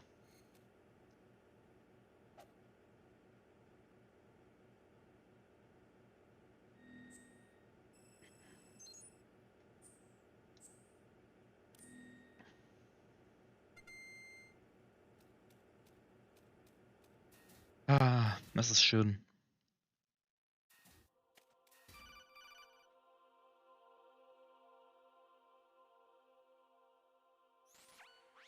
Raiden, Und ab hier wird's immer weirder. you must continue your mission. I've lost all my gear. I need to locate Snake. He was never factored into the simulation. Leave him out of this. I can't do much naked, especially in this temperature. That's true. You won't be able to attack or enter the hanging mode either. I think Snake has my gear. Raiden, take out Solidus and his men. You must recover Arsenal intact. Colonel, are you under orders from the Patriots? Your role, that is, mission, is to infiltrate the structure and disarm the terrorists. My role? Why do you keep saying that? Why not? This is a type of role-playing game. The point is that you play out your part, and I expect you to turn in a perfect performance. Colonel, I just remembered something. What? That I've never met you in person. Not once.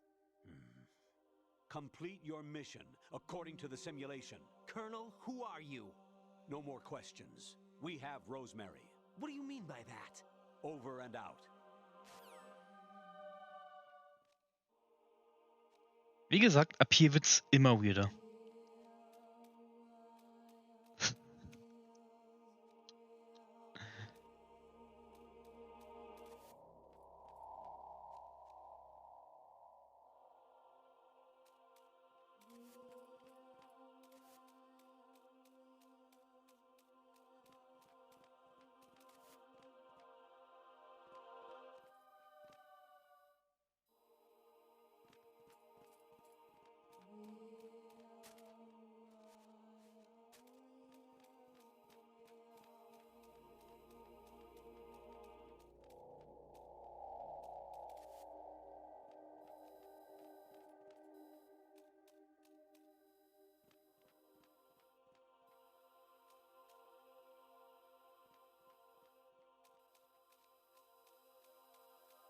Warte mal, ich muss irgendwo hoch, ne?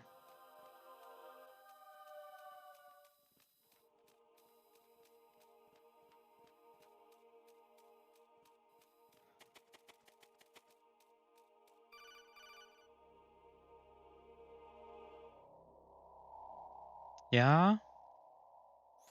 Raiden, turn the game console off right now. What did you say? The mission Jetzt is a wird's, failure. Cut the es power wird right Meta. now. What's wrong with you? Don't worry, it's a game. It's a game just like usual. You'll ruin your eyes playing so close Okay. to the TV. What are you talking about? Raiden, something happened to me last Thursday when I was driving home. I had a couple of miles to go. I looked up and saw a glowing orange object in the sky to the east. It was moving very irregularly. Suddenly, There was intense light all around me, and when I came to, I was home. What do you think happened to me? Huh? Fine. Forget it. Okay, ich soll ausmachen. Gut.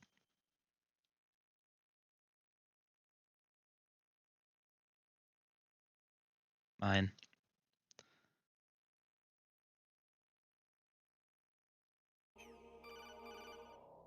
Was willst du von mir, Colonel? Ich will nicht mehr mit dir reden. Infiltrate the enemy fortress. Outer heaven. Destroy the final weapon. Metal Gear. Ah. Es ist so gut.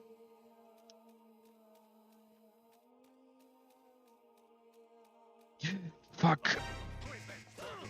Jetzt wird die Fischen gemailt, oder? Aber ich bin noch gar nicht tot.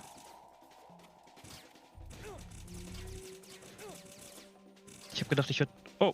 Ups.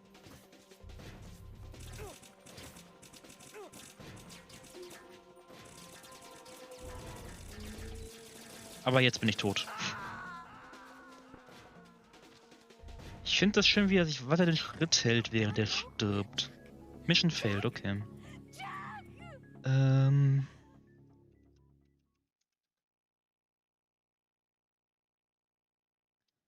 Dann nochmal.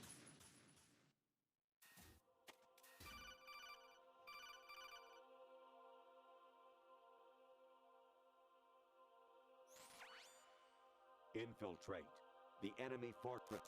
Outer heaven. Ja, das hatten wir schon. Destroy the final weapon. Metal Gear. Yes.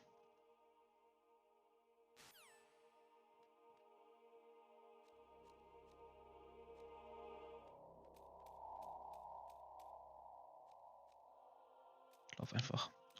Ich lauf einfach. Einfach laufen.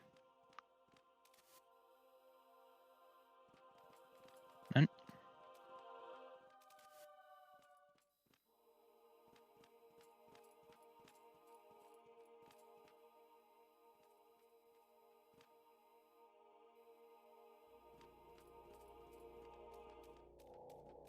Nein, ich habe keine Zeit ranzugehen.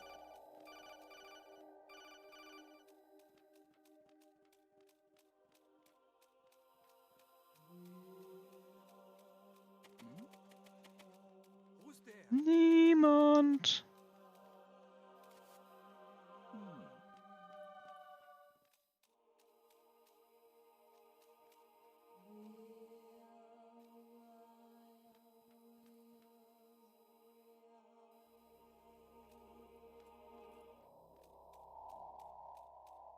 Huh? What was that just now?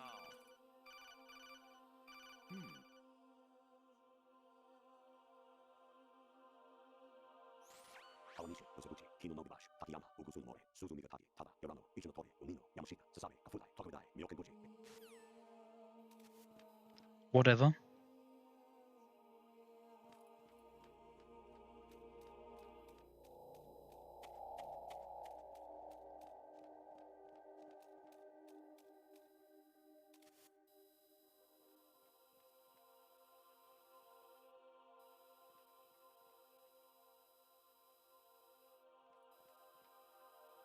Ich meine, ich muss da in die Ecke, aber ich weiß nicht, wie kommt man an dem vorbei?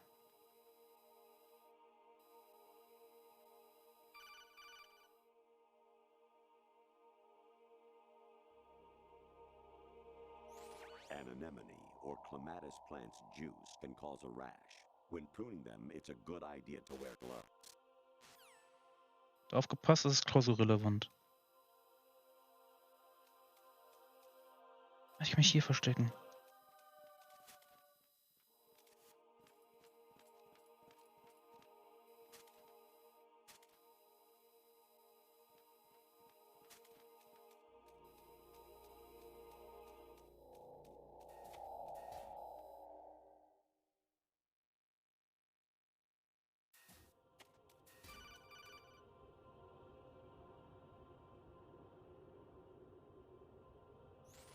I was was a North American fall webworm in my past life. Those were the good old days. What were you in your former life? Weiß es nicht.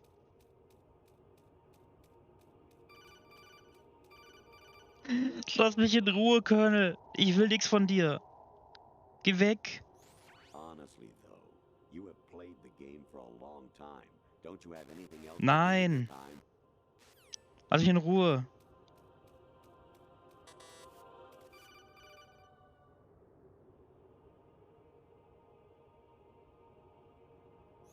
Even my patience has its limits. I just can't leave this thing up to you any longer. I'll do the fighting. You can just go. Okay. Was? What the fuck? Daran kann ich mich nicht erinnern.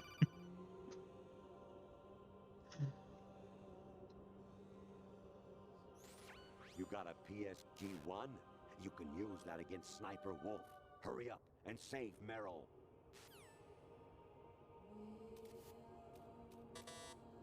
Mir fehlt eine Keycard. Alter, geh nicht auf den Sack.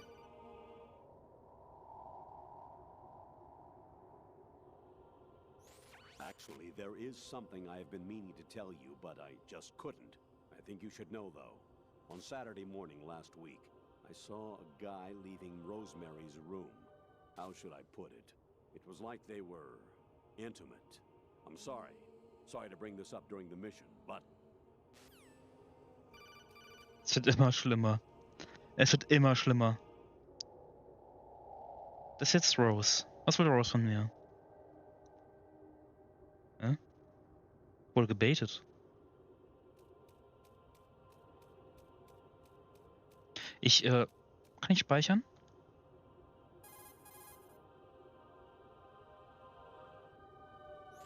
Hey, Jack. Ja.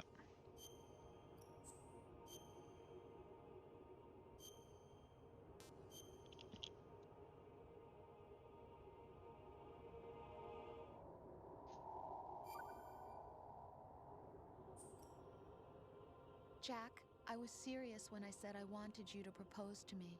Rose? I was really worried. There are times when it seems like you're not really looking at me and that if I looked away for a moment, you'll disappear. I wanted to make sure you couldn't get away. I thought that if we lived together, maybe things would change. That maybe we could change things ourselves. But that wasn't the problem. There was something deeper. I'm sorry. I guess it's impossible for me. What are you saying? I'm sorry, Jack. I love you. I really do. Please believe me.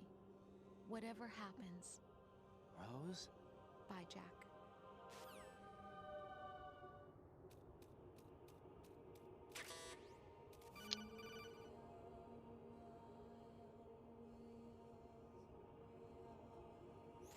President Baker should be somewhere to the south of where you blasted through the wall.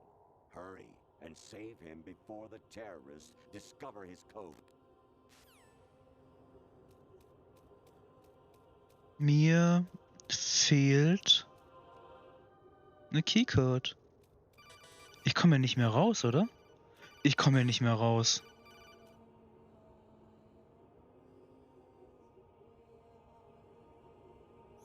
Actually, I'm in really bad shape financially. I pay money to my ex-wife as part of our divorce settlement, among other bills. I just had no choice but to make you pay for lunch the other day. I'm really sorry.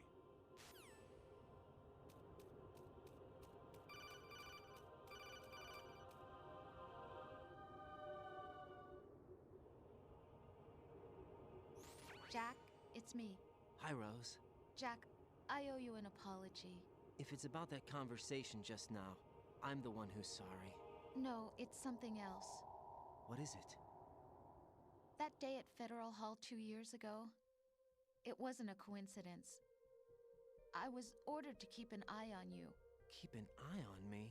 Yes, by the Patriots. You're a spy? I suppose. Yes. It's an ugly word. Jetzt bricht alles zusammen. Are you still there? Was sleeping with me a part of the job? I fell in love with you. How could anyone? I can't excuse what I did. I've reported every detail of your personal life to them these 2 years. What you did, said, everything. Must have been fun. But some things I didn't tell anyone. Like what I felt for you. So that's why you were involved in this mission. I should have known. Why else would they toss an analyst into the mix at the last minute? I'm sorry. I know what I did was wrong. No matter where I go, I get used. I reinvented myself to suit your tastes. Hairstyle, clothes, the way I moved, things I talked about.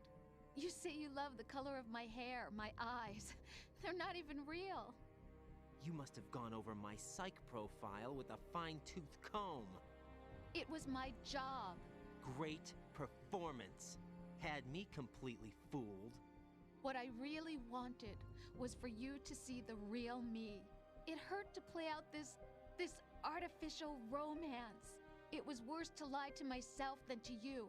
The more love you gave me, the more it hurt. Because I knew the person you loved was just a character. So it was artificial on my end too. It was just a game, not the real thing. Oh, Jack. I feel better knowing that. What? I was in love, or thought I was, with someone who didn't exist. I was trying to be someone I wasn't by loving what wasn't real. I don't know who you really are. The person I knew isn't real. She's not the woman I'm talking to right now. In a sense, the deception was my own, not theirs. Jack, I thought I was acting because that was my job. But I did fall in love with you. That wasn't an act. You expect me to believe that? It's okay. You had your reasons, right? Hey, I understand, but I have nothing left to... Jack! What? I'm carrying... I'm pregnant, Jack. Rose, what's going on? Und das Schöne ist, wir wissen gerade nicht, was real ist und was nicht, weil alles irgendwie auseinanderfällt. Snake. Been waiting long. Da ist er! Snake! My boy! Gesundheit. Where's my gear? Right over there.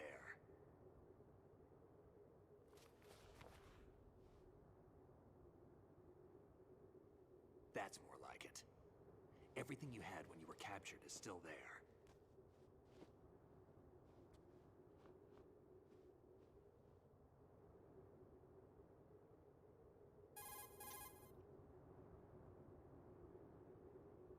Sorry about earlier. I had to use you as bait to gain access to Arsenal. It worked. Why didn't you tell me about Olga? You never asked. Not happy about that? Get over it. Any effects of the virus yet? Still waiting on that. So, it was rigged by the Patriots? Looks like it. From what I can tell, Arsenal is headed for Manhattan. I don't know what Solidus is planning, but we'll have to deal with it one way or another. There's also a troop of production model Rays ahead. How many units? 25, according to Olga. 25? Yeah. Can't say I've faced that many Metal Gears before, but I think we can deal. No way we can. We can, because we have a choice. How? I've stocked up on Stinger missiles. Oh yeah, Olga left this for you.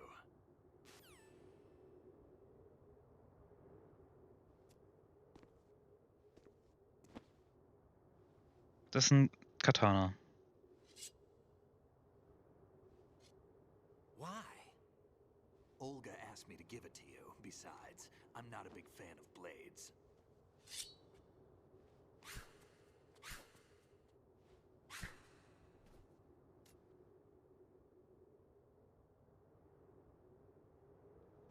Move the right stick up and down to make a vertical slice, and left and right to slice parallel to the ground. Move the stick in a circle to do a rotating cut. Push it forward to lunge and strike.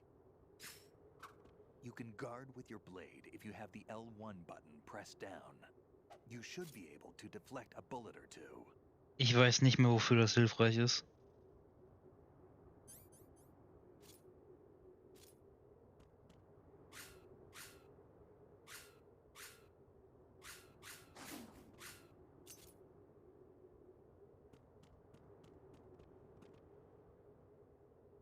Und jetzt spielen wir Metal Gear Rising.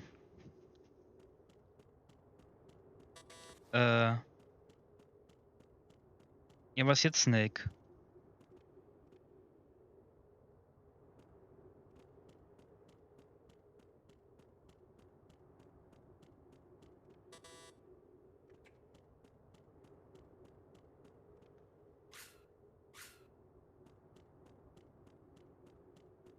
Snake?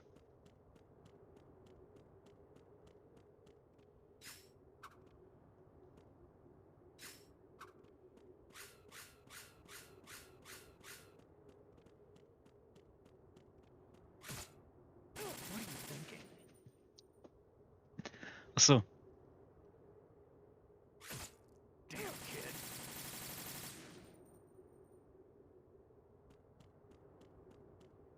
Jetzt habe ich es ausprobiert, jetzt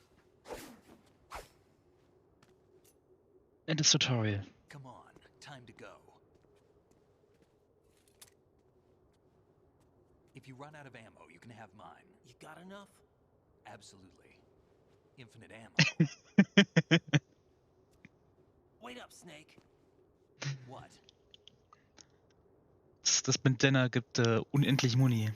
Das ist ein New Game Plus Cheat quasi. Enjoyed killing someone? What are you talking about? I'm not sure. Sometimes it's hard to tell the difference between reality and a game. Diminished sense of reality, huh? VR training will do that. No, it was field training when I was a kid. I lied, Snake. I have more field experience than I can remember. It's not VR that's doing this to me. Raiden, we don't carry guns to take people down. We're not here to help some politician either. You can say that because you're a legend, a hero. I'm Jack the Ripper, a dirty reminder of a terrible mistake. Legends don't mean a whole lot. I was just a name to exploit, just like you. People will remember only the good part, the right part of what you did. There's no right part in murder. Not ever. And we're not in this to make a name for ourselves. Then what are you and Otacon fighting for? A future? You can stop being part of a mistake. Starting now. What am I? What am I supposed to do?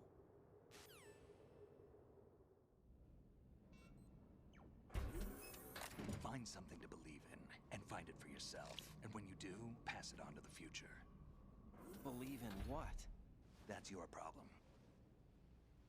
Come on.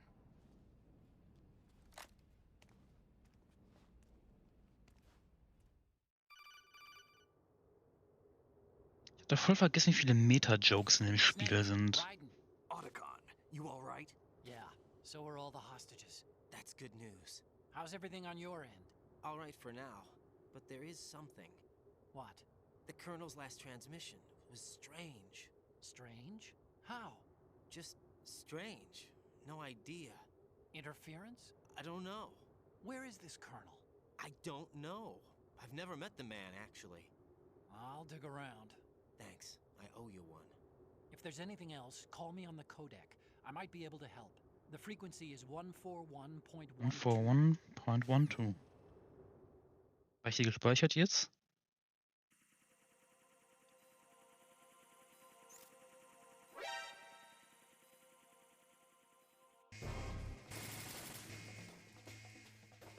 Ja, ist gespeichert.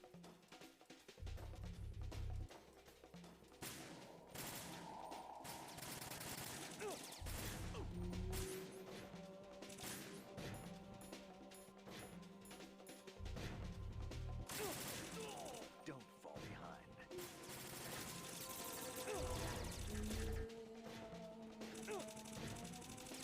Oh Gott, das ist eine schlechte Idee.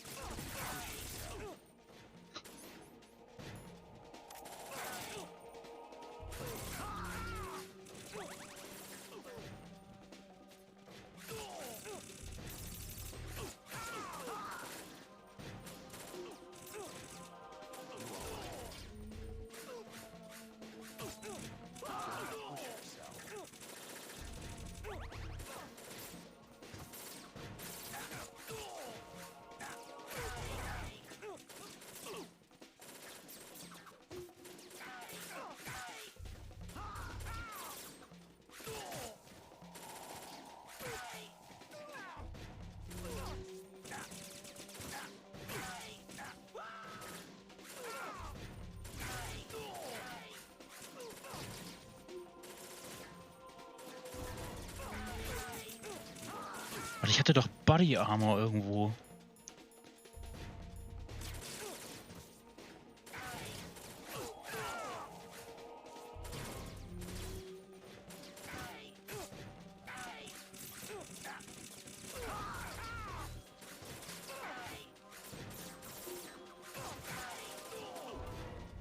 Ich nehme mal Ration. Habe ich noch Bandagen? Nein, brauche ich gerade nicht.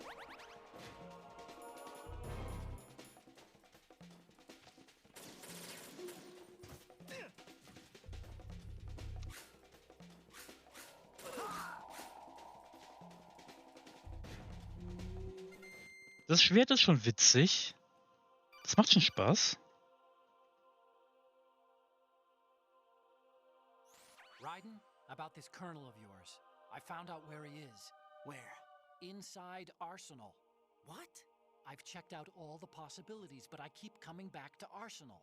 It isn't a relay point, it's the origin of the signal. And the encryption protocol it uses is exactly the same as that of Arsenal's AI, the so-called GW. What the hell does this mean? I think it means you've been talking to an AI. That's impossible. The Colonel probably isn't GW per se. GW was most likely stimulating cortical activity in the dormant part of your brain through signal manipulation of your own nanomachines. The Colonel is, in part, your own creation, cobbled together from expectations and experience. That's crazy! But it's probably the truth. The virus may be starting to affect GW, which would explain the Colonel's behavior. It was all an illusion?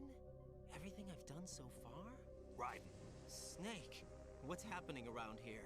I don't know. What I do know is that you're standing right here in front of me. Not an illusion. Bist du dir sicher? Huh? It's your call. You can drop this if you want. No, I can't do that. Aber waren die Gespräche mit Rose dann auch nur eine Illusion? Was ist mit Rose?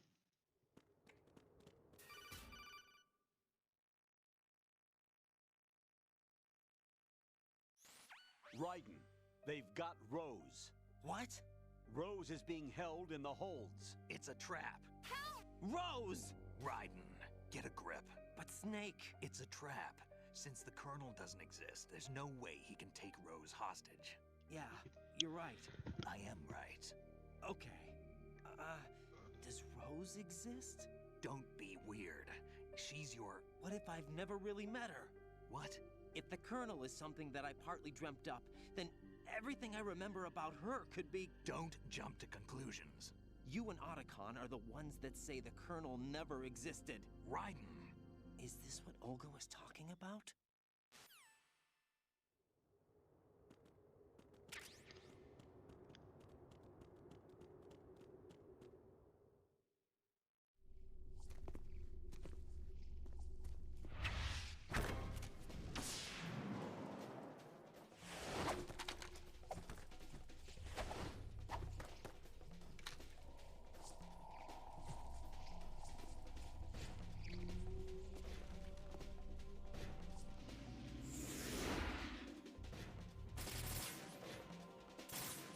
Es wird Zeit für das Schwert.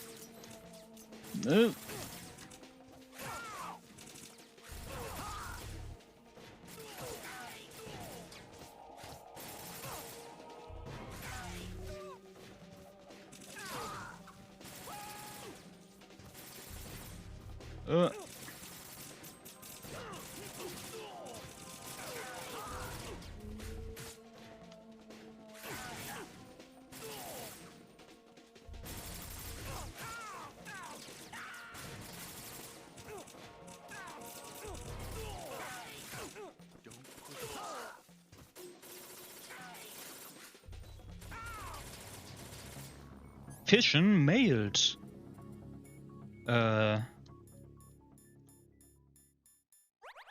Emit? Was mit Emit gemeint? Ich weiß, was Emit heißt. Kontinent? Was? Armstrong. Ja, das steht.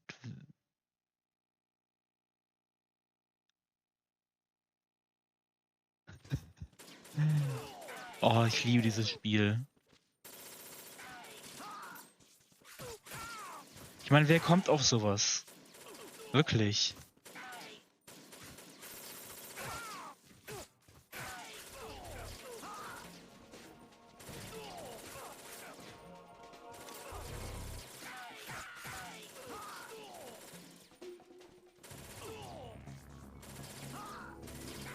Das ist alles nur ein Spiel, Raiden. Alles nur ein Spiel.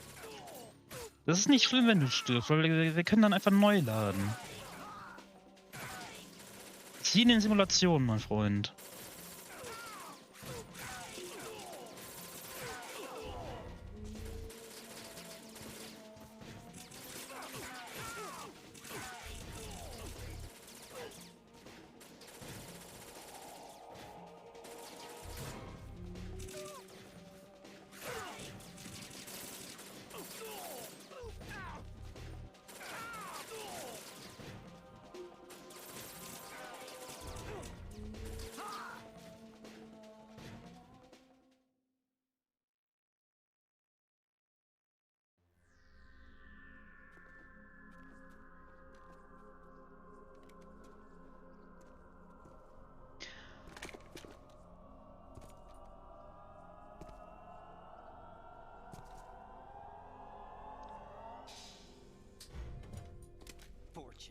It's been a long wait, Solid Snake. The root of all my sorrows. What?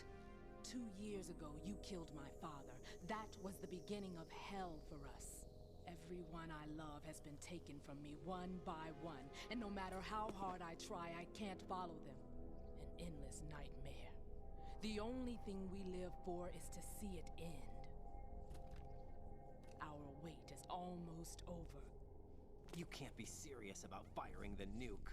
Since no one can kill me, I may as well kill everyone I can.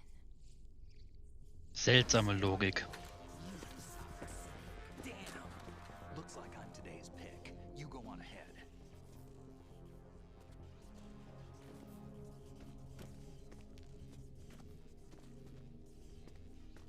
You want eternal rest? I've got it right here.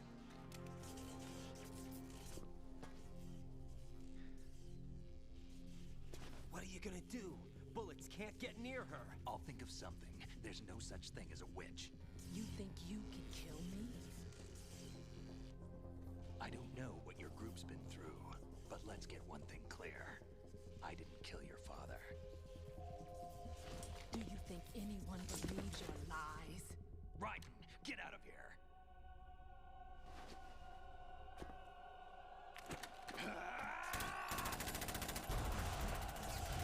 Ist auch so eine witzige Idee, dass es 2 Bosse gibt, die nicht sterben können. Die man einfach nie besiegt. So wirklich. Und jetzt fängt der Horror an. Das wird jetzt also ab jetzt geht der Stream noch mindestens 2 Stunden. Puh. Jetzt wird's schlimm. Jetzt wird's richtig schlimm. It looks like you've remembered the way you used to kill in the old days. Or is it one of the S3 plan's proud achievements? What are you talking about? It came as a complete surprise when Ocelot discovered the S3 data from GW. Not a bad idea, though. Using fire to fight fire, creating the perfect assassin to retire Solid Snake's brother.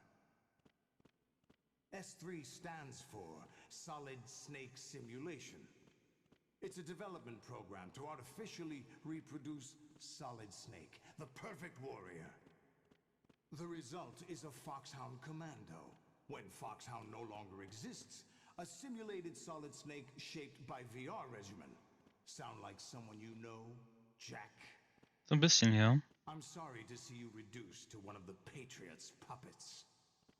But I've made use of you, and their plan too. Solid Snake's sudden appearance, your arrival. It was obvious the Patriots were among my ranks. I had to smoke out the agent before the mission entered the final phase. You came in handy, as bait. Jack, those days during the Civil War were as real as they come. Every day was absolute, split between life and death. You ran from it, and now you've been led back to war by something less than real.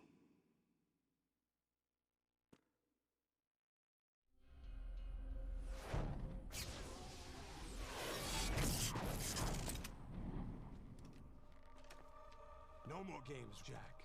At least you know. There's no reason to keep you alive now.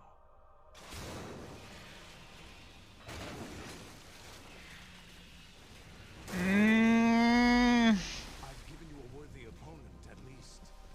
But now, you should die as the little Jackie boy I once knew.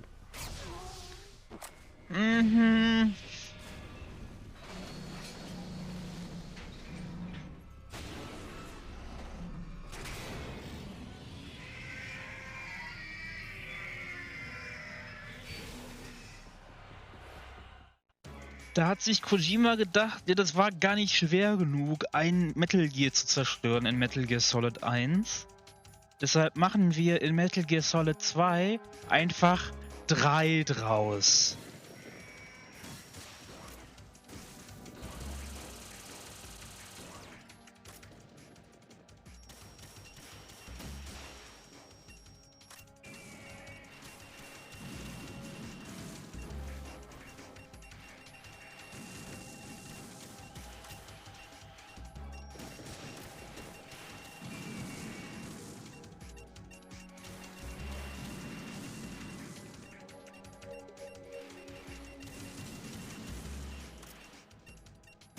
Hallo.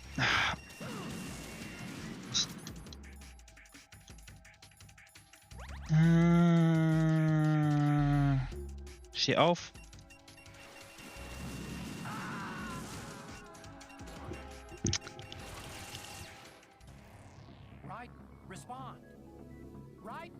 Okay.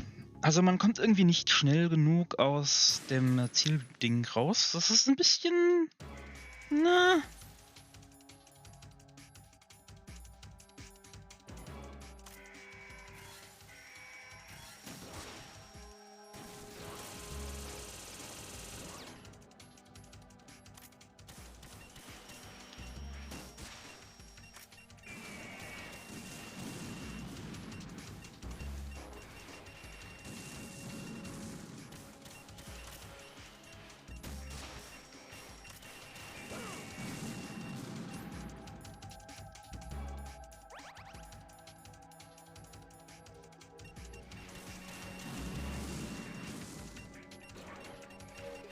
Ja, fuck my life.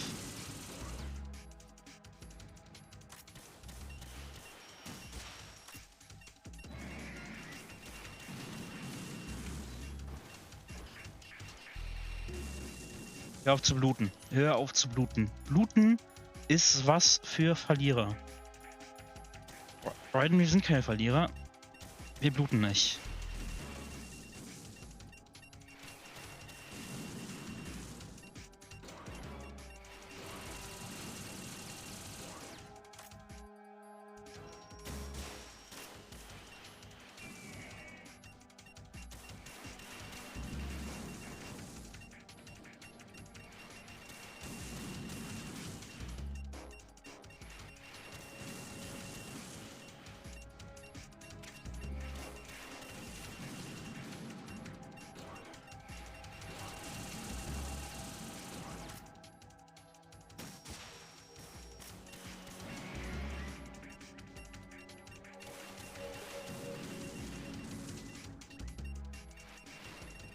Beweg dich, beweg dich, beweg dich.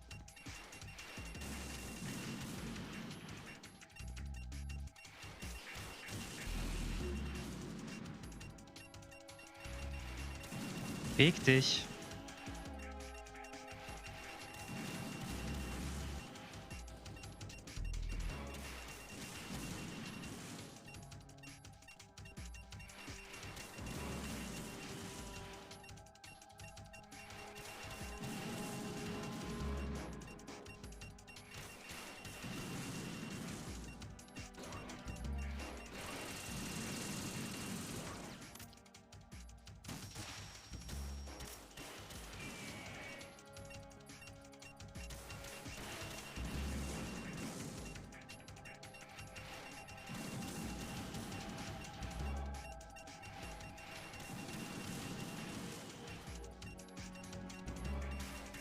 Okay, ich muss eigentlich nur darauf warten, dass das Ding das macht.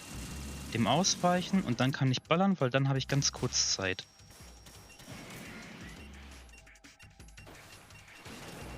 So, und jetzt wird's asozial.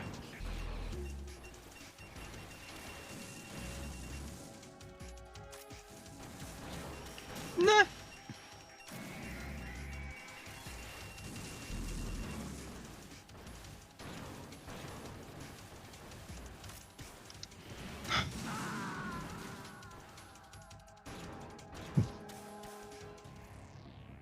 Raiden, come in. Raiden, Raiden.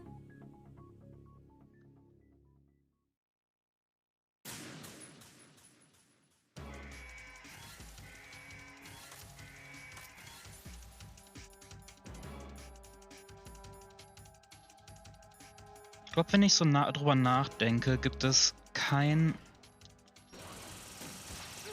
Metal Gear Kampf, den ich gut designt finde.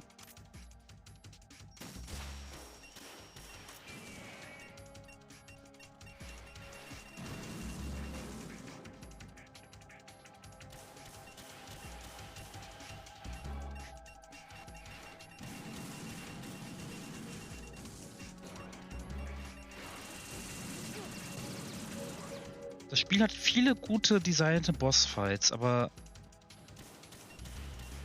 die Metal Gear Kämpfe sind alle so beschissen.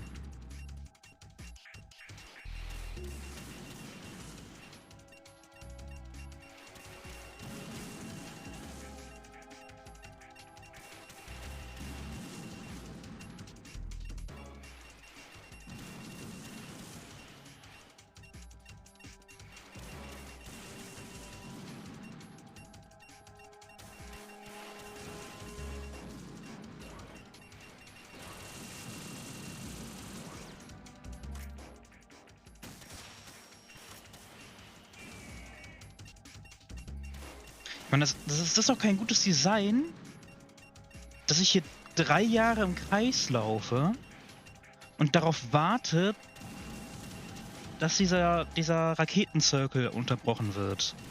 Das ist doch kein gutes Design.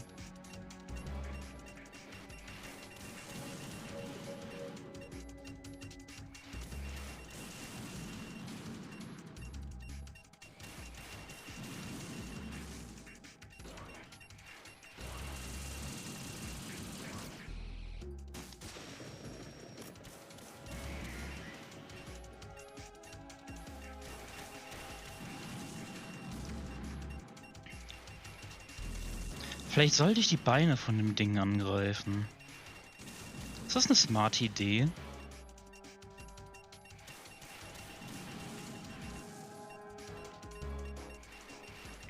Beim nächsten Circle probiere ich's.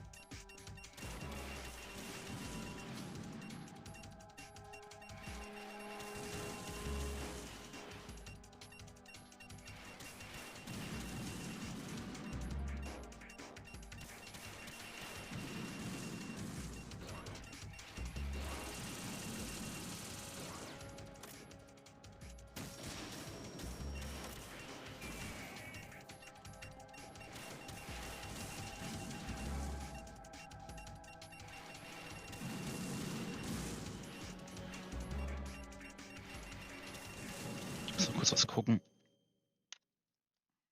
Naja, der Controller geht immer noch nicht wireless. Der geht gar nicht mehr wireless. Ja.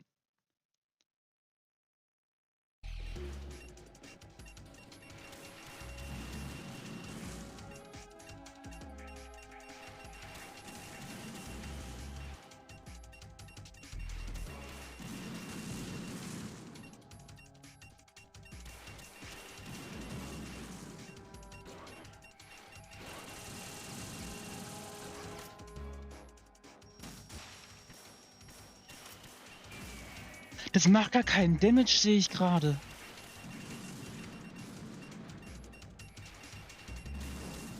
Das ist ja voll dumm.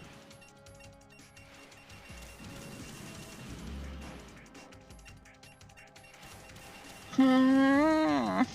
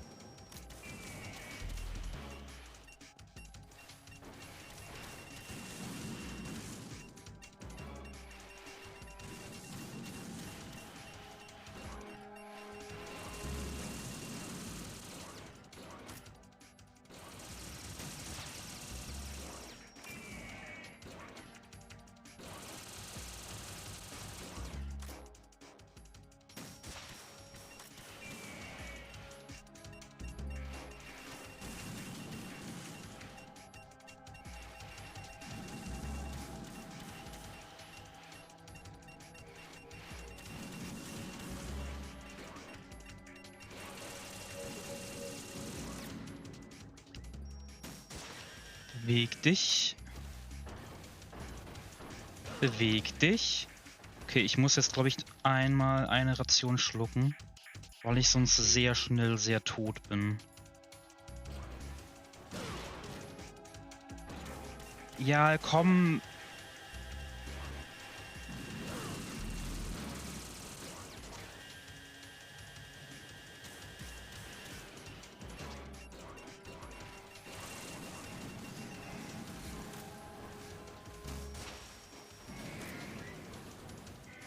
Ich muss nochmal eine Ration schlucken, weil sonst bin ich sofort tot.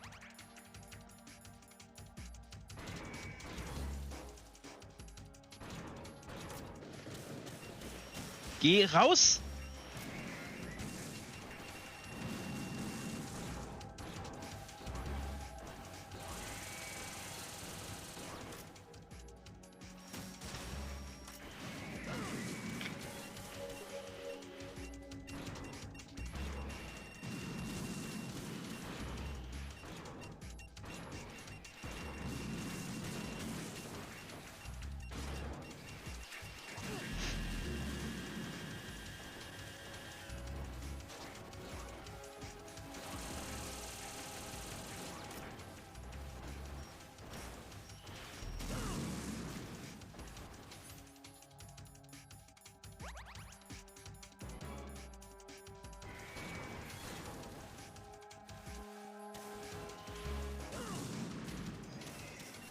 Ich habe gerade nichts gesehen.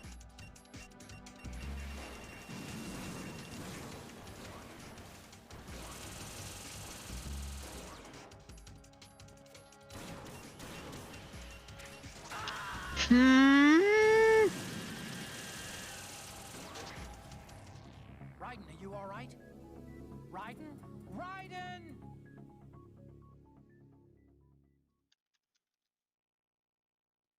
Okay, ich habe eine andere Strategie. Ich versuche die jetzt nacheinander also alle gleichzeitig ein bisschen runterzuhauen.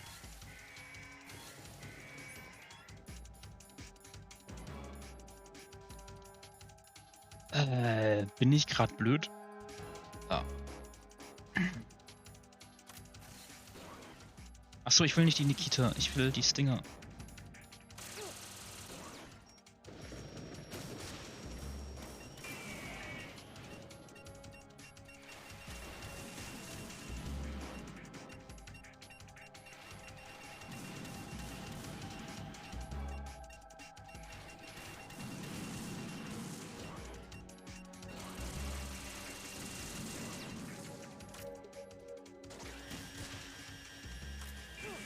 Mann!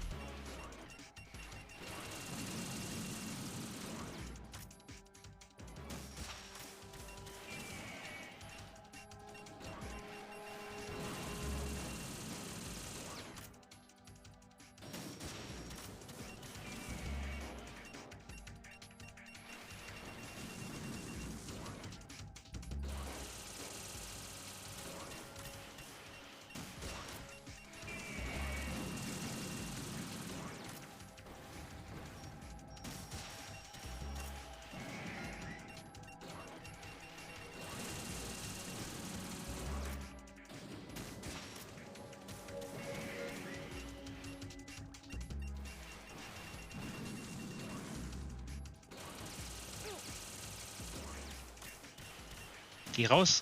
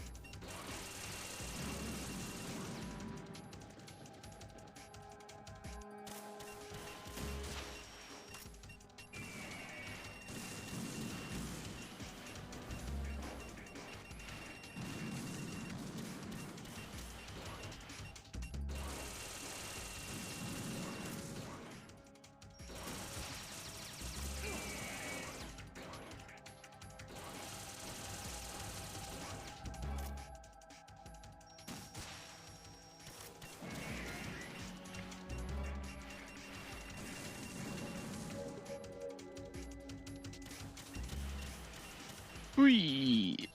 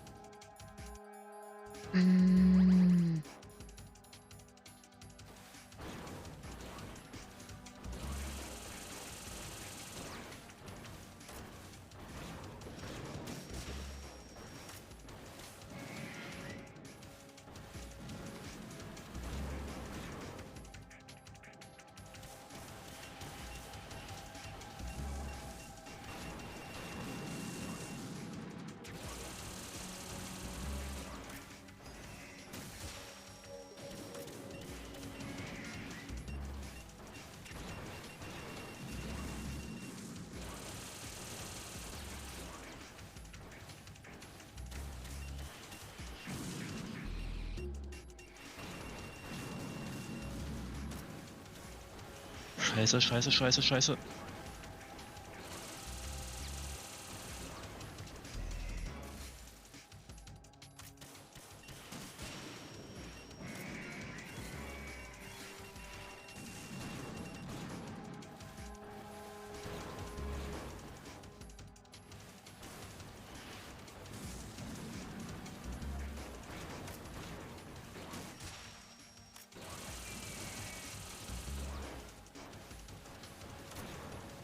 No.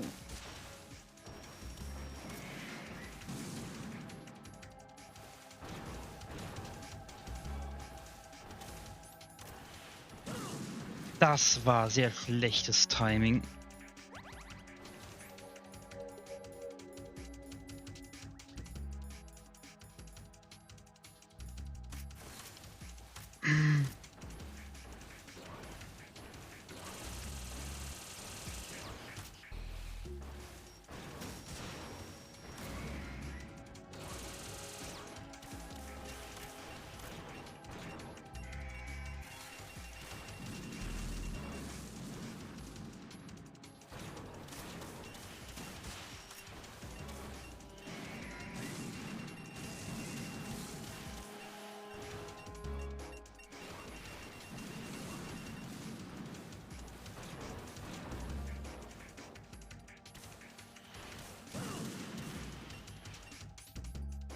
Ich habe keine...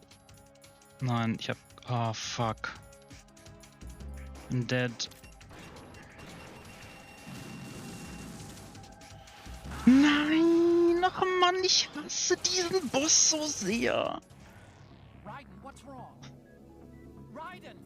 Raiden! Ich gehe auf Toilette.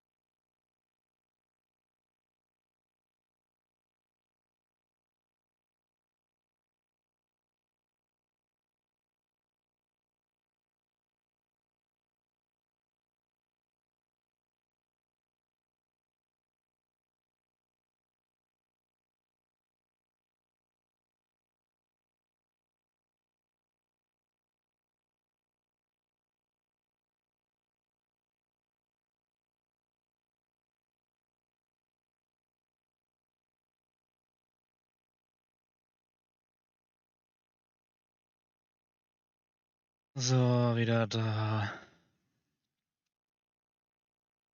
Oh, kommt die Kamera? Will die Kamera?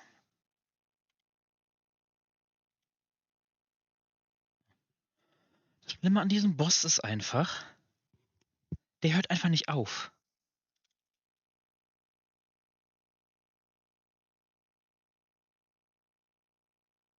Weil wenn ich diese 3 Metal Gears zerstört habe, kommen direkt die nächsten.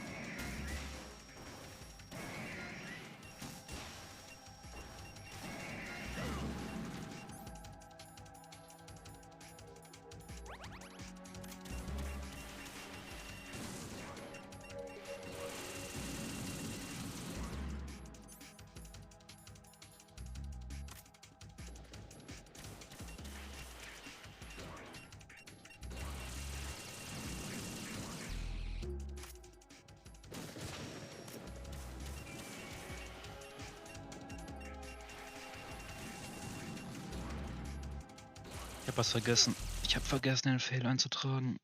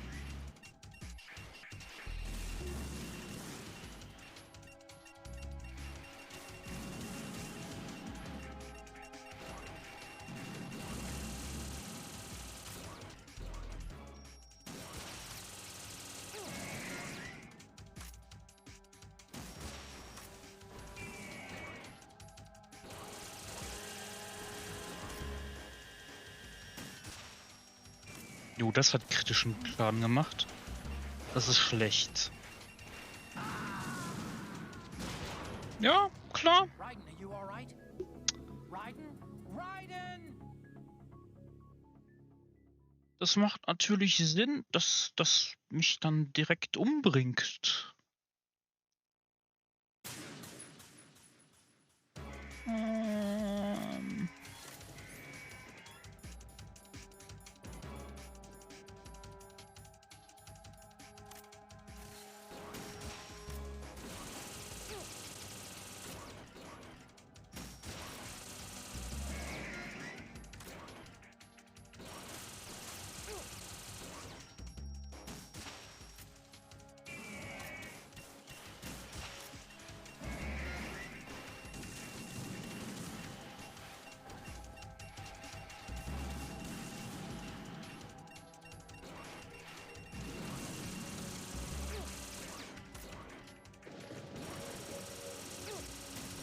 Nee, ich habe auch gar keine Lust, dass das hier richtig den richtigen Körperteil lockt. Das würde ja überhaupt keinen Spaß machen.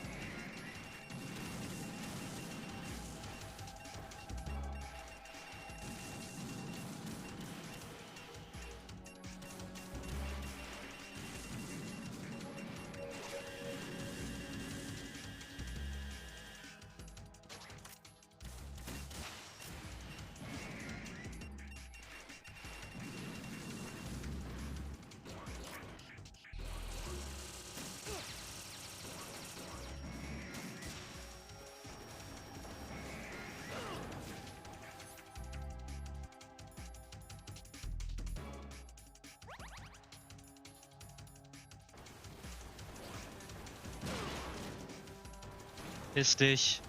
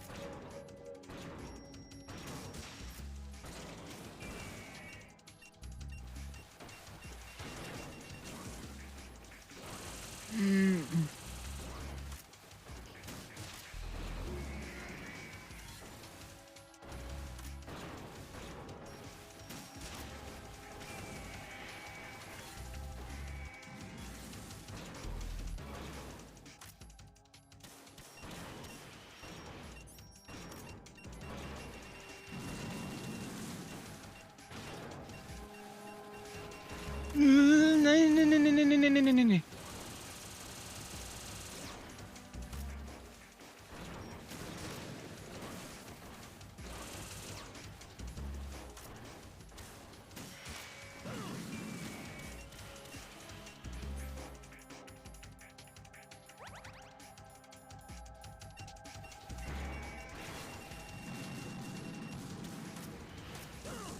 Schlechtes Timing.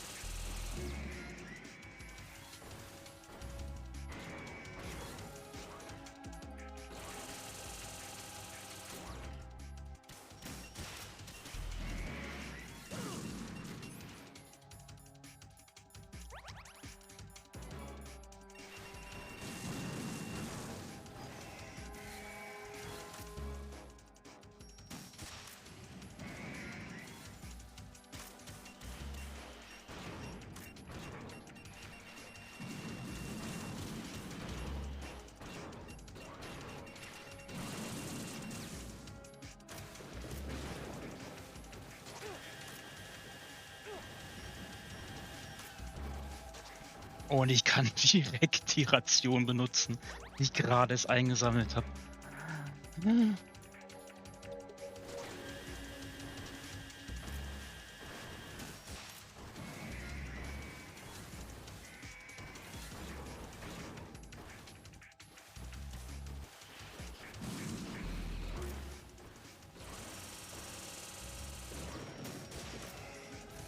Bist du gerade dem Scheißteil gedodged? Willst du mich verarschen?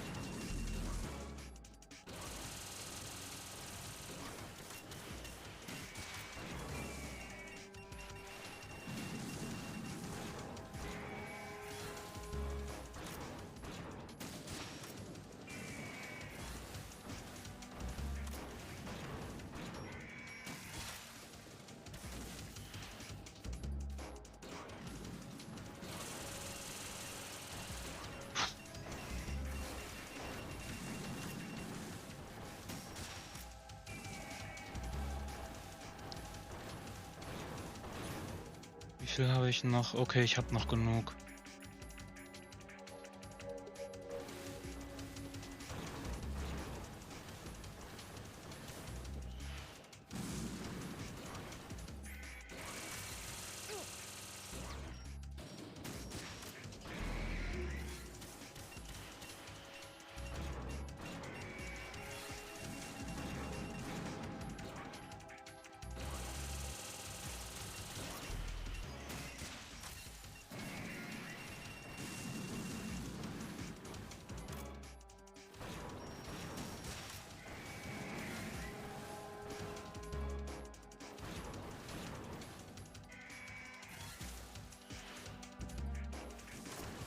Na?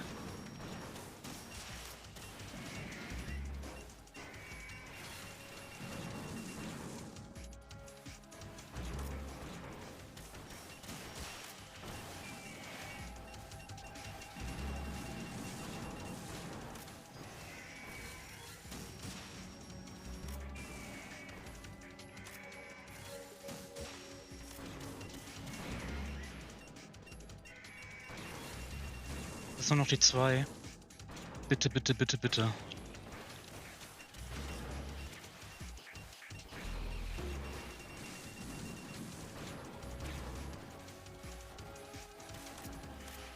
My life. Und ich krieg keine Aktion mehr, oder was?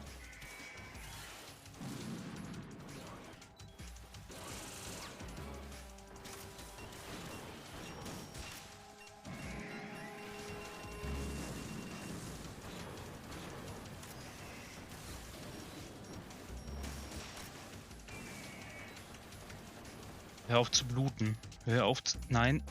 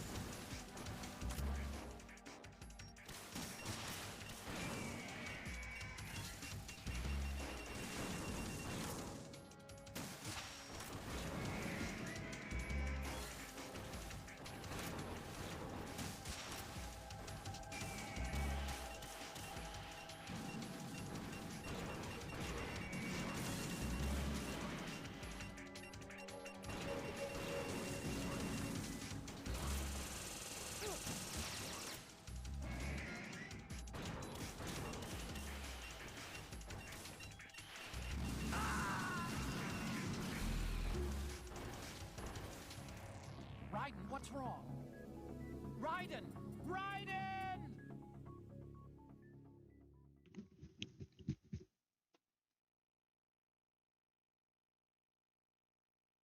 Wo ist der Trick? Muss ich die 3 gleichzeitig irgendwie kaputt machen? War das der Trick?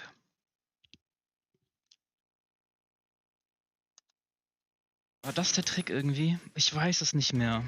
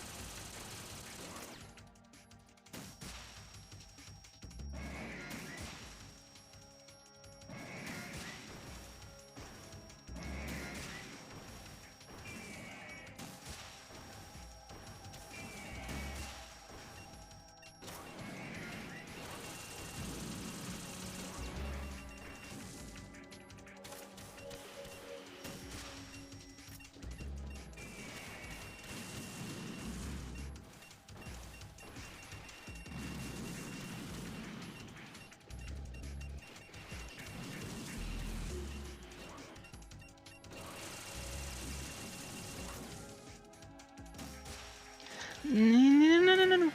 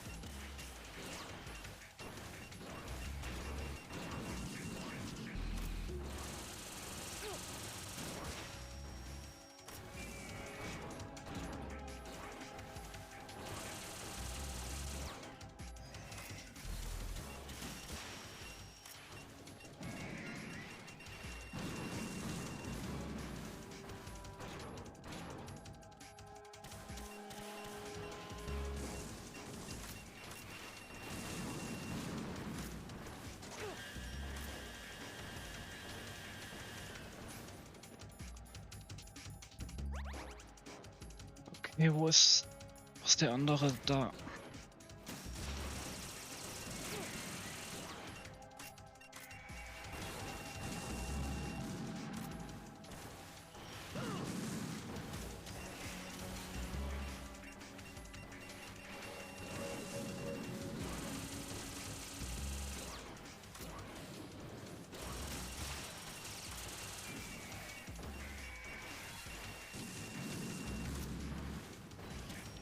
Mann! Raiden, what's wrong? Äh. Raiden!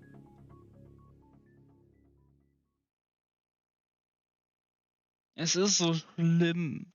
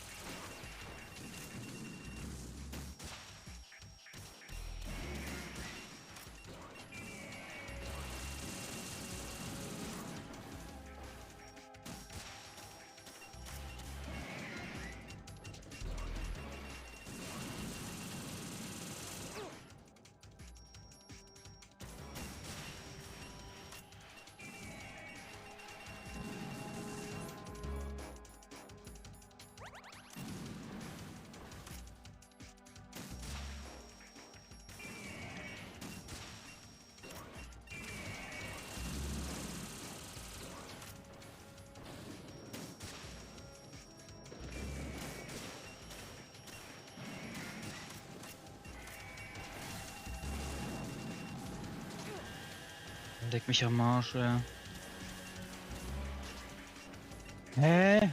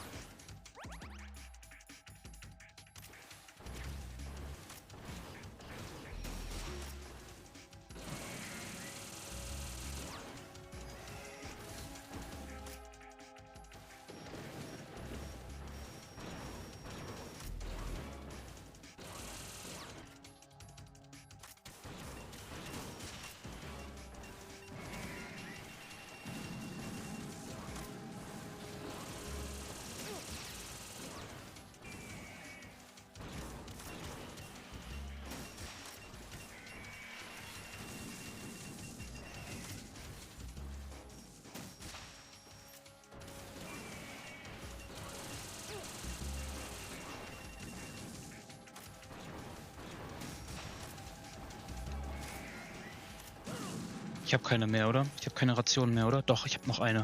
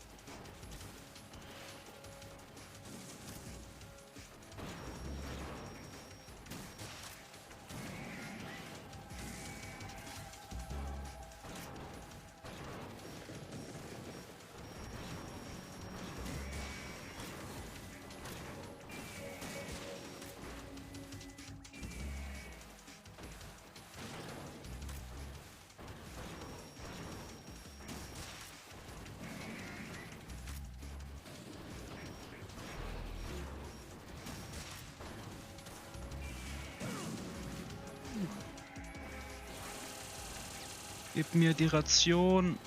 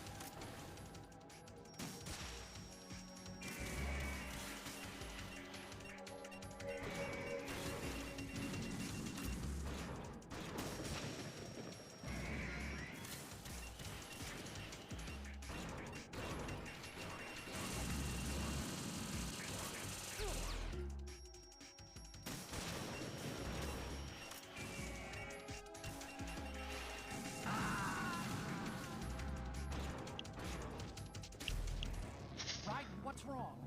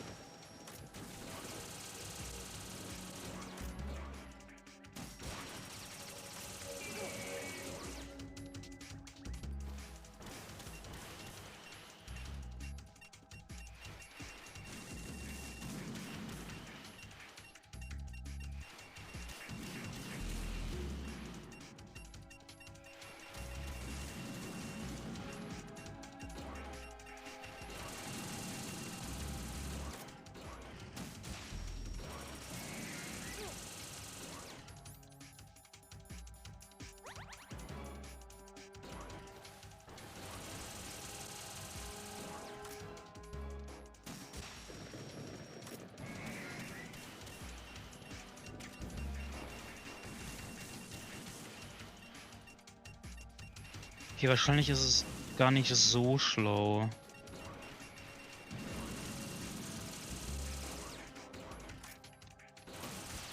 Die alle gleichzeitig runterzuhauen.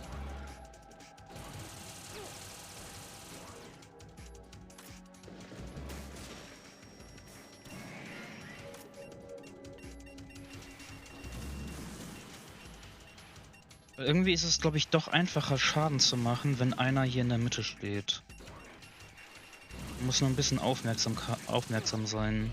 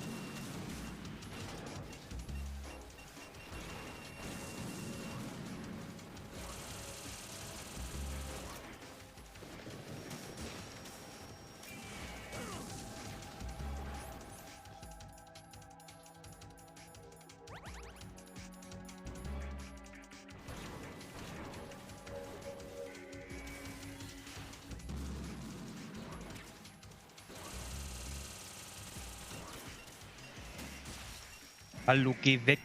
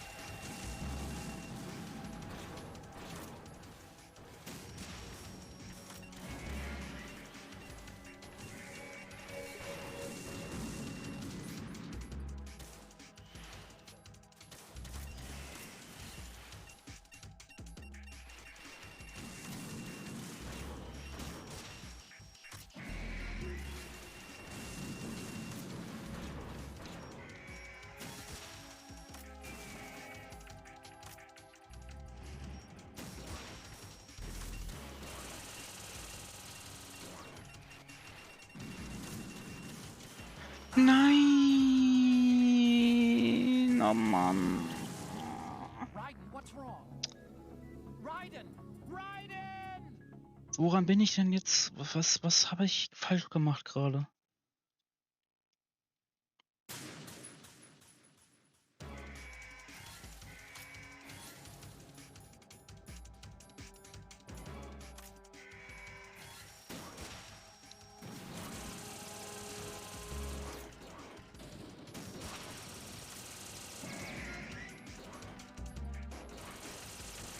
So, ich wollte den hier machen.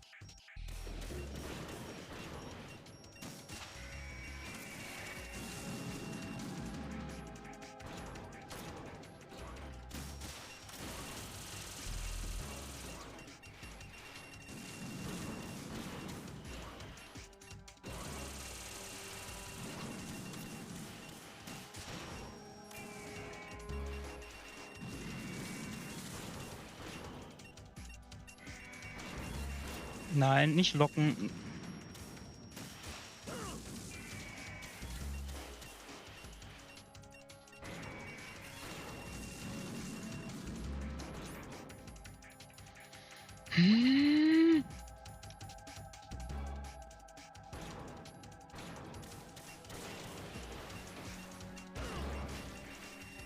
Das ist so unfair.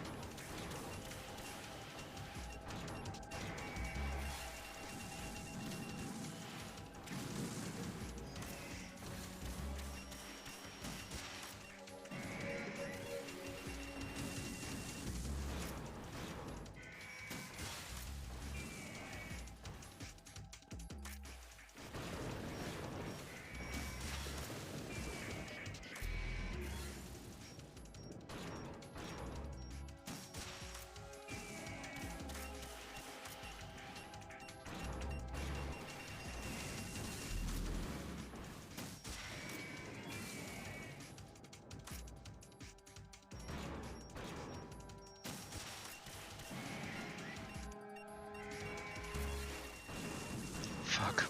Da war ich zu confident.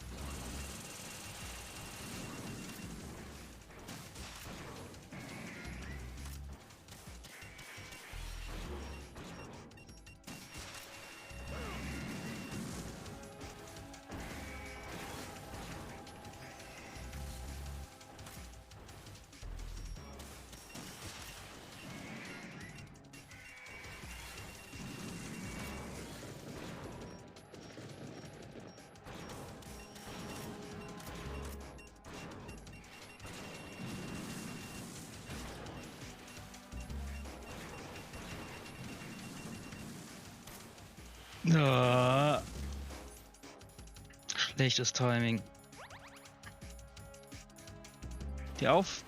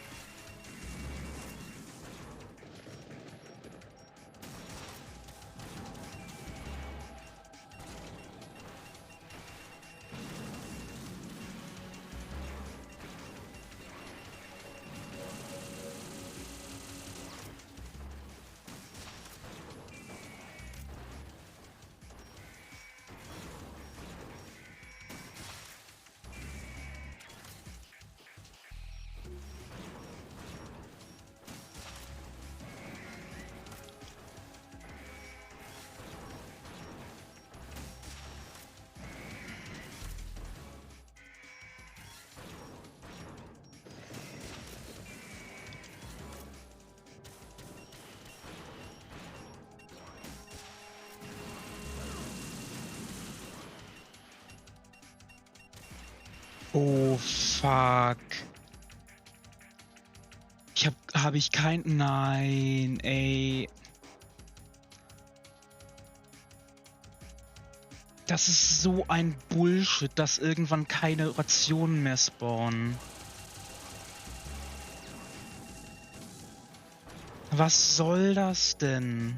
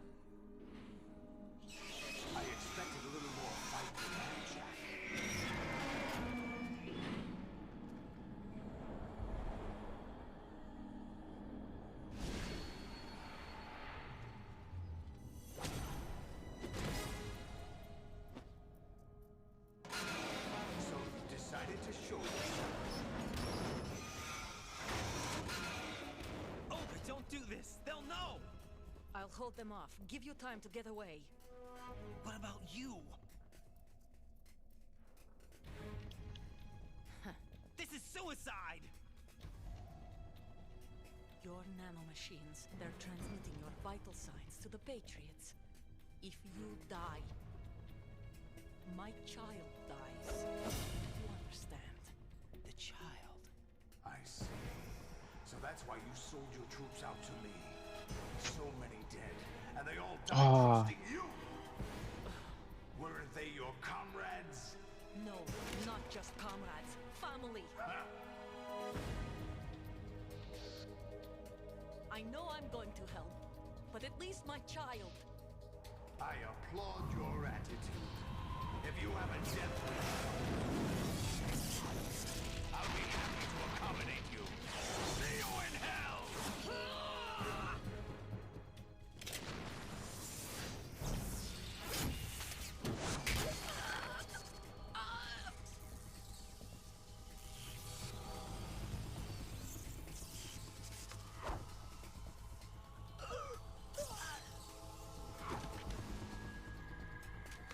Warum? Warum?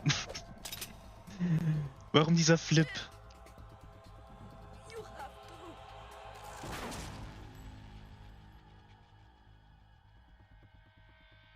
to. Olga.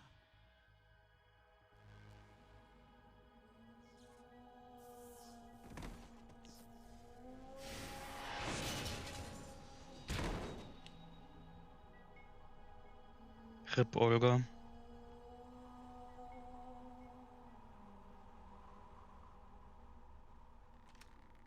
Enjoy the show. Total. Jack.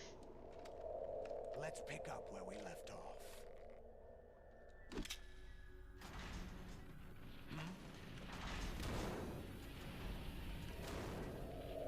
What's going on? Ist der Virus, oder?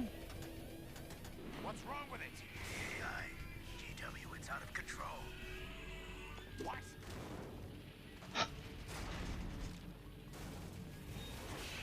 Der Virus hat funktioniert. Juhu. Der Tag ist gerettet.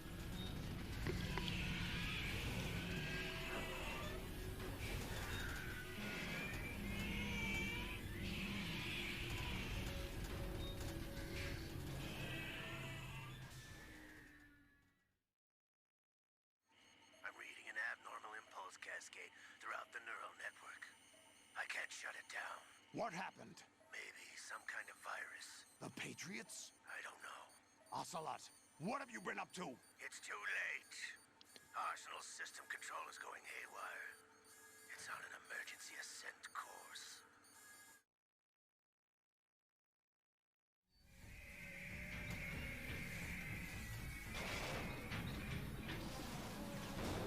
Stupid machines!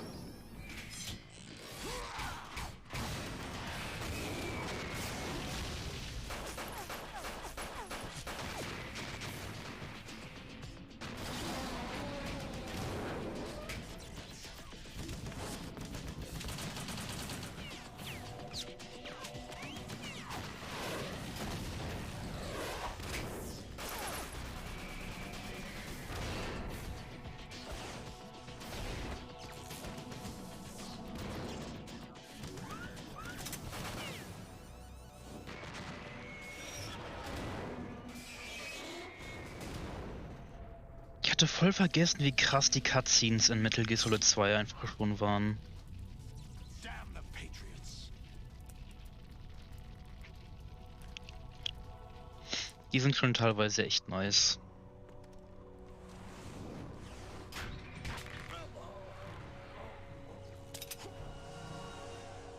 You still have some use. I've captured Snake.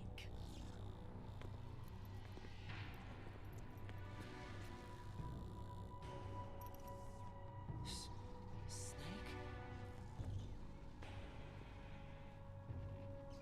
Bring him in.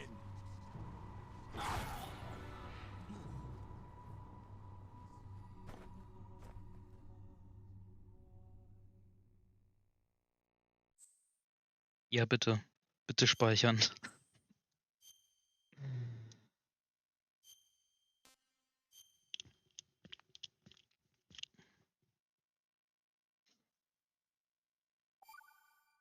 Oh, wir sind im Rektum. Gut zu wissen. Are you awake yet, Jack? GW, the Arsenal AI is corrupted beyond repair. I admit that I underestimated you.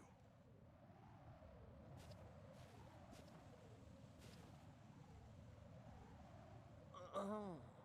I'll squeeze the answers out of you instead, my son.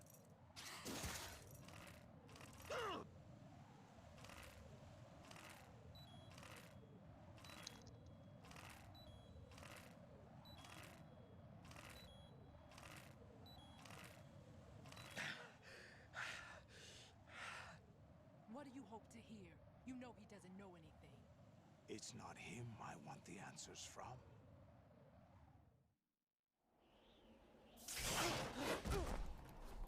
Gerade gedacht, warum funktioniert das What nicht? do you mean? Ich habe 3 gedrückt wie ein Idiot. Oh, really? It so happens I have some business of my own to attend to. Planning to hijack Arsenal? Huh? You were going to screw me over, weren't you? Who talked? Ocelot?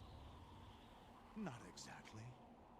I was the one who used Ocelot to suggest the idea to you in the first place. What? I was planning to give you Arsenal to begin with. Why the uncharacteristic generosity? I'm no philanthropist. Arsenal is far from impregnable. It needs other Metal Gears as guards, a huge payload of warheads, and full air, sea, and land support to function efficiently. Against a large attack force without support, Arsenal is nothing more than a gigantic coffin. Seizing Arsenal gear was never the real objective. What was your objective then? A list of names of the Patriots! They were planning to extend their control to digital information flow with GW and Arsenal. That means the information they want to filter out is contained in GW, including that list of the highest 12 members of the Patriots Wiseman's Committee. And once you knew who they were, you would cross out their names one by one, while we, with our useless arsenal, drew their fire. Very good. You were using us all along. Were you any different? But your plans hit a snag with GW destroyed, hasn't it? No, there is another way. Really? But we have our own plans to carry out. We'll take the arsenal since you don't care for it anyway. The purified hydrogen bomb is ready to go. A nuclear strike won't stop them. It will damage their power source. The mindless masses that they control. First things first. Of course. That was what you wanted. I won't stop you. Good luck. Thanks, but I have quite enough of that.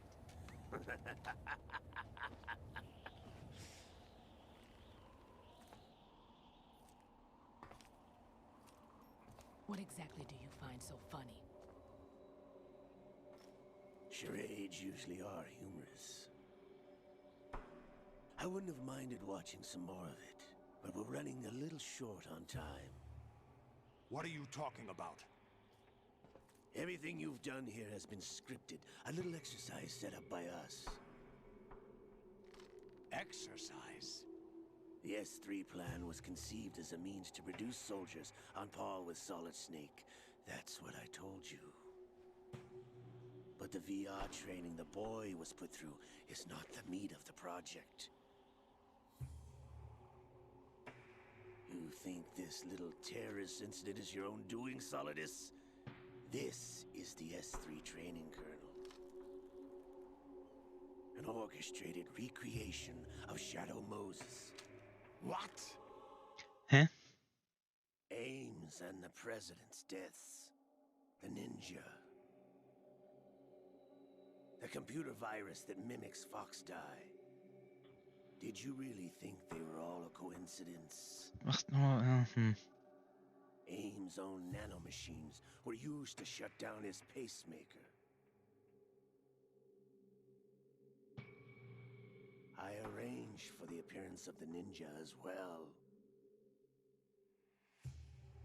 As for the president, although Johnson realized what was going on, he played out his allotted part. As for the computer virus, it's a digital counterpart of Fox-Die. It was also designed to eliminate every scrap of information regarding the Patriots from GW. Your plan was invalidated even before execution, Solidus. Fat Man was a different story. He's one of our own people. A sort of examiner we hired to test the boy's progress before letting him tackle the exercise proper. We had to arrange for Stillman's presence to coax the maniac into agreeing. If the boy had allowed the big shell to be destroyed, this exercise would have ended there. The project has no room for failures. What do you mean? Given the right situation, the right story, anyone can be shaped into Snake. Even rookies can fight like men of experience. An instant creation of genius. And this training kernel would provide more than enough data to formulate such a program. You, Dead Cell, Olga, you're all nothing but pawns placed to create the perfect simulation. Solidus, you and the boy were selected because your relationship resembles the one between Snake and Big Boss. Fortune, you and the rest of Dead Cell stand in for the Foxhound squad that Snake took on in Shadow Moses. You're the most impressive collection of freaks outside of Foxhound. We've gone to a lot of trouble to set you up against the boy. That story about purified hydrogen bombs is just the tip of the iceberg. The project was already underway when I sunk that tanker, along with your old man 2 years ago. Throwing your husband in the brig was a part of it too. You were told that the eradication of Dead Cell 6 months ago was an act of the Patriots. We provoked and encouraged your hatred.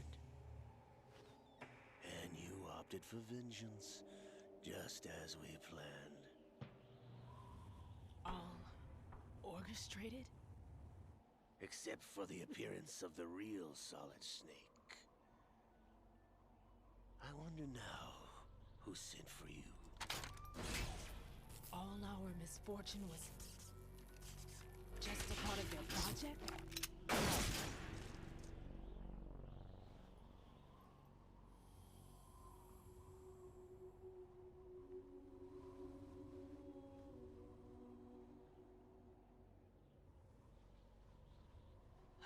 How could...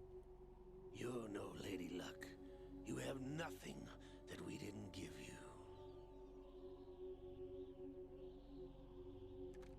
What?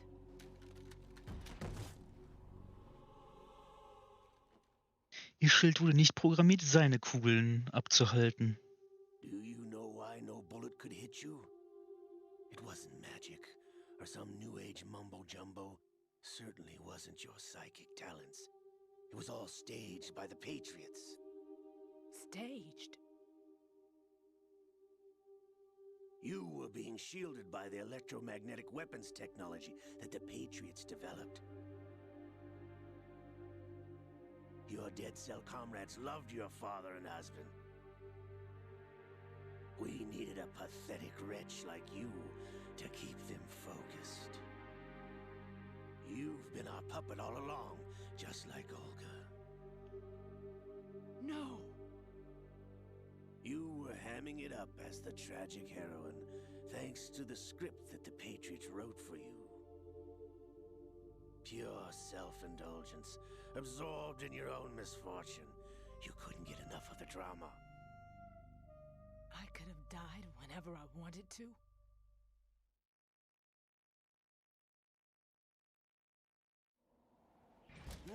Thought I got her in the heart.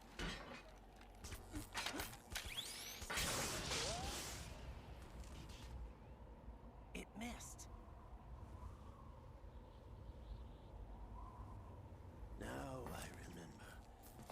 Your heart's on the right. Waste of metal, my dear, but your luck's run out. This is the little gizmo. There's no such thing as miracles or the supernatural. Only cutting-edge technology.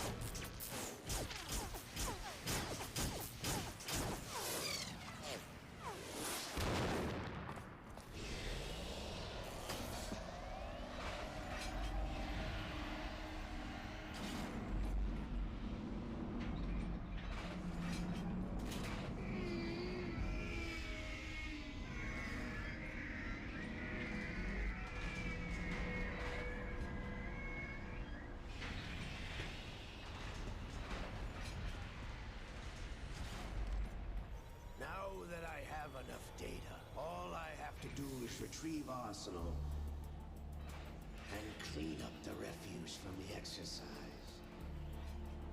Just try.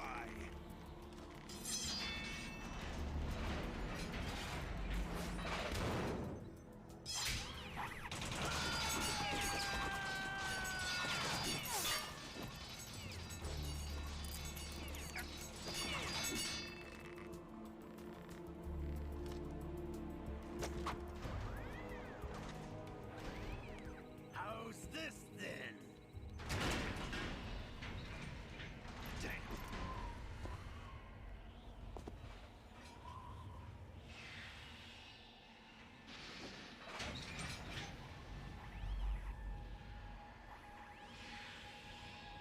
Fortune! You idiot! Get the hell away from there! I told you, your luck's run out. Take your reward. It's all the payload Ray has. Die!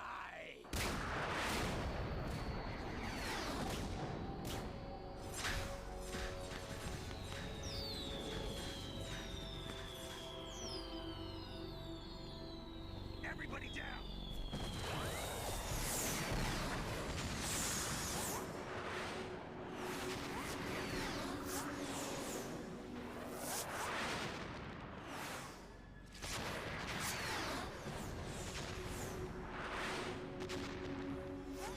What the? Impossible!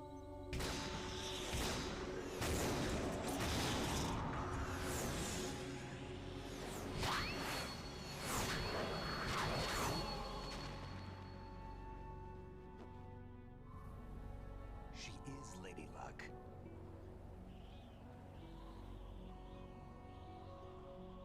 My name is Helena Dolph Jackson, the daughter of a proud and noble soldier.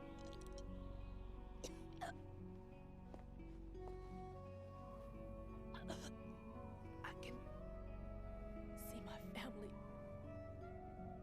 again.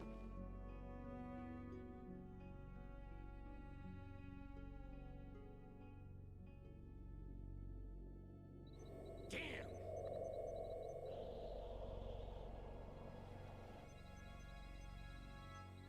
Try this instead.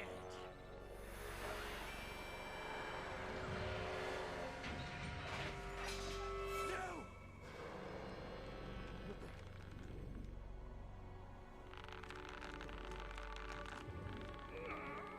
No! No, not now!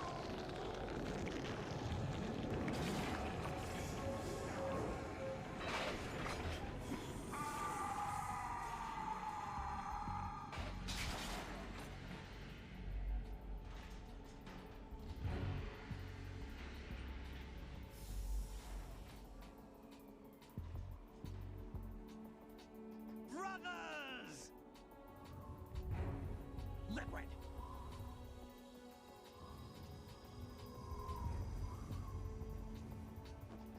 I've been waiting for this!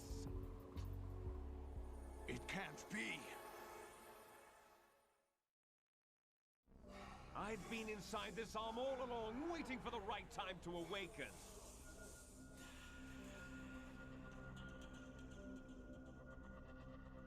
You were inside Ocelot? Yes, a sleeper in the arm of a Patriot spy. It was you 2 years ago? Exactly. I was controlling him. Das ist so weird. Snake, it was I that leaked information about Arsenal to your partner and got you out here. What? You're the only one that can free me. After all...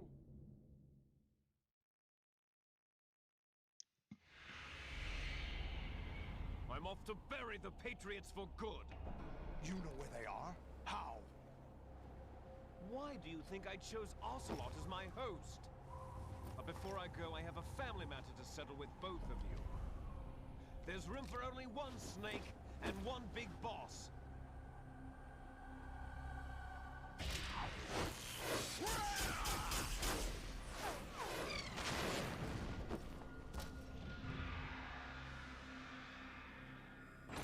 Time to say goodbye!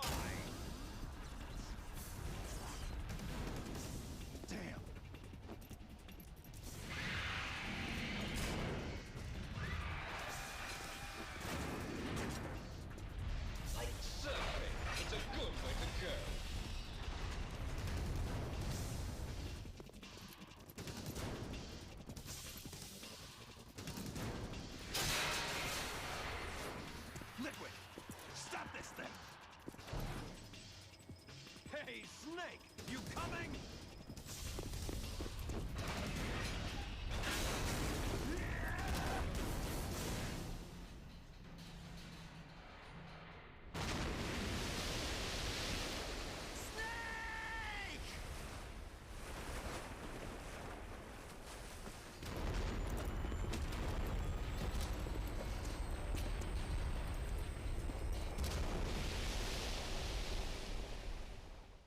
Gucken jetzt uns seit einer halben Stunde gefühlt eine Cutscene an, kann das sein? Hab das nicht so lange in Erinnerung. Aber es dauert, glaube ich, nicht mehr lange und es kommt gleich noch ein Bossfight.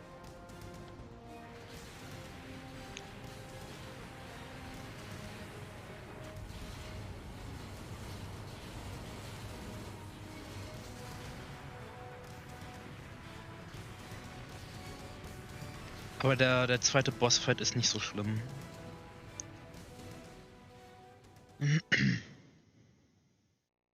Glaube ich. Ich habe nicht so schlimm in Erinnerung.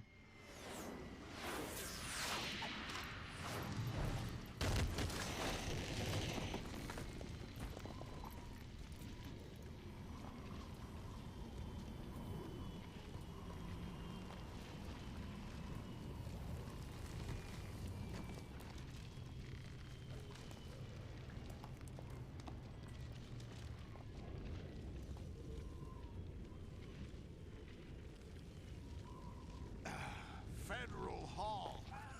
What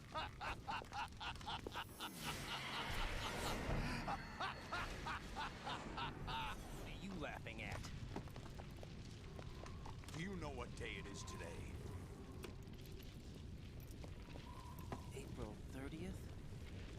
Was war am 30. April? That's right. George Washington took office as the first president of the United States of America 200 years ago today. And it happened right here.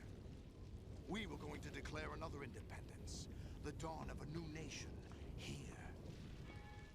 The end of the Patriots' secret rule, liberation of this country. This was where it was supposed to begin. This is where freedom could have been born.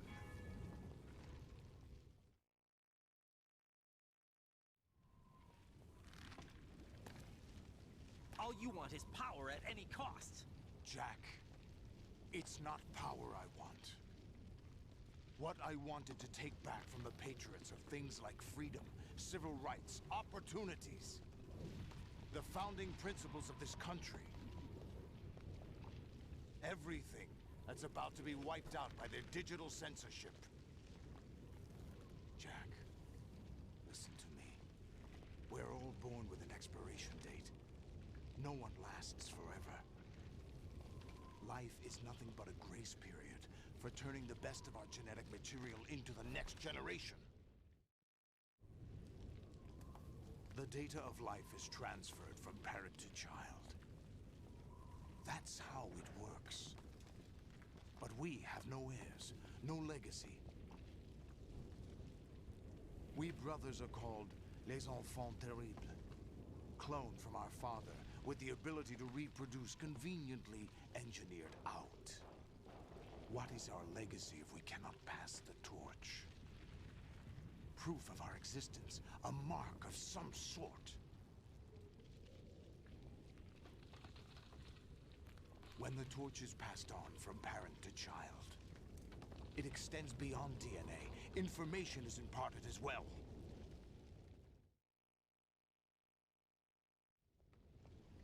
All I want is to be remembered by other people, by history.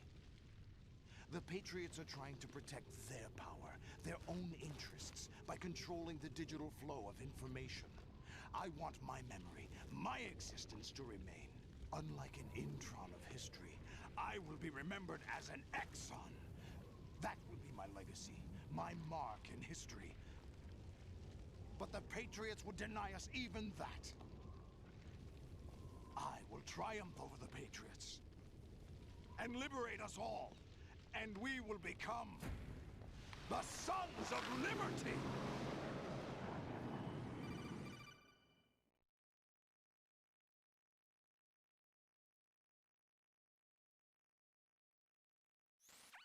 Raiden, are you receiving? We're still here. How's that possible? The AI was destroyed. Only GW. Who are you? To begin with, we're not what you'd call human. Over the past 200 years, a kind of consciousness formed layer by layer in the crucible of the White House. It's not unlike the way life started in the oceans 4 billion years ago. The White House was our primordial soup, a base of evolution. We are formless. We are the very discipline and morality that Americans invoke so often. How can anyone hope to eliminate us? As long as this nation exists, so will we. Cut the crap! If you're immortal, why would you take away individual freedoms and censor the net? Jack, don't be silly. Don't you know that our plans have your interests, not ours, in mind? What? Jack, listen carefully, like a good boy. The mapping of the human genome was completed early this century. As a result, the evolutionary log of the human race lay open to us. We started with genetic engineering, and in the end, we succeeded in digitizing life itself. But there are things not covered by genetic information. What do you mean? Human memories, ideas, culture, history. Genes don't contain any record of human history. Is it something that should not be passed on? Should that information be left at the mercy of nature? We've always kept records of our lives, through words, pictures, symbols, from tablets to books.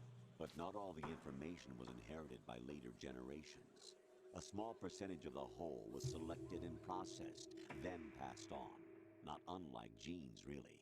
That's what history is, Jack. But in the current digitized world, trivial information is accumulating every second, preserved in all its triteness, never fading, always accessible.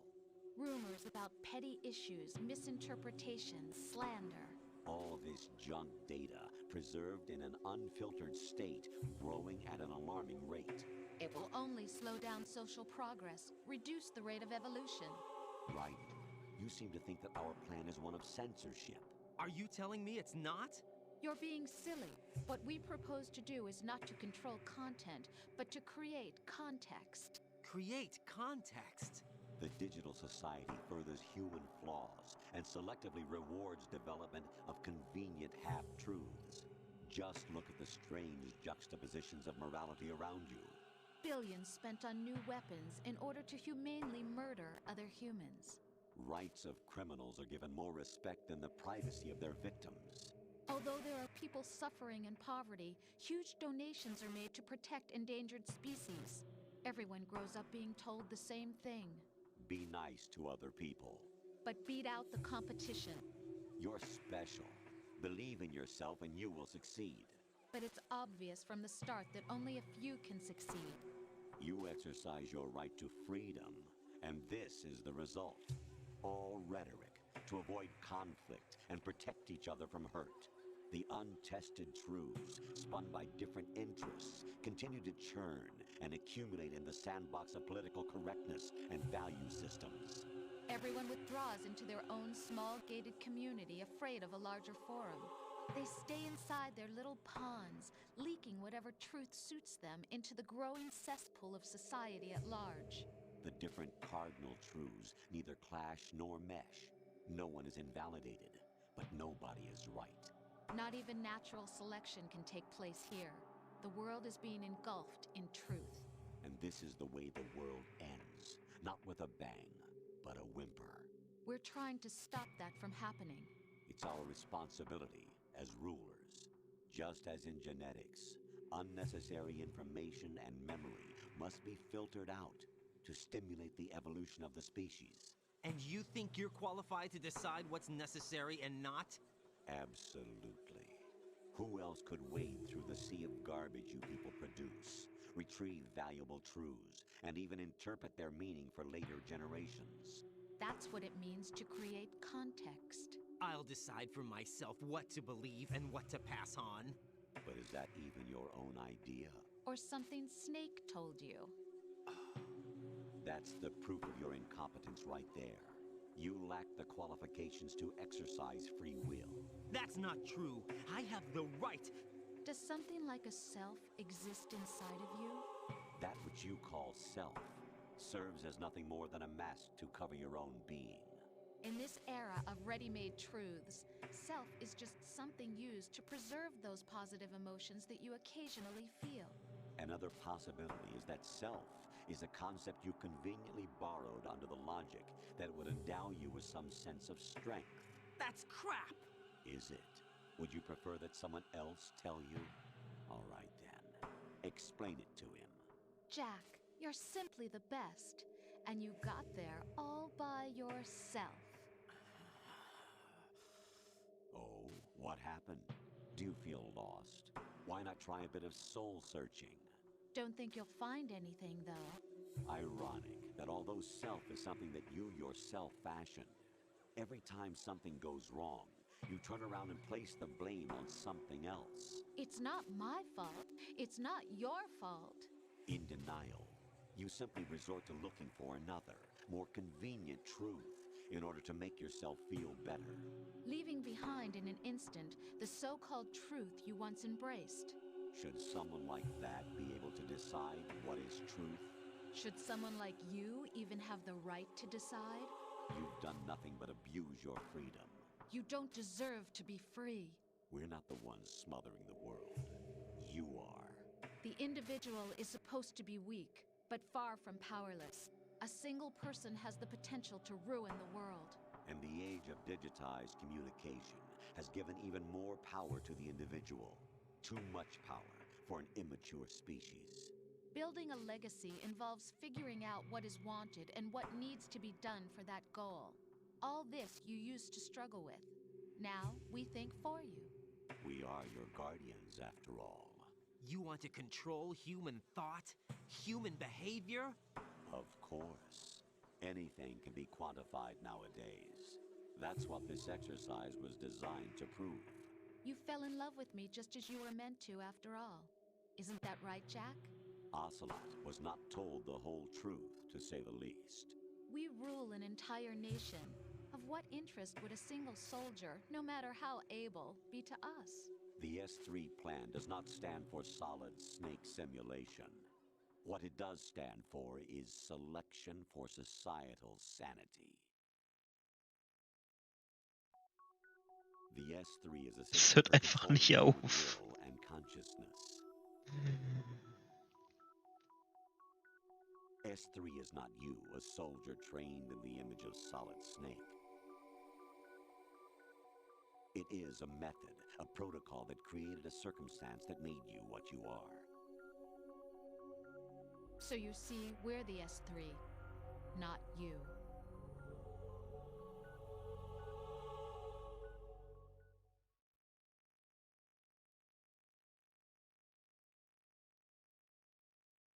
What you experienced was the final test of its effectiveness. That's crazy.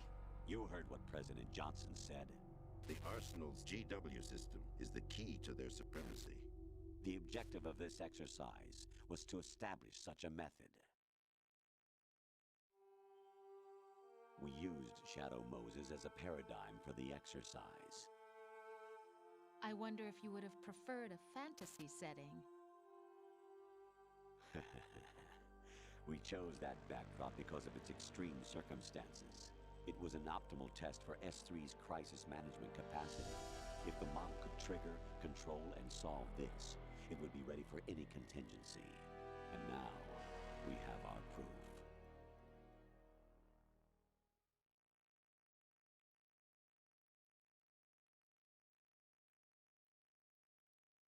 Raiden, there are also reasons behind your selection. Solidus raised plenty of other child soldiers. Do you know why we chose you over them?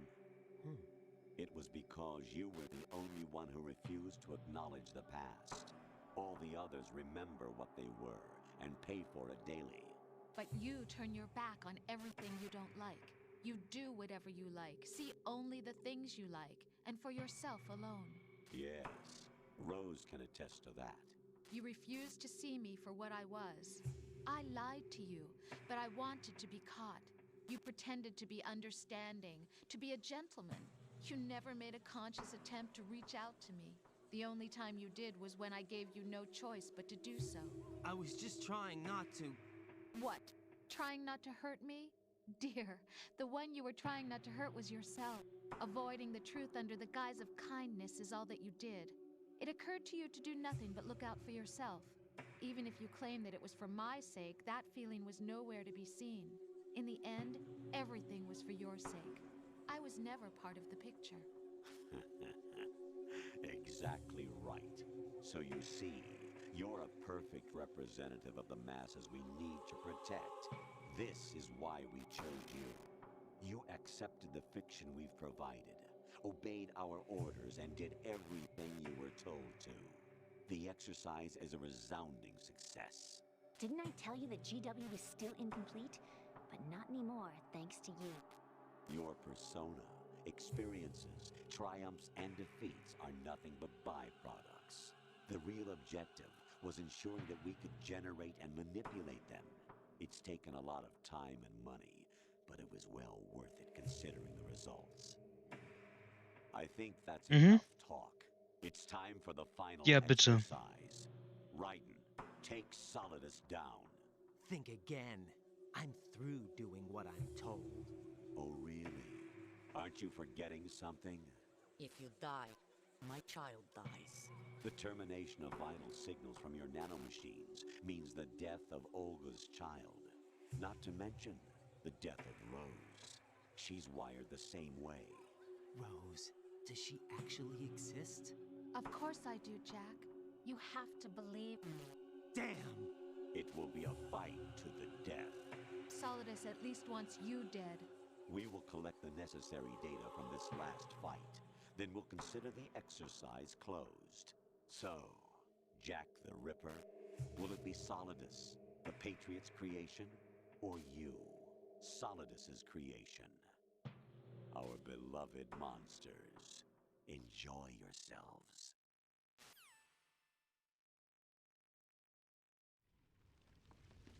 Jack, my son. My clone brothers and I are called monsters, replicates of evil genes. You are one of a kind, but still a monster, shaped by a dark and secret history. We need to decide which monstrosity will have the privilege of survival. By the way, Jack, I was the one who killed your parents. Nicht noch ein Flashback.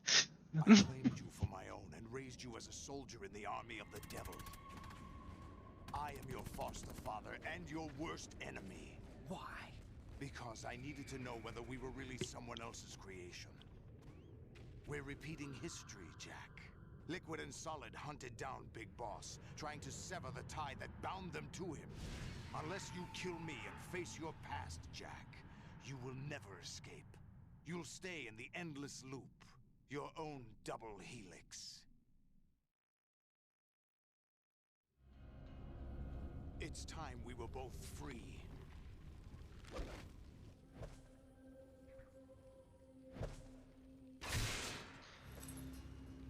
Oh, jetzt geht's los. Hoffentlich. Endlich.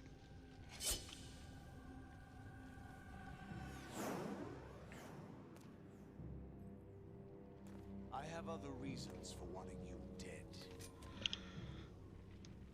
The clues to the Patriots inside GW have been erased, but there are other traces. Inside you. What? The information is being carried by the nanomachines in your cerebral cortex, and throughout the neural network they formed.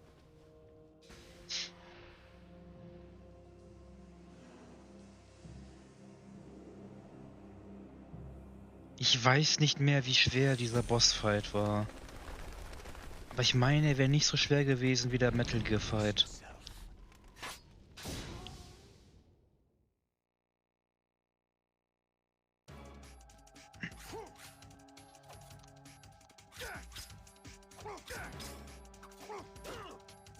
Steh auf.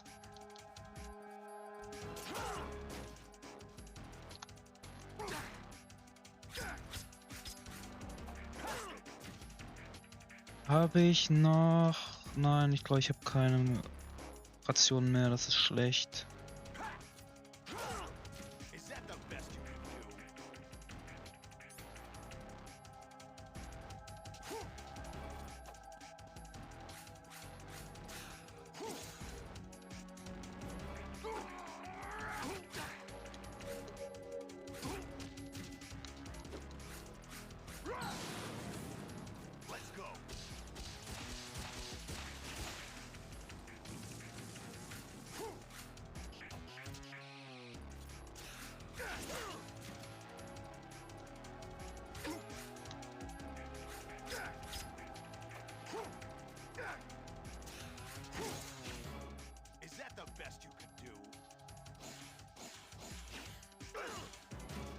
Geh auf!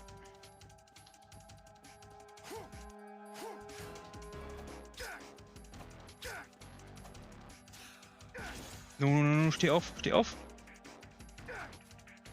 Nein!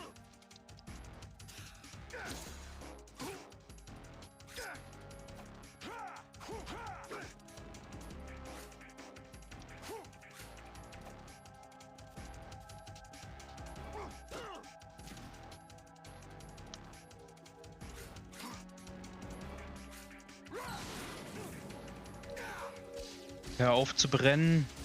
Das ist ungesund.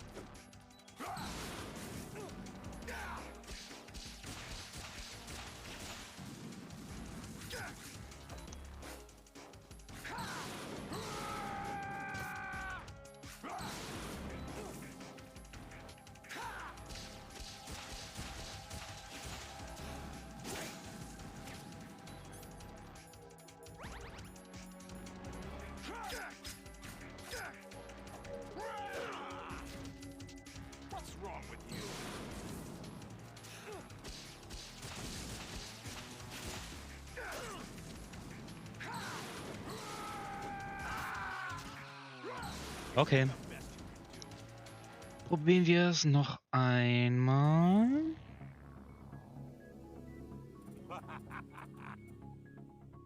Aber das ist auf jeden Fall machbar. Das ist nicht so schwer wie der andere Fight. Wieder Metal Gear Fight.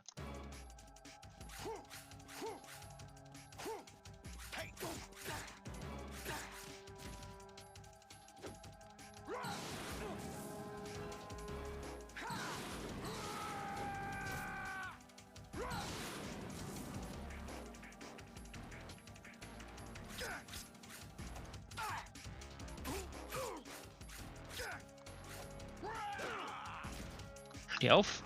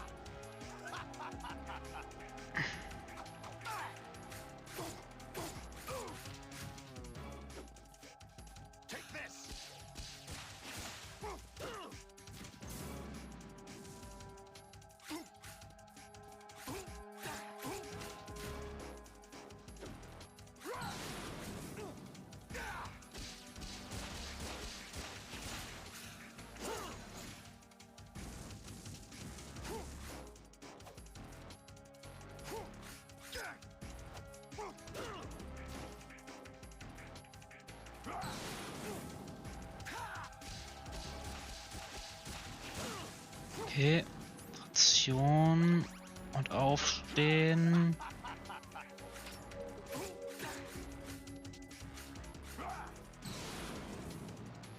Good work, Jack. But this is where it gets interesting.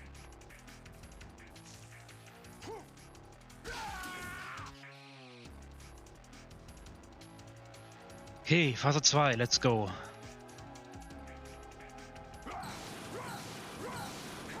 Ja, hallo? Wer ist da? Wer ist da? Ah. Raiden, you have to beat Solidus. This is your Ja, last ja. duty. We're not just pawns in some simulation game, you know. Yes, you are. You're nothing but mere weapons. No different from fighter jets or tanks. What the? The old model destroyed 4 years ago was Rex. The new amphibious model is Ray. Both of these are the same as the code names used by the U.S. Armed Forces to refer to Japanese warplanes during World War II. Your code name, Raiden, too, comes from the Japanese Navy's name for one of its interceptors. Stop it. I'm not a weapon. Oh, really? Do you know the code name the U.S. Armed Forces used for the Japanese fighter Raiden? It was Jack. Both of you are just weapons to be used and thrown away. Just weapons to be used on the battlefield. Just pawns in a game. Exactly as you said. And a weapon has no right to think for itself. Now, it's time to fulfill your purpose. Defeat Solidus. Das ist so gemein, ey. Ich will eigentlich gar nicht tun, was die von mir wollen, aber ich habe keine Wahl.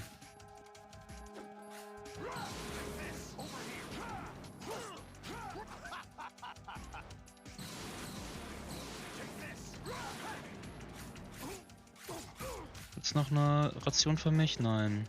Let's go. What's wrong with you? Is that the best you could do?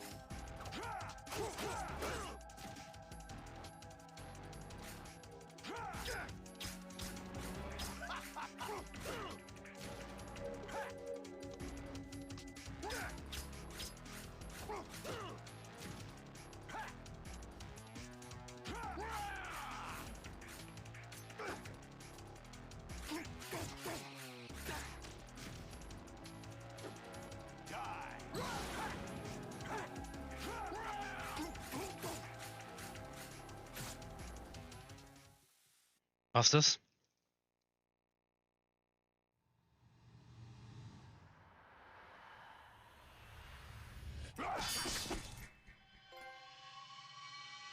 Ja, das war's.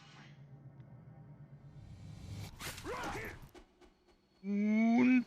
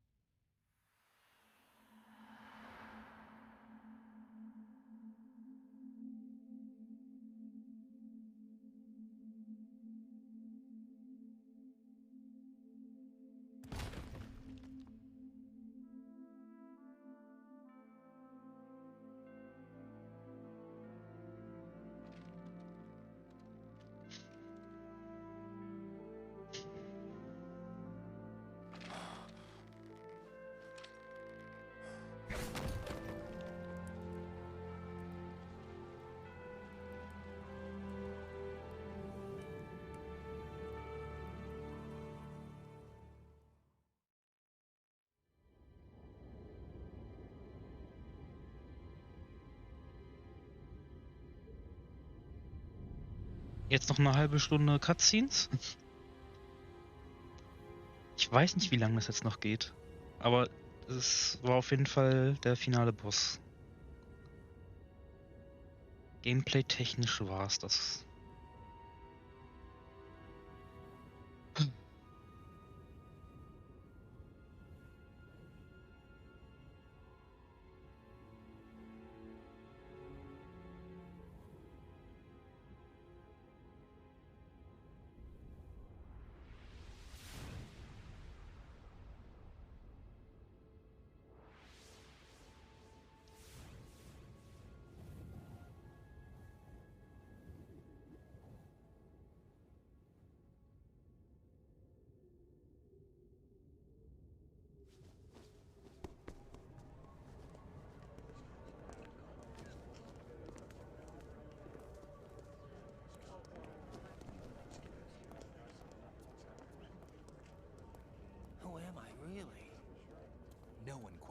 knows who or what they are. The memories you have and the role you were assigned are burdens you had to carry. It doesn't matter if they were real or not. That's never the point.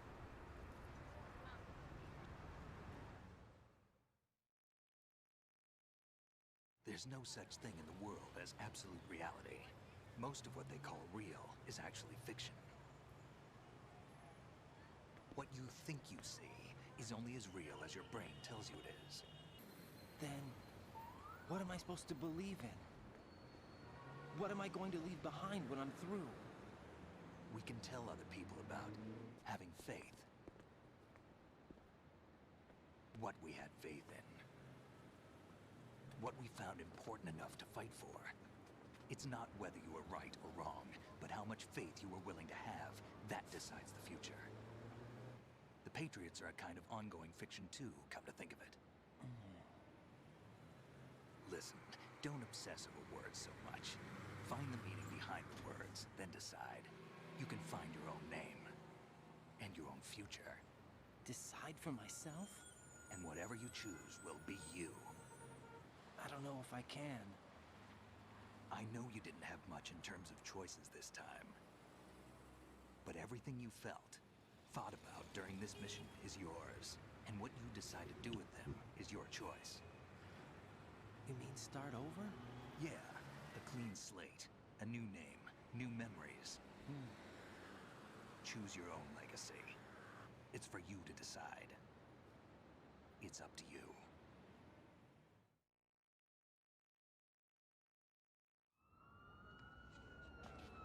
By the way, what is that?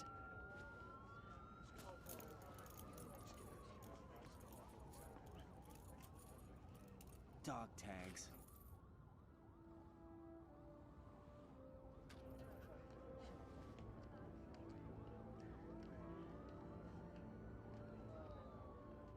Anyone you know? No, never heard the name before. I'll pick my own name and my own life. I'll find something worth passing on. Ey, schmeiß nicht meine Dog-Tags weg. Was soll das?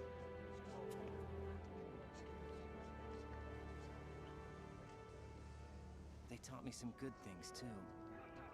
I know.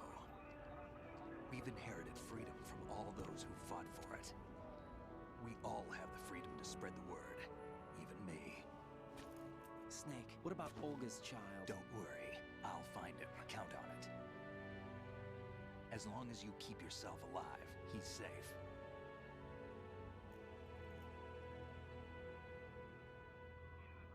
Do you know where Liquid went? I put a transmitter on his ray. Did he head for the Patriots? Yeah, but I have a feeling they gave Ocelot a bogus location to begin with. Cheer up. We have a better lead. This contains the list of all the Patriots.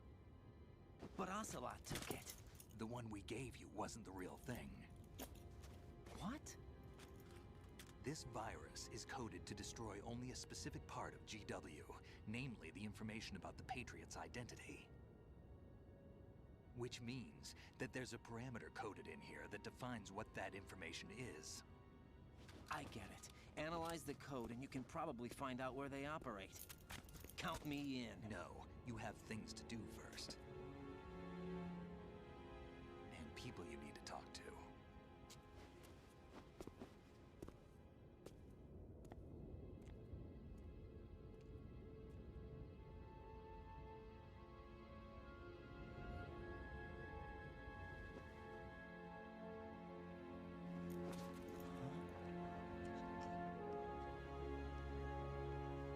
Gross.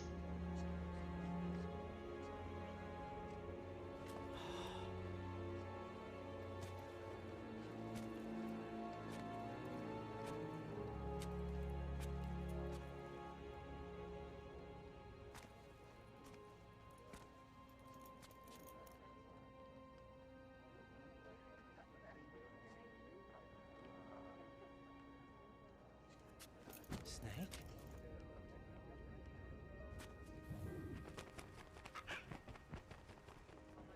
What's wrong?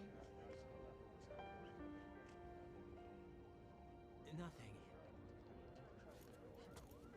Can I ask you something? Who am I, really? I wouldn't know. But we're going to find out together, aren't we? Oh. Yeah.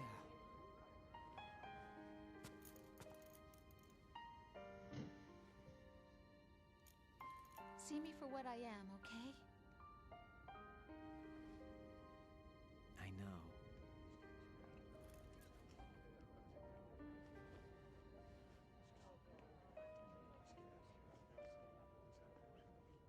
Und sie ist wirklich schwanger.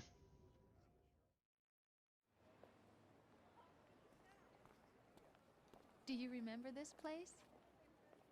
Of course. This is where we first met.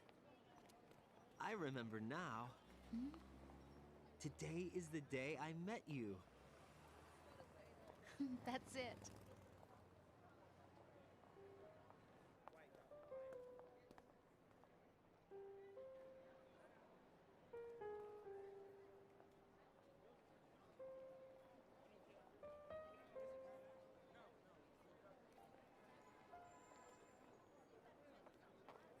I think I found something to pass along to the future. What? He said all living things want their genes to live on.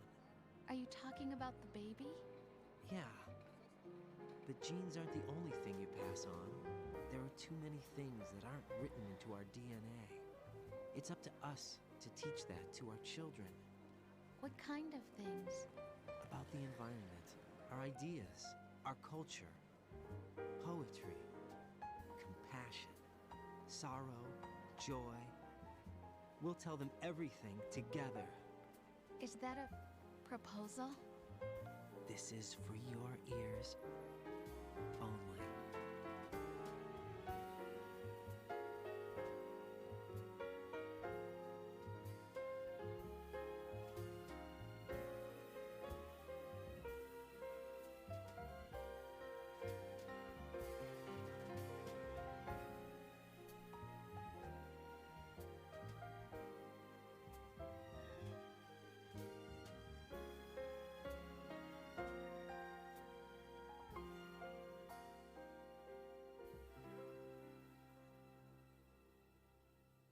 I stare at the stars and the sky up above and think, what am I made of? Oh, das fühlt sich gerade gut an. Of sorrow, am I hurt and pain, or am I filled with love? Es ist schon ein gutes Spiel, finde ich. Die Story ist zum Ende hin super verwirrend und es macht super viel einfach super wenig Sinn. Auch wenn überall irgendwie so ein bisschen ein Funken Wahrheit drin steckt.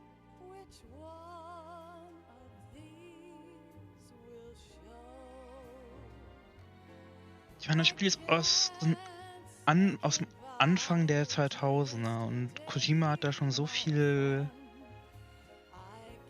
beobachtet, was es angeht, wie viel Scheiße einfach ins Internet gepostet wird. Und es ist ja nicht besser geworden.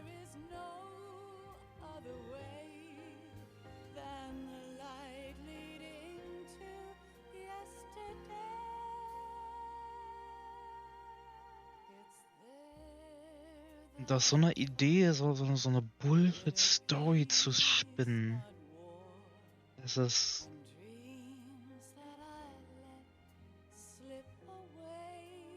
Ich frag mich echt, wie man auf sowas kommt. Aber ich find's auch irgendwie gut.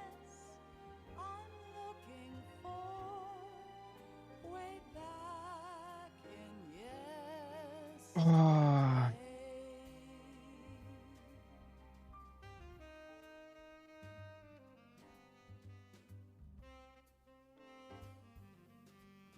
Fun Fact: Das Spiel sollte ursprünglich komplett in Manhattan spielen. Wurde dann aber verworfen, noch irgendwie sehr spät in der Entwicklung, wegen 9/11. Und Kojima war wohl wirklich kurz davor, das Spiel einfach komplett einzustampfen. Und dann haben sie es nochmal irgendwie umgemodelt, dass es nicht in Manhattan, sondern auf Big Shell spielt.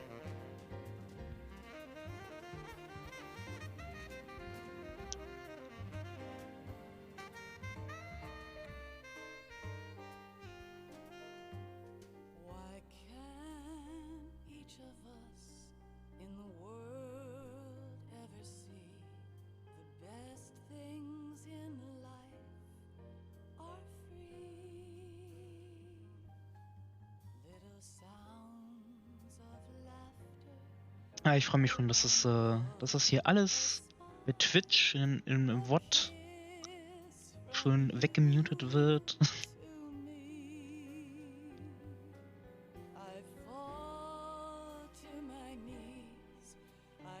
Ich hoffe, auf YouTube ist es dann wieder in Ordnung.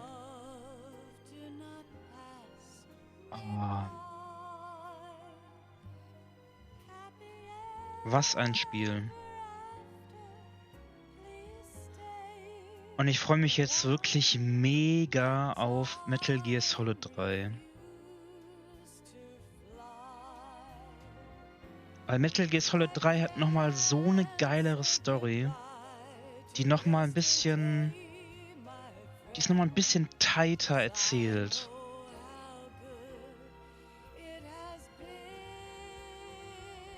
Die spielt nicht mit so viel Bullshit.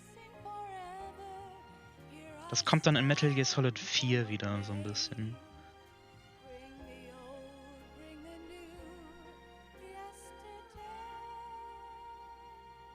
Metal Gear Solid 3 ist wirklich Peak.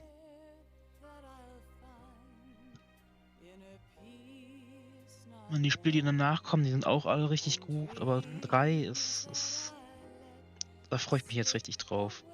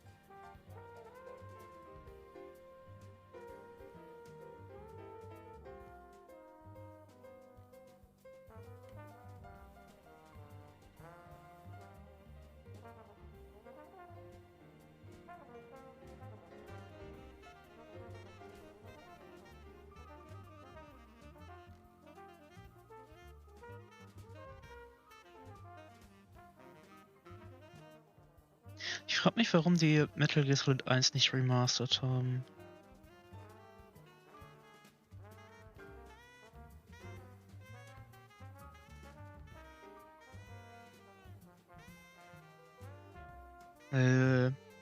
Das ist ja jetzt gerade die Metal Gear Solid HD Collection. Da sind nur 2, 3 und Peace Walker drauf. Ich habe ja die Legacy Collection, da ist die HD Collection drin, Metal Gear Solid 4 und ein Download-Code für Metal Gear Solid 1.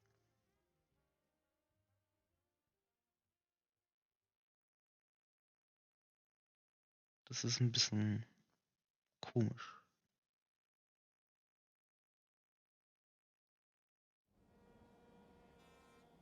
isn't just about passing on your genes. We can leave behind much more than just DNA. Through speech, music, literature, and movies, what we've seen, heard, felt, anger, joy, and sorrow. These are the things I will pass on. That's what I live for. We need to pass the torch and let our children read our messy and sad history by its light. We have all the magic of the digital age to do that with. The human race will probably come to an end sometime, and new species may rule over this planet. Earth may not be forever, but we still have the responsibility to leave what traces of life we can. Building the future and keeping the past alive are one and the same thing.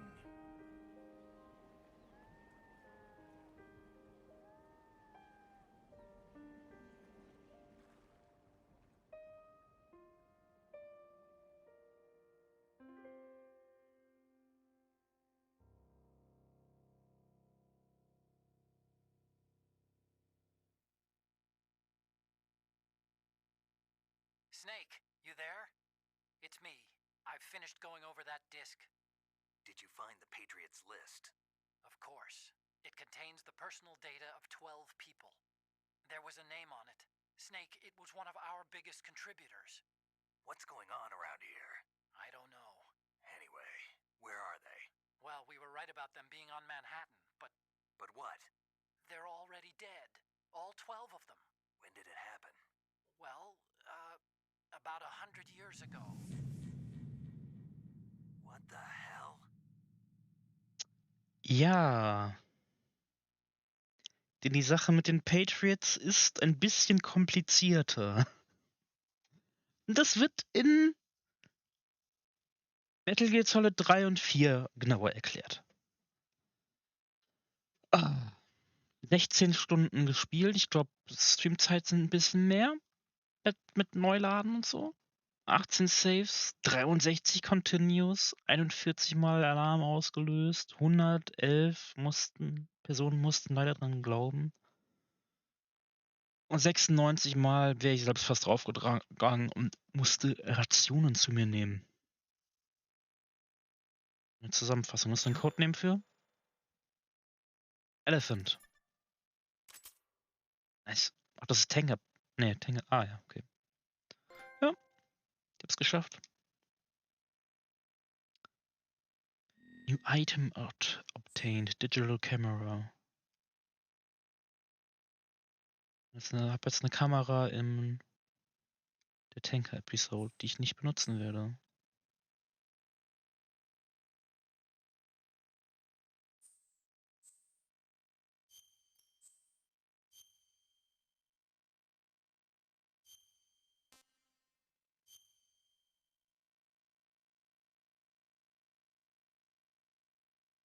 Einfach eine Stunde her, dass ich gespeichert habe.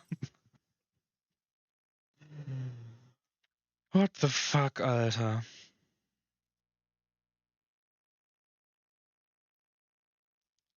Ja. Jetzt geht's von vorne los. Oder? Ja. Oh, was ein Ritt. Was für ein Ritt. Wo ist Spotify?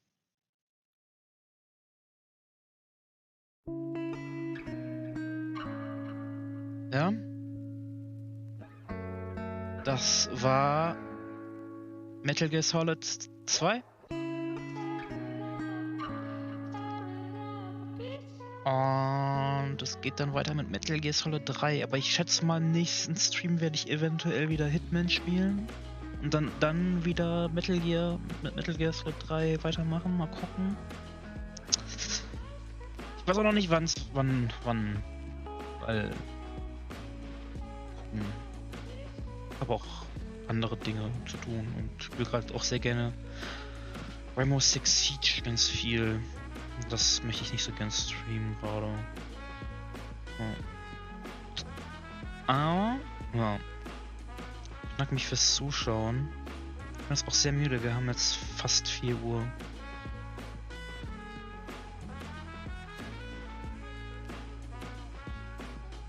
Ja. Bis zum nächsten Mal. Ich bin raus. Und wir sehen uns, wir hören uns. Bis dann. Tschüss.